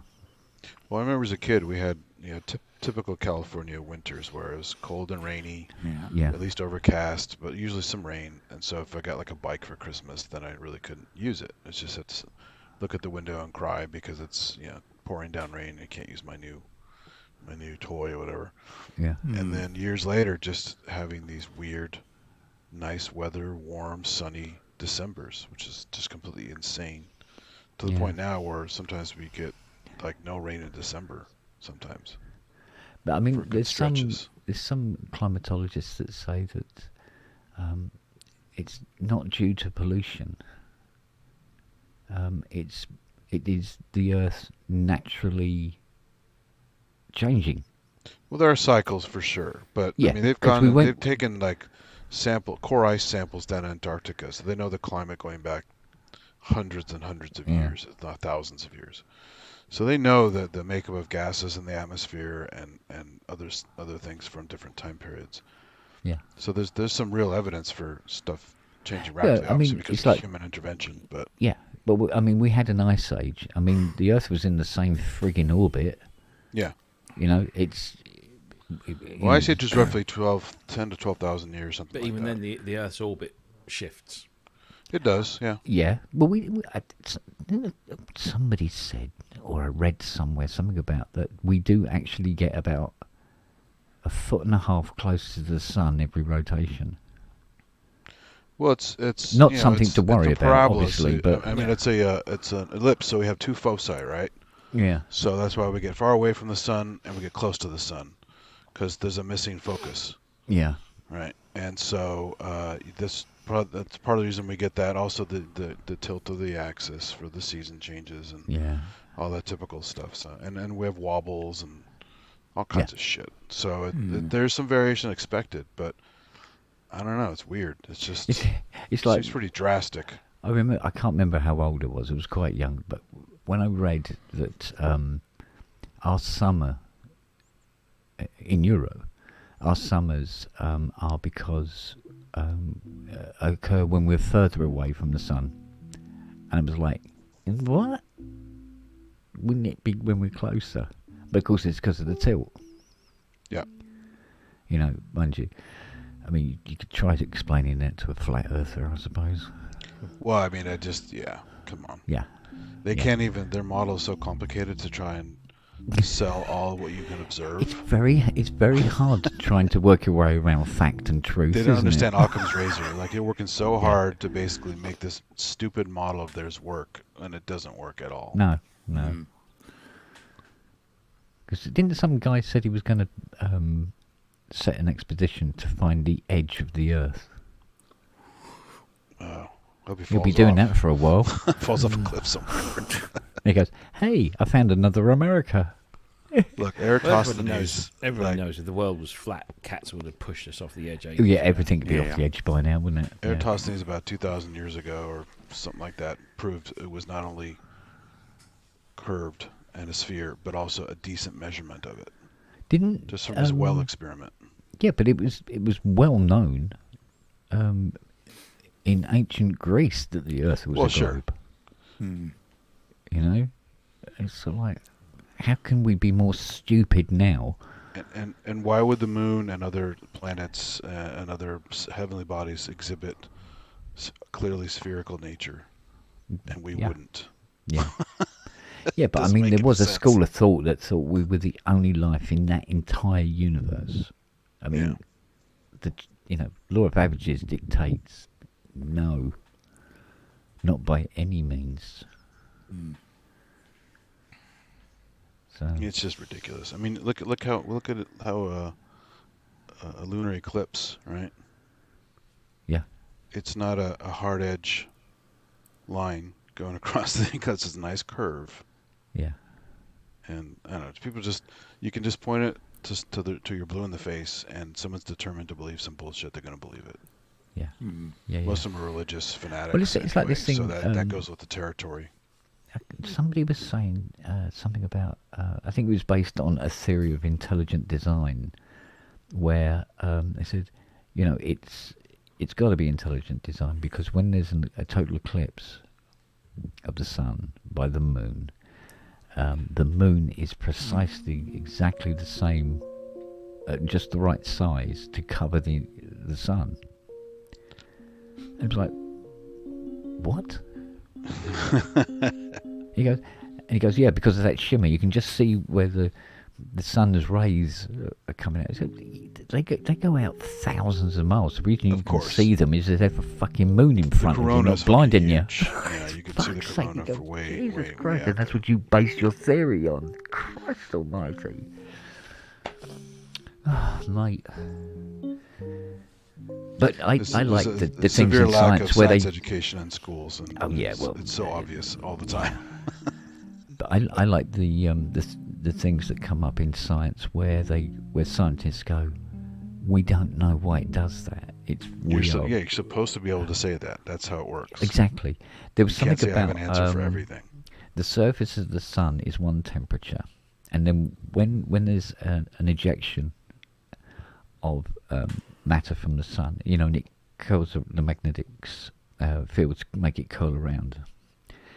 But when it's been ejected away from the sun, it goes up in temperature by about 2 million degrees. The corona is way hotter than the surface or the center. Yes. Yeah, and they go, what the hell is making it get that much hotter that quickly? Yeah. They really don't know what does it. So, but that's the good thing about true science is you go, we don't really know. So you're allowed to say we've got hard evidence. You work with the models you have and the observations you have, and it's correct until it's not correct. That's just how it works. Yeah. People say, "Oh, you can't make up your mind." It's like, yes, you make up your mind about the available stuff at the given time, not forever. Yeah. I wish they'd make up their mind about Pluto. Yeah. Poor Well, little Neil thing. deGrasse Tyson's a big proponent of that, the dwarf planet bullshit. Yeah. Like, if you have your own fucking orbit, you could be called a planet, I would say. It gives a big shit about the size. That means that our solar system consists of quite a few planets. Well, I'm not talking about the large asteroids and stuff, because they're the Trojan. Yeah, but some of them are bigger than Pluto. They're big ones, for sure. Yeah, I forget the name of it now, but there's one that's actually... Is Vesta is a really big bigger one. bigger mass, should we say, than Pluto. But it's not round. You know, it's not... Cause, Pluto is roundish, isn't it? Well, I mean, it Pluto look and, like a rock. its companion are essentially considered to be like captured asteroids, essentially. Yeah. Just like the satellites of Mars, Phobos and Deimos, are captured asteroids. Yeah.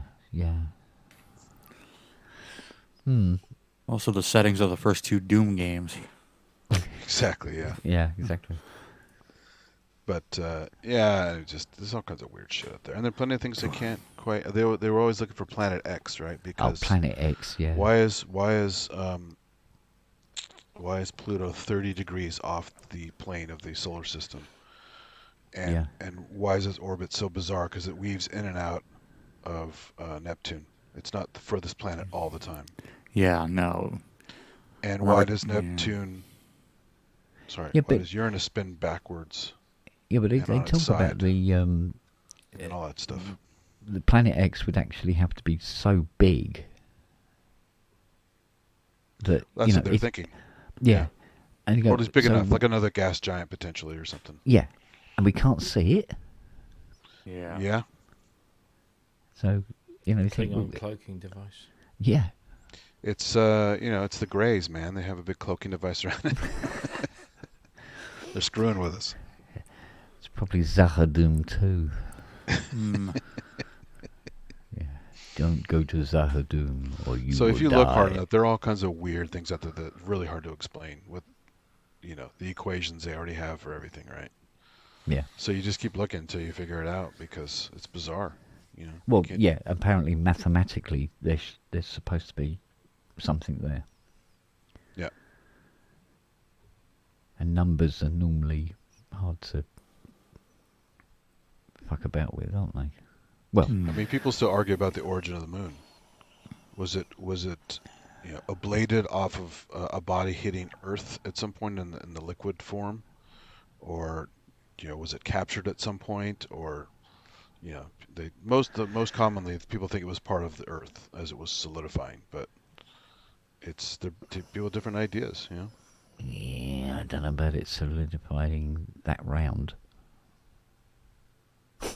Well, no, that's it's same as how we solidified in a nice oblate spheroid. Yeah. But, there's all kinds of stuff, and a lot of it's speculation because we weren't there, right? Yeah. So it's just like all the concepts of the early days of the Big Bang, where they have it into like femtoseconds, of the Big Bang. And a lot of math, a lot of speculation. Yeah, but it's like people believe that we used to ride dinosaurs. There's a big difference between reality and 50s. Well, my favorite is the Ark experience in the and Jurassic where Park. they actually show dinosaurs on Noah's Ark. Yeah. You seen that? Ken Ham's little experiment. Yeah. Mate, I don't know. Crazy stuff. Right, I better call it an evening. You got lots to do tomorrow, young man. Who, me? Yeah. Yes, I know. So that's a lot of creative writing. Creative writing, and then creative video editing, And and then writing a piece of music to go over it. Nice. Well, You've got a lovely synth there to do that with. Yeah, but the synth doesn't write it, does it? Oh, I don't know. There's some do that patch. What? The one that plays itself to death. That's on the old Brute. On the new Brute, that patch is still there, but when you hold the keys down, in full touch mode, and lean into them, it affects the velocity of the notes within the arpeggiation. Yeah. Which is very nice. There you go. And you just want some ethereal, sparse little chord in the background. Done. And then some banging drums. Yeah.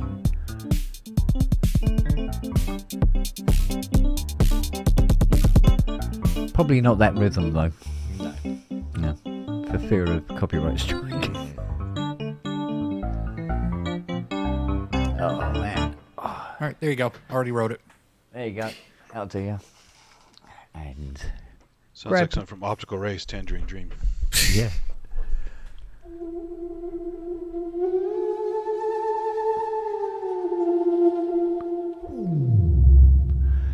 Sounded like a theremin. Spooky, spooky. You can make this do all sorts of shit, I tell you. Oh, God, no, I want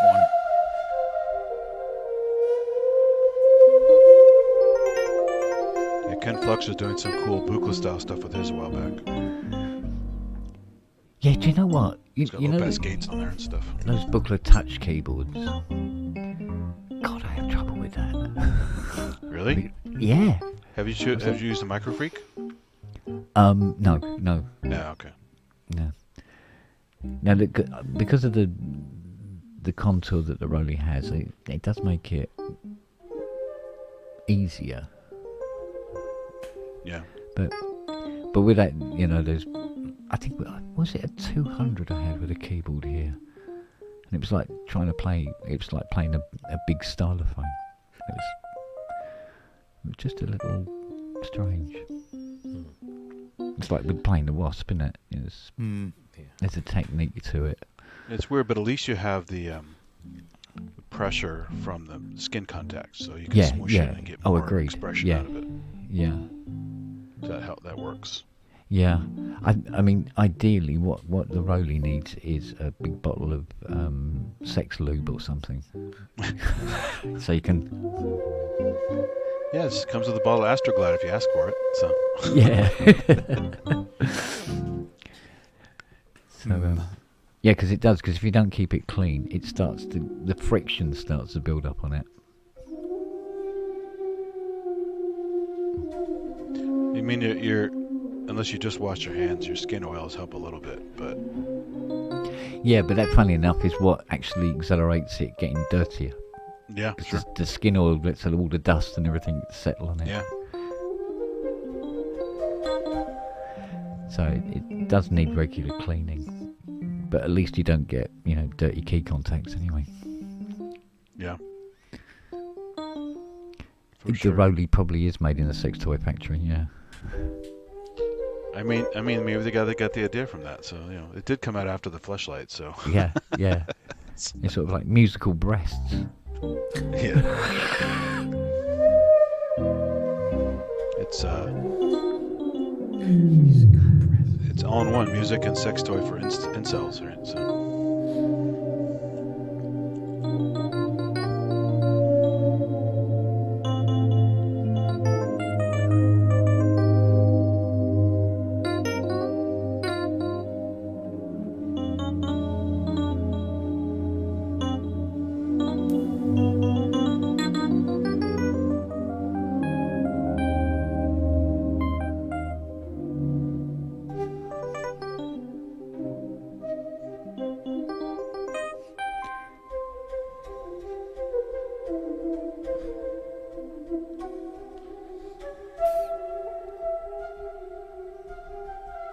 Oh shit.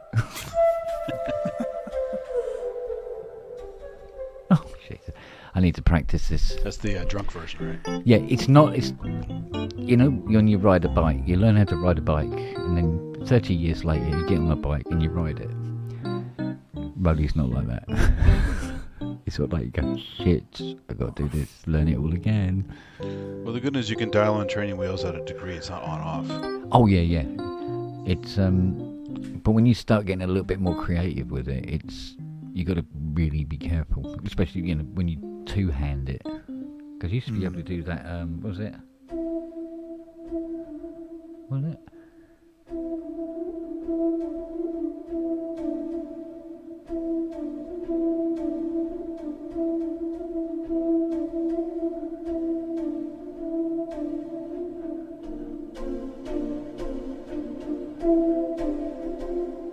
Yeah, so we've got to practice again. That kind of has VL1 vibes. There's some great sounds in Equator. Yeah. Oh, yeah. Yeah, there's some crazy stuff as well. Some, if you want to do, sort of like soundscapes and stuff like that. And then when you're moving all the different, start using all the 5Ds to create and manipulate the sound. 2 ribbons and the whole, Yeah. But the thing is, I mean, that's what's so good about the thing that Robbie's got there, is you kind of get 12. that as well. Yeah. But still remain within the well-known key action neck of the woods without having to sort of like learn a whole new way of doing things. Also, that's got Vegas mode. Yeah. But this, it's got 4 lights. Yeah. It's the 4 selector lights on the matrix pad. That's all it has.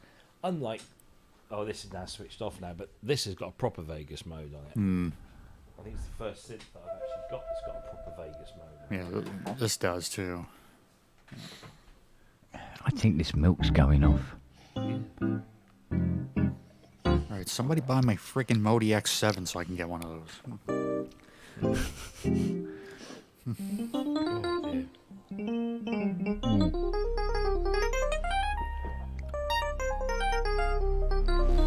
It's the control, isn't it?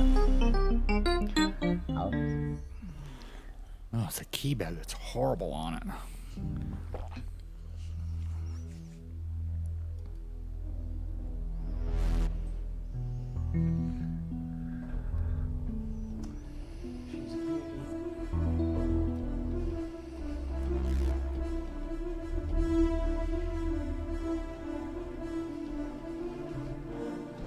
She's also a very chunky monkey.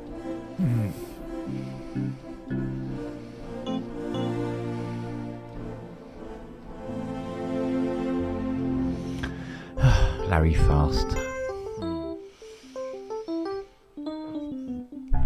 I did like those 2 Synergy albums. What was it? Audion and... can't remember the name of the other one. There was some weird and wonderful sense on those 2 albums. Gosh knows what some of them were. Oh. Right. Alright. 3 cents to fight tomorrow. Alright, mate. Trident 2600 and a very, very, very late issue mini. Which is weirdly worn out. More so than normal. I think it might actually need a new modulation pot. It's been used so much, it's worn it out. That's one of those big chunky pots. So, must be a bit of a Wakeman job. Yeah, real. Alright, gentlemen. Alright, mate. I'll see you soon. And we'll see you all in later on. I'm going to see if I can figure out what's wrong with this audio. This Kent, that echoing other is album's called awful. Games, right? So you're talking about Games, yes. I think That's it was good. Games I have the and vinyl for that. Audion. Yeah. Yeah. Yeah. Yeah, Azio, Matt just got one. Mm. Hydra. Matt, Azio's asking who's the latest Hydra Yeah. convert. Yeah, I think it's Matt. Yeah, Matt's got himself a Banter 49. I don't know. As soon as I sell the Modi X, Now I'm torn. I either want a Hydra or now I want a Seaboard. Well, I mean, yeah. Mind you do get to see a lot of second-hand Seaboards where people have gone, they can't cope with this. Oh, yeah. So, Robbie, I've got one here. Well, I've got one. I'm borrowing one. Which I might have. I'm seriously thinking, should I take that back, just to give me a bit more space?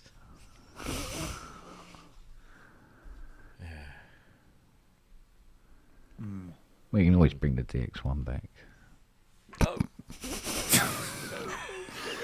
that. He's thinking, yeah, no.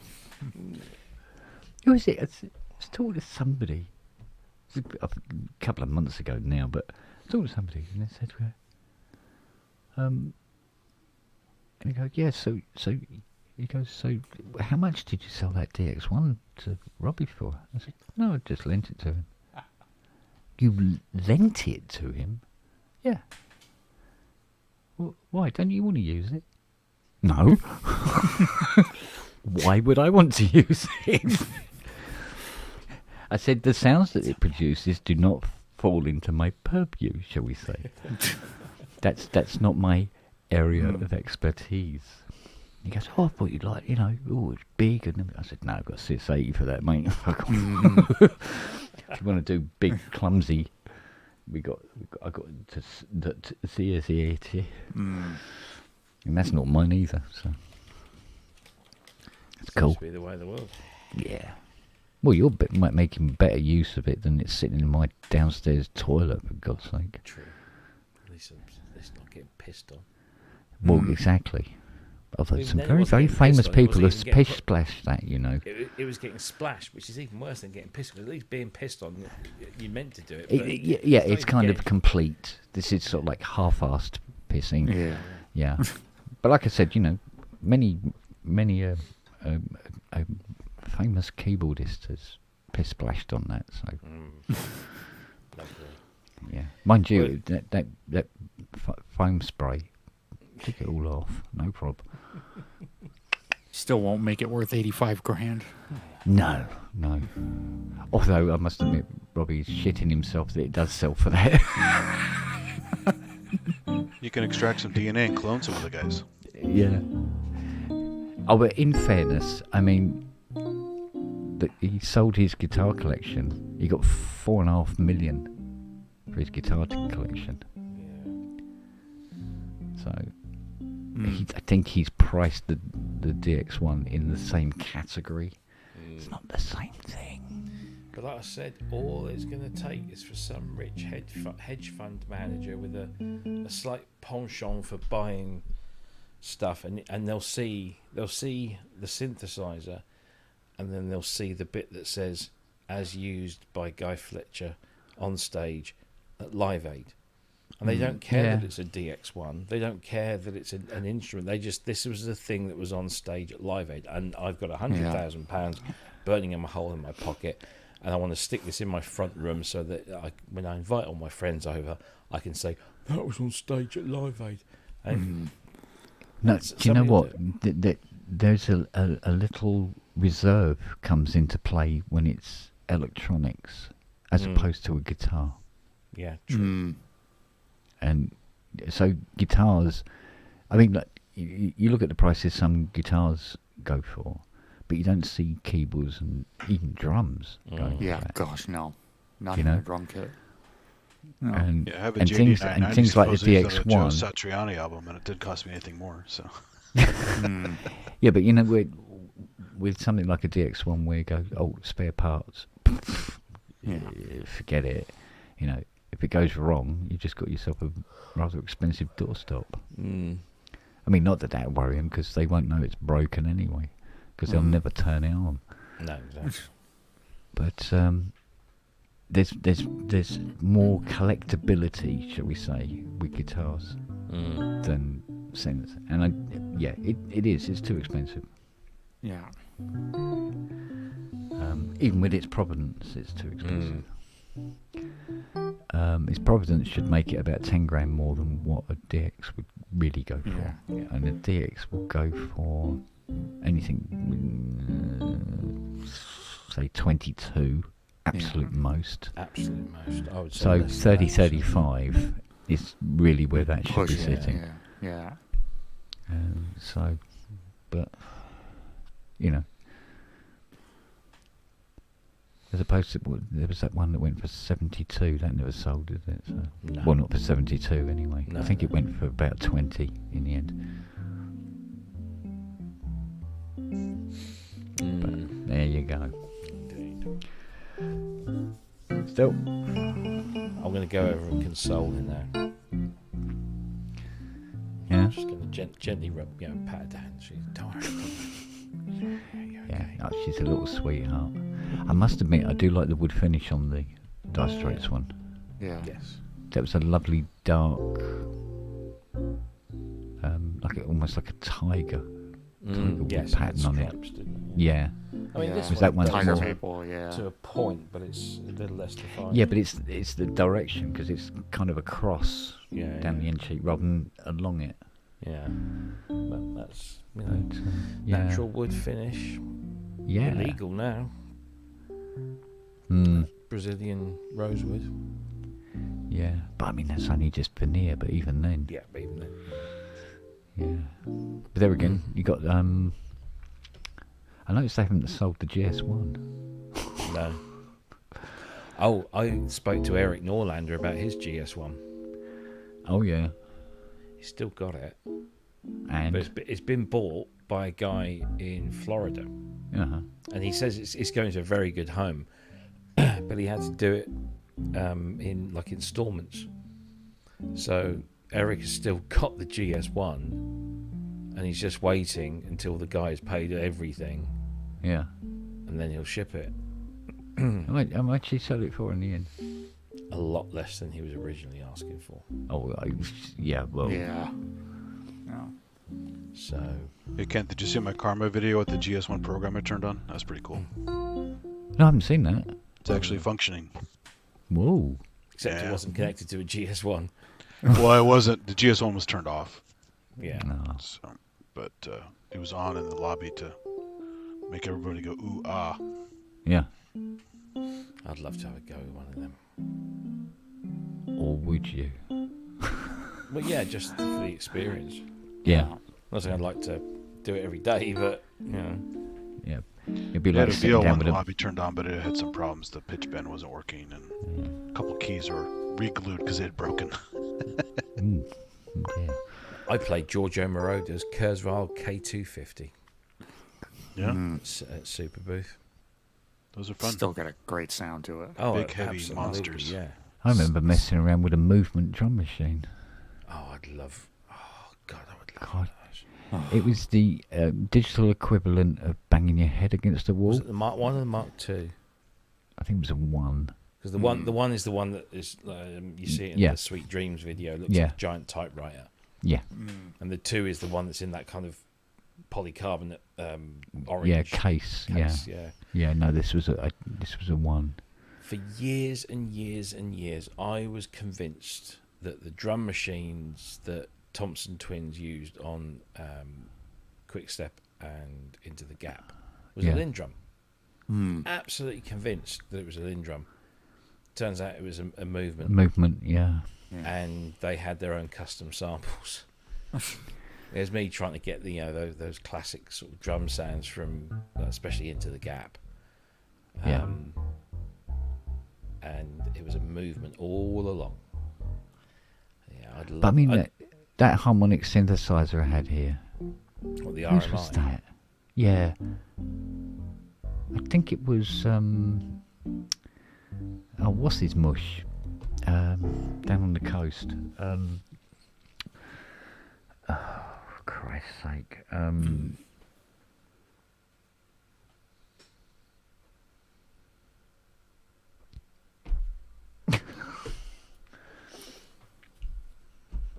What's his mush down on the Yeah, coast? what's his mush? Oh, fucking hell, what's his name? You say the coast. Not Jamiroquai.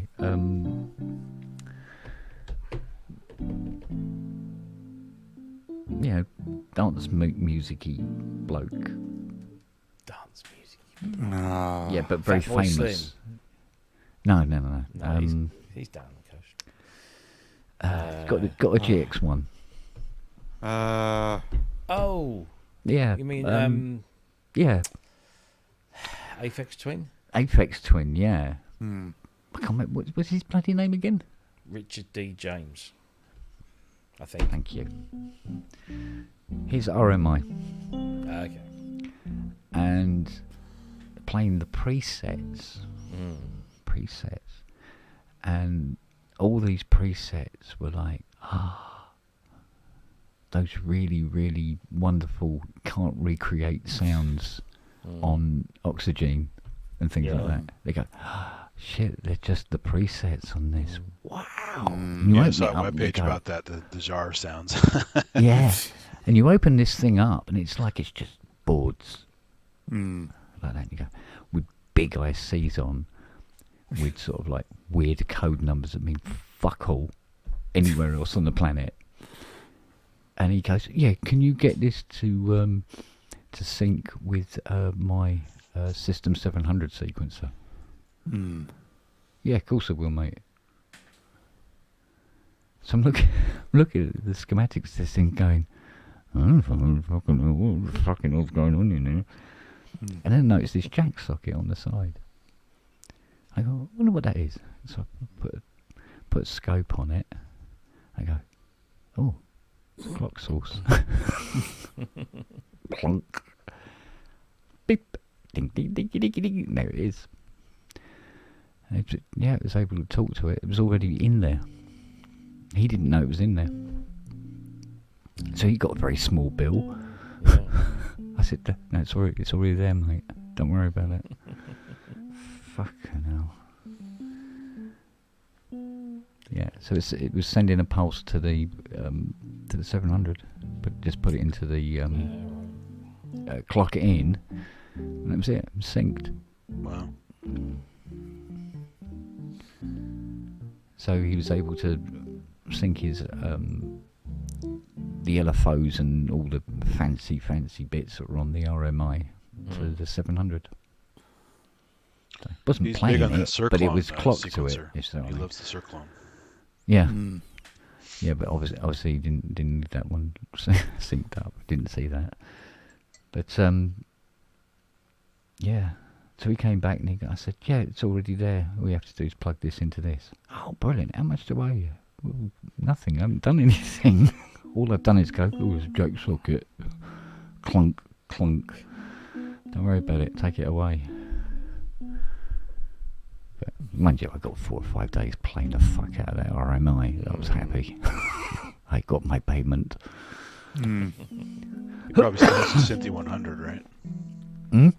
He is a big Synth 100 with the modifications on it and shit. He probably still has that, right? Yes. Yeah, he wanted to bring that up for a service. I said, I can't get it in the door, mate. Won't go in the front door. He had some weird custom like baby doll head with wires coming out of it plugged into the System 100.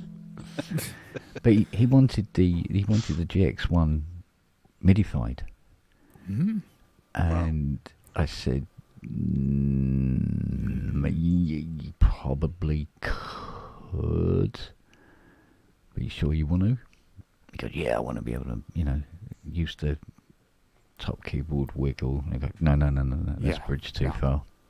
That's not happening. Done by Osmos. Yeah. He said, but could you get it to note on, note off? I go, well, it's technically an organ. It's note on, note off anyway. So yeah, we should be able to do that. He goes, all right, I'll bring it up. I went, no, wait a minute. We can't get it in the house.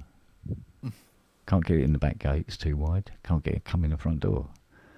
I think he took it up to James. I think he took it up to James Ward to get done, who I think took it apart and then literally had a mental breakdown over it, and that was it. That was the last we heard about it. Poor old James. He did suffer. Not that working for Sound Gas was going to improve things. Fucking hell. But there you go. Mind you, we shouldn't discuss too many names on an open channel. No. Lawsuit, bitch. So, yes.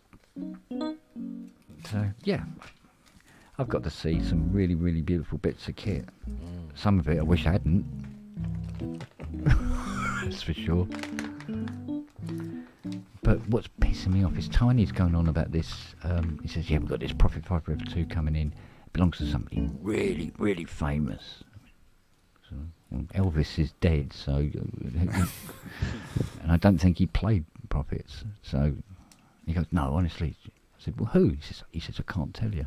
I mean, I'm going to be working on it, and you can't tell me. Yeah, no, it's too... Yeah. I mean, oh, okay.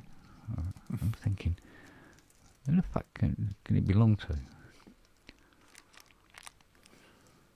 And we're trying to work out, because it's coming from the States and everything like that, and we're just thinking, is it Carpenters?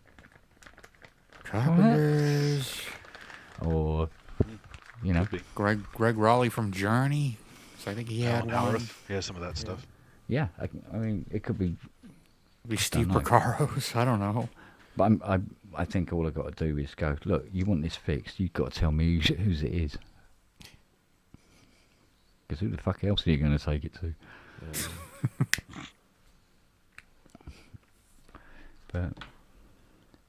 But you know, it could be anybody's. I mean, for fuck's sake, did you read this thing about, I mean, I read it a few years ago, but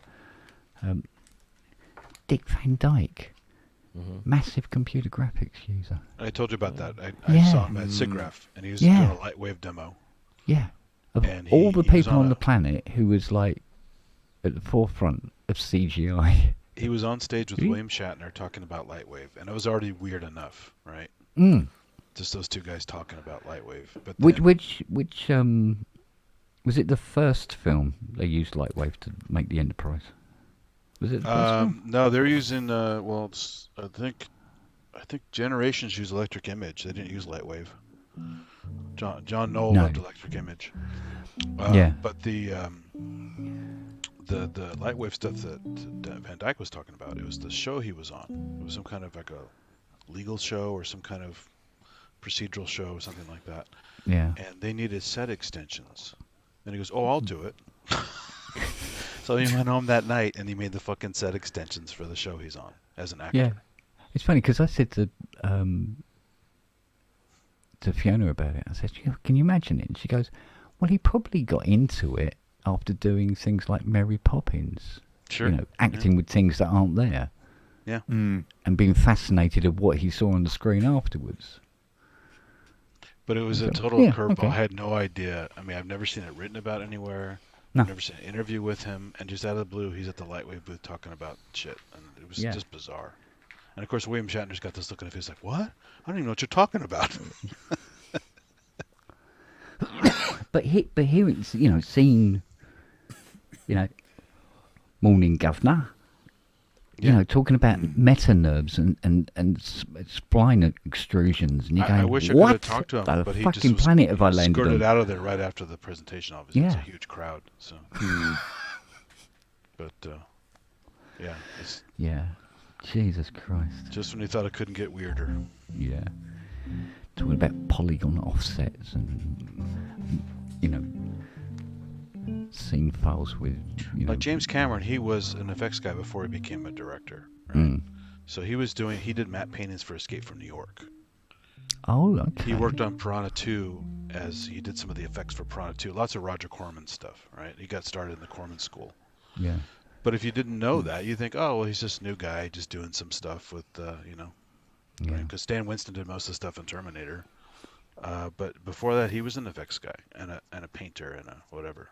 That's why he works well with these guys. He was one of those guys. Yeah, he gets it. He knows what it's like. He knows movies inside and out because he worked on all the other parts of it. Yeah, that makes sense. Bloody hell. Oh, I don't know. It's right. Crazy. Okie doke. We'll call it an evening, gentlemen. Radio. Oh, Andrew didn't come back, did he? Who? Andrew. You remember, No. you know. Yeah, he did. He had an appointment with a exhaust pipe. Not that one. Yeah, because I don't know. I fucked one car. They won't let it go. All right then. All right. Catch you later. See you guys. Absolute. See ya. All right, everyone, look up yourselves and Yeah, take care. Bye-bye. Bye. Bye. Bye.